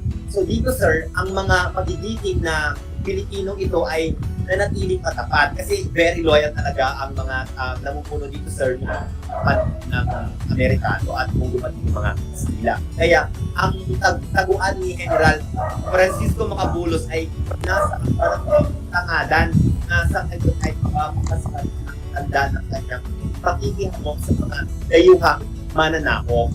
Ang sityo tangadan ng barangay Dapi ay sa sayang po. So karagdagan lang mo sir, ang since-mention natin ang tangadan dito na ito ay isang pagsaysayang barangay Dapi na kung saan ito yung naging parang lugar taguan ni General Francisco Macabulos. Okay, thank you very much Sir Harold. May enrichment pa Sir Harold dyan So Sir Gino? Karagdagan pa sir dun sa mga makasaysayang kaganapan sa bayan ng Mayantok. Sa bayan ding ito nakipaglaban ang isa sa mga bayani natin na si General Antonio Luna noong 1901 sa mga sundalong Amerikano mula sa Mamonit hanggang sa kabundukan ng Pitong Bayog. Ito'y tumagal ng 1 linggo sir. Noong unang araw ng Enero 1917, ang Barangay Mayantok ay naging isang ganap na bayan sa bisa ng kautusang tagapagpaganap bilang 96 na pinagtibay noong Disyembre 23, 1917.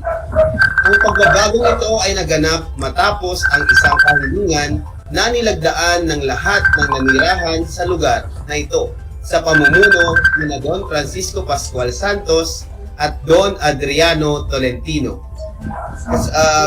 Karagdagang impormasyon pa, kalakip ng kahilingang ito ang isang kasulatan ng pagkakaloob ng lupa na pag-aari ng mag-asawang Don Francisco Pascual Santos at Doña Ana Versosa para sa pagpapatayo ng munisipyo ng bagong itatatag na bayan. Ito ang kinatitirikan ngayon ng paaralan, pamilihang bayan at plaza ng Mayantok. Ang nasabing kahilingan ay pinagtibay ng pamahalaan sa tulong ni na Gobernador Ernesto Gardner ng Tarlac, Kinatawan Luis Morales at Speaker Sergio Osmeña Sr.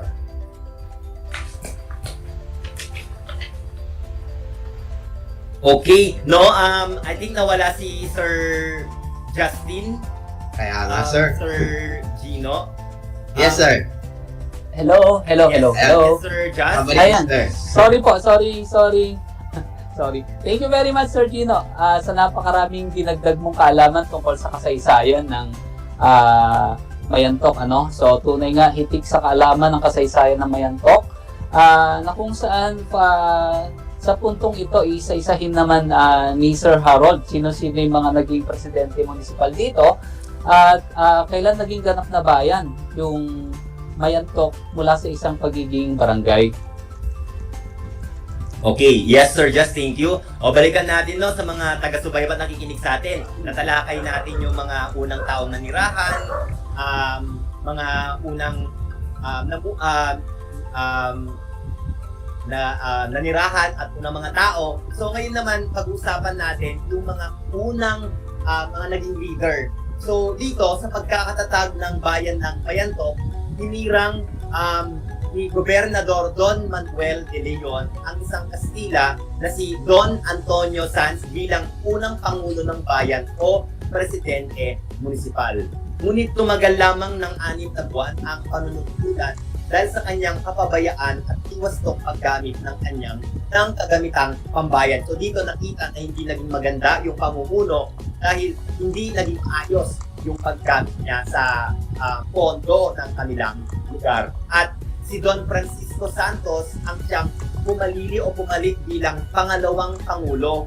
Kalaunan, siya ay nahalal sa nasabing tungkulin at yung unang tulong nahalal sa bayan ng Mayantok hanggang noong 1922. So, gano'n naman diba sa ating politika na kapag hindi pag nawala o yung sa posisyon ng pagiging pangulo ay nawala o yung namumuno, ang papalit o haliti ay yung sa pangalawang pangulo.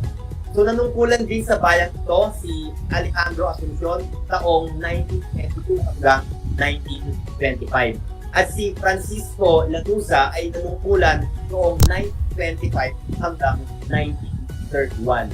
Sa kanyang panunungkulan, Sir Jazz and Sir Gino, isinaayos ang munisipyo, ginawa ang daan para sa Mayantok, patungong panakapta, at nailagay ang monumento galing kay Gobernador de Leon. Alam niyo, Sir Gino, since ang Mayantok kasi, Sir, malapit siya sa, kasi katabi siya ng San Jose, isa doon ako nakita ko talaga, Sir, na napakaganda yung lugar nila at kitang-kita nga na may development, may growth and development yung kanilang lugar at nagagamit talaga yung kanilang pondo para mapaunlad yung kanilang lugar.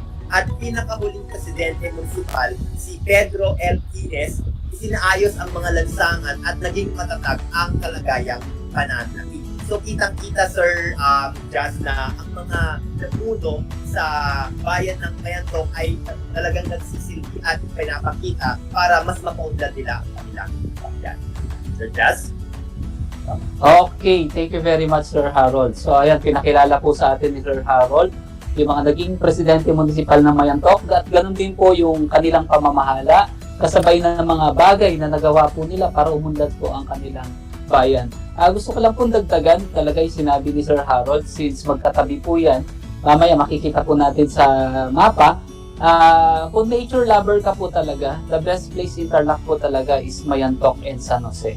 Talagang mapapahanga po tayo sa ganda ng kalikasan pag namasyal po tayo sa dalawang bayan na yan. Okay, dadagdagan ngayon naman ni Sir Gino kung sino naman po yung mga naging mayor sa Mayantok nang mapasailalim po ang Mayantok sa transisyon at nagkaroon ng pagkakataon ng kapwa natin Pilipino na maihalal sa pamahalaan po ng Mayantok. So, Sir Gino, sino-sino yung mga naging pinuno ng Mayantok sa panahon ng transisyon? Salamat, Sir Jats. Sa ilalim ng pamahalaang Commonwealth, ang mga namuno sa bayan bilang mayor ay ang mga sumusunod. Nariyan si Thomas Asuncion, Maximo Tolentino, namuno magmula 1940 hanggang 1941, Bernardo P. Santos, 1942 to 1944, Thomas Asuncion muli, 1944 to 1945, at si Pantaleon Naval 1945 to 1947. So mula naman sa pagiging alkalde ng bayan ng Mayantok, ang mga sumusunod ay mga pinunong bayan na nanungkulan sa panahong ito at ang kanilang mga kontribusyon sa pag-unlad ng Mayantok. Una, si Generoso S. Sona. Ang kanyang mga naging kontribusyon sa bayan, una, pagsasaayos ng mga daan, pagtatayo ng mga unang gusali ng pamilihang bayan sa kanyang kasalukuyang kinalalagyan, pagbabakod ng bakal sa liwasan, pagtatayo ng gusaling PTA Kuwangko, paglalagay ng palaruan sa Aquino Park na nasa ibabaw ng isang burol. So napili rin ang Mayantok na isa sa 2 modelong bayan sa buong bansa na tinangkilik ng USAID at MEC o Ministry ng Edukasyon, Kultura at Sports. So ikalawa dyan, si Rosendo C. Tomas.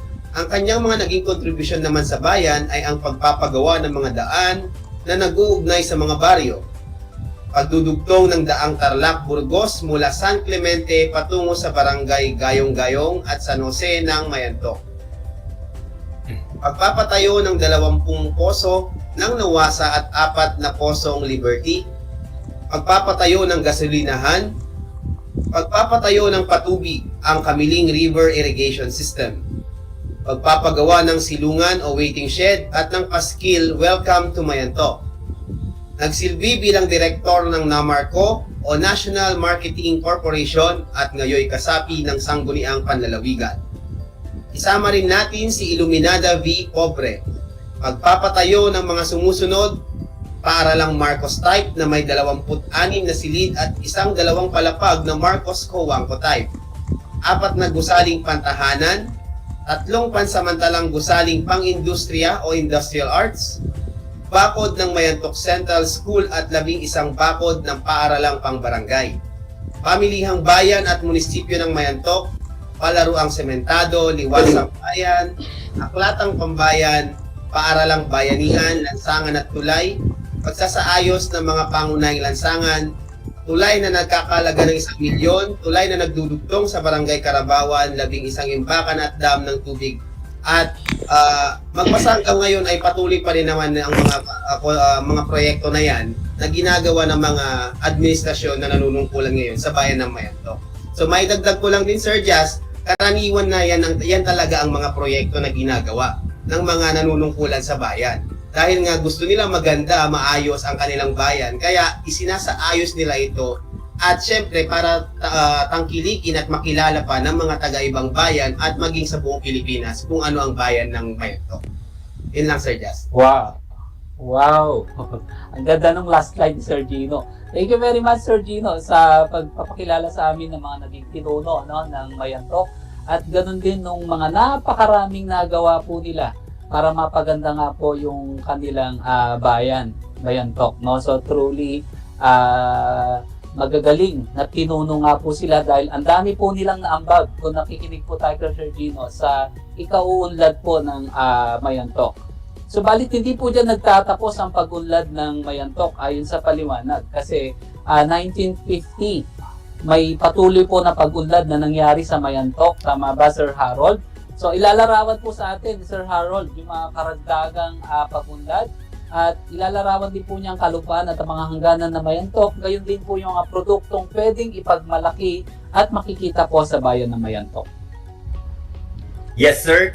Sir Just, tama ka no na sa taong 1950 ay may pagunlad na rin sa bayan ng Mayantok. Sa tulong ng pambansang pamahalaan na itayo ang imbakan ng tubig magsaysay sa barangay ng Balan, 12 kilometro sa timog ng Kabayanan, malapit sa ilog ng So, kung titignan natin ngayon sa mapa, di ba, napansin natin na lalo-lalo na sa mga bata, no, kung hindi nila alam yung bayan ng Mayantok kung ano niya. So, ayan po, no, paki-screenshot or i-google nyo lang sa internet, no, yung mapa ng San Clemente, ng Mayantok, gayon din yung mapa ng buong Tarlac. So, ang bayang ito ay binubuo ng 33 hektarya lupa kung saan 6,000 hektarya ay sakahan at ang iba ay pastulan, kagubatan at kapundukan. Ang Mayantok ay kapaligiran ng mga bayan ng Kamiling sa Hilaga at Hilagang Silangan, San Clemente sa Hilaga at Hilagang Kanluran, Santa Ignacia sa Timog at Silangan, at sa kanluran na may ang lalawigan ng Zambales. Okay.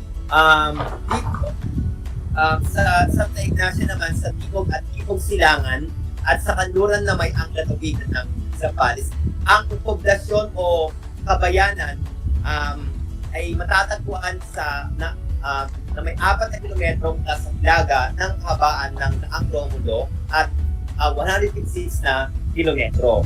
Ang kabundukan nito ay sagana sa kahoy, ratan o yanto at ayon lubat. Ang klima nito ay higit na malamig kaysa sa iba pang bayan ng lalawigan ng Tarlac. So, Sir Jazz, ramdam ko yan, lalo-lalo na nung nag-board pa ako sa San Jose. So, halos hindi na kailangan kuminti ang punta ng Baguio kasi mararamdaman mo parang nasa Baguio ka kasi magkalapit lang ang San Jose at ang Miento at mararamdaman talaga yung malamig na simoy ng hangin, lalo na kapag ng December, January, February. Ang pag-ihip ng hangin mula sa mataas na tulog ng lamig kahit sa panahon ng tag. So yun po Sir Jazz yung larawan ko sa bayan. Okay, thank you very much Sir Harold. So ayan po, narinig natin yung mga boundaries po ng Mayantok. First time ko po narinig ngayon kay Sir Harold. Actually, hindi ako masyado sa Mayantok. Pero akala ko San Jose lang, Sir Harold, yung may malamig na klima pagdating ng mga Burmans. Ngayon, first time ko nalaman from you na even Mayantok pala, nagkakaroon din po pala siya ng malamig na klima pagdating ng Burmans. Kalitulad din po niya nung sadweg po siguro ng San Clemente. Sa sinabi mong yan, Sir Harold, siguro sa Burmans, try ko mamasyal sa Mayantok para ma-feel ko yung lamig na klima ron gaya ng Baguio. Lalo pag nature lover ka, sir, talagang mapapamahal ka talaga sa Mayantok at San Jose. Yeah. O pinapasok ko talagang San Jose, no? Thank you. Kapit-bahay kasi, sir. Katabi. Ayan. Sir Harold, dadagdagan ngayon ni Sir Gino yung sinasabi mong kaunlaran ng bayan ng Mayantok. And I'm sure marami din masasabi at madadagdag si Sir Gino pagdating dito sa pagunlad na to ng bayan ng Mayantok. Salamat Sir Jazz. So ang pagunlad ng Mayantok ay nagsimula noong itayo ng pambansang pamahalaang Magsaysay Dam. Imbakan ng tubig 12 kilometro sa timog ng Kabayanan. Ito ay isa sa ipinagmamalaking lugar ng mga taga-Nambalan dahil sa kagandahan at katahimikan ng kanyang kapaligiran. Isang sementadong daan o tulay ay nag-uugnay sa iba pang barangay ng Mayantok gaya ng San Bartolome, Gasod, Maninyog at iba pa. Ang kasalukuyang munisipyo nito ay tinayo sa ibabaw ng isang burol sa kalagitnaan ng bayan. Ito rin ay may sentrong pangkalusugan, pamilihan at paaralang pang-elementarya at mayroon ding Mayantok Pakoma o ang kooperatiba ng mga magsasaka. So ayon sa senso ng 1995, ang populasyon ng bayang ito ay umabot sa 22,950 kung saan 99% nito ay binubuo ng mga Ilocano na nagmula sa mga unang taong nandayuan sa lugar na ito. Mayroon pa ring mga Aita na naninirahan sa malayong baryo ng Labne at kalapit sityo nito. Karamihan sa mga naninirahan sa mga lugar na ito ay mga Katoliko, ngunit mayroon ding mga Aglipayano. Mababakas natin sa kasaysayan ng Mayantok na ang karamihan sa mga mamamayan nito ay mula sa mga masisipag, matatag at matitipid na Ilocano. Sa pagdaan ng panahon, napanatili ng mga ito ang magagandang kaugaliang namana nila sa kanilang mga ninuno. Sila ay magalang at matulungin. Makikita ito sa kanilang iba't ibang gawain tulad ng pagkukumpuni ng bahay, pagtatanim, pag-aani o paghahanda para sa isang kasiyahan. Ito ay ginagawa nila na tinatawag ng mga Ilocano na amuyo. Tagnawa na ang kahulugay bayanihan. Kapag nababanggit ang Mayantok, laging pumapasok sa isipan ng mga manlalakbay ang kagandahan ng Magsaysay Dam na mararating sa pamamagitan ng pagbagtas sa zigzag road na nadaan sa gilid ng matatarik na burol sa lambak na hahantong sa kapatagan patungo sa barangay ng Balan. Sa kasalukuyan, hinihintay ang proyekto ng Kalipkip Electric Dam at planta na magbibigay ng lakas elektrisidad sa Mayantok. na nasa pagpapasya na ng World Bank at Asian Development Bank. Kung ito ay matutupad, inaasahang magiging daan ito sa pagpapaunlad ng summer capital ng Tarlac, ang bayan ng Mayantok. So may dagdag ko lang, Sir Jazz. So hindi dyan yung patuloy na pag-unlad ng bayan ng Mayantok. May mga nakabimbin pang mga proyekto para sa ikauunlad ng bayan na ito. Nandyan yung kasasabi lang natin na Kalipkip Electric Dam na makakatulong sa mga kapatid natin na naninirahan sa bayan ng Mayantok na mabigyan sila ng elektrisidad na natural. So sana sa panahon ay maaprubahan na ito upang sa gayon ay makatulong din sa ating mga kasamahan sa bayan ng Mayantok. Yun lang, Sir Jazz. Okay, thank you very much, Sir Gino. Ayan, napakaraming pag-unlad po ang narinig natin kay Sir Gino. And there's still more coming, sabi nga. So good news po ito sa mga taga-Mayantok. Patuloy po ang pag-unlad ng bayan. Okay?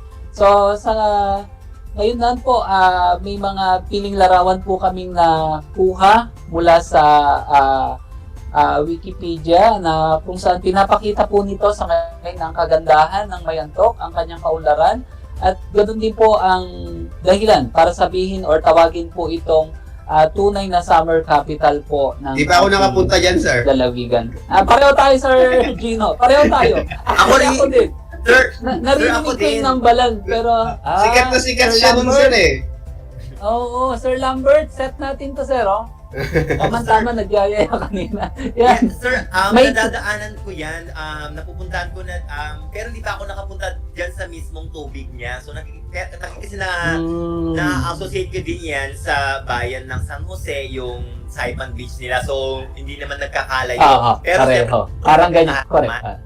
Ang Nambalan River. Ang mga napupuntahan ko dito, sir, sa Mayantok, yung falls nila.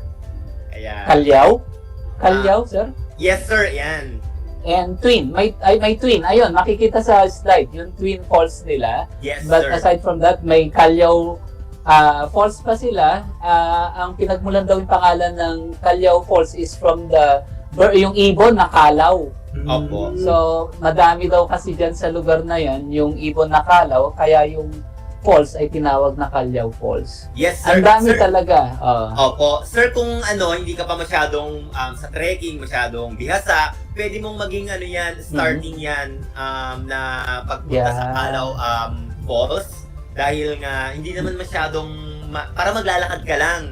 Hindi masyadong matarik, walang masyadong matataas na aakyatin. Mabilis lang, around 5 to 10 minutes, mararating mo na ang yung falls na yan. Pero sir, yung Twin Falls na yan, sa Twin Falls, naku sir, parang ang difficulty level niya around 8/10. Sobrang hirap ng pagpunta ng Twin Falls, pero makakamiss ka talaga na may ganyan palang may pagmamalaki ang bayan na Mayantok.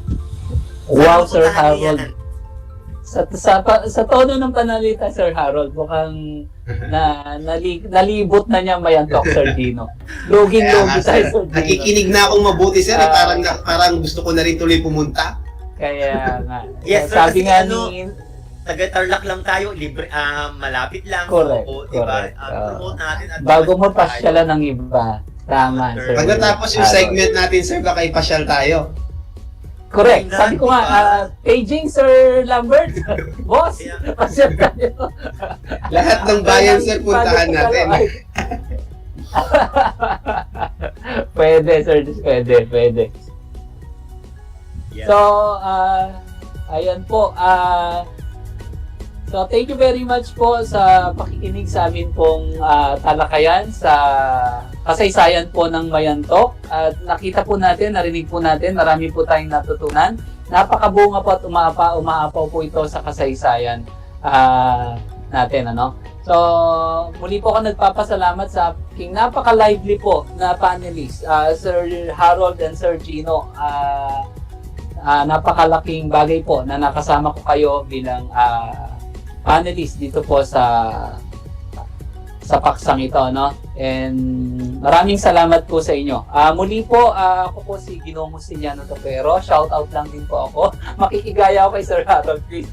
Sa lahat po ng guro at estudyante po ng Victoria High School, sa amin pong punong guro, Dr. Angel Villamin, at sa akin pong boss sa departamento, Sir Wilfredo Villamor, HT6 po ng Aral Panlipunan, at sa lahat po ng mga guro po ng Aral Panlipunan ng Victoria High School, and sa lahat po ng mga guro at estudyante po ng Victoria High School, mabuhay po tayong lahat. Sir Harold, Sir Gino. Yes sir, din po at marami akong natutunan sa ating segment na to at first time kong makasama si Sir Gino sa segment na to, so excited ako. So maraming salamat Sir Gino. Isang karangalan din po na makasama po kayong dalawa, Sir Jazz and Sir Harold. Yeah. Sana may next time Thank you, Sir Gino. Thank you, Sir Harold. Thank you. Yes, sir. Salamat sa support, Sir Gino, Sir Harold. So, ayan po. Muli po, maraming salamat at magandang hapon po sa ating lahat. Thank you.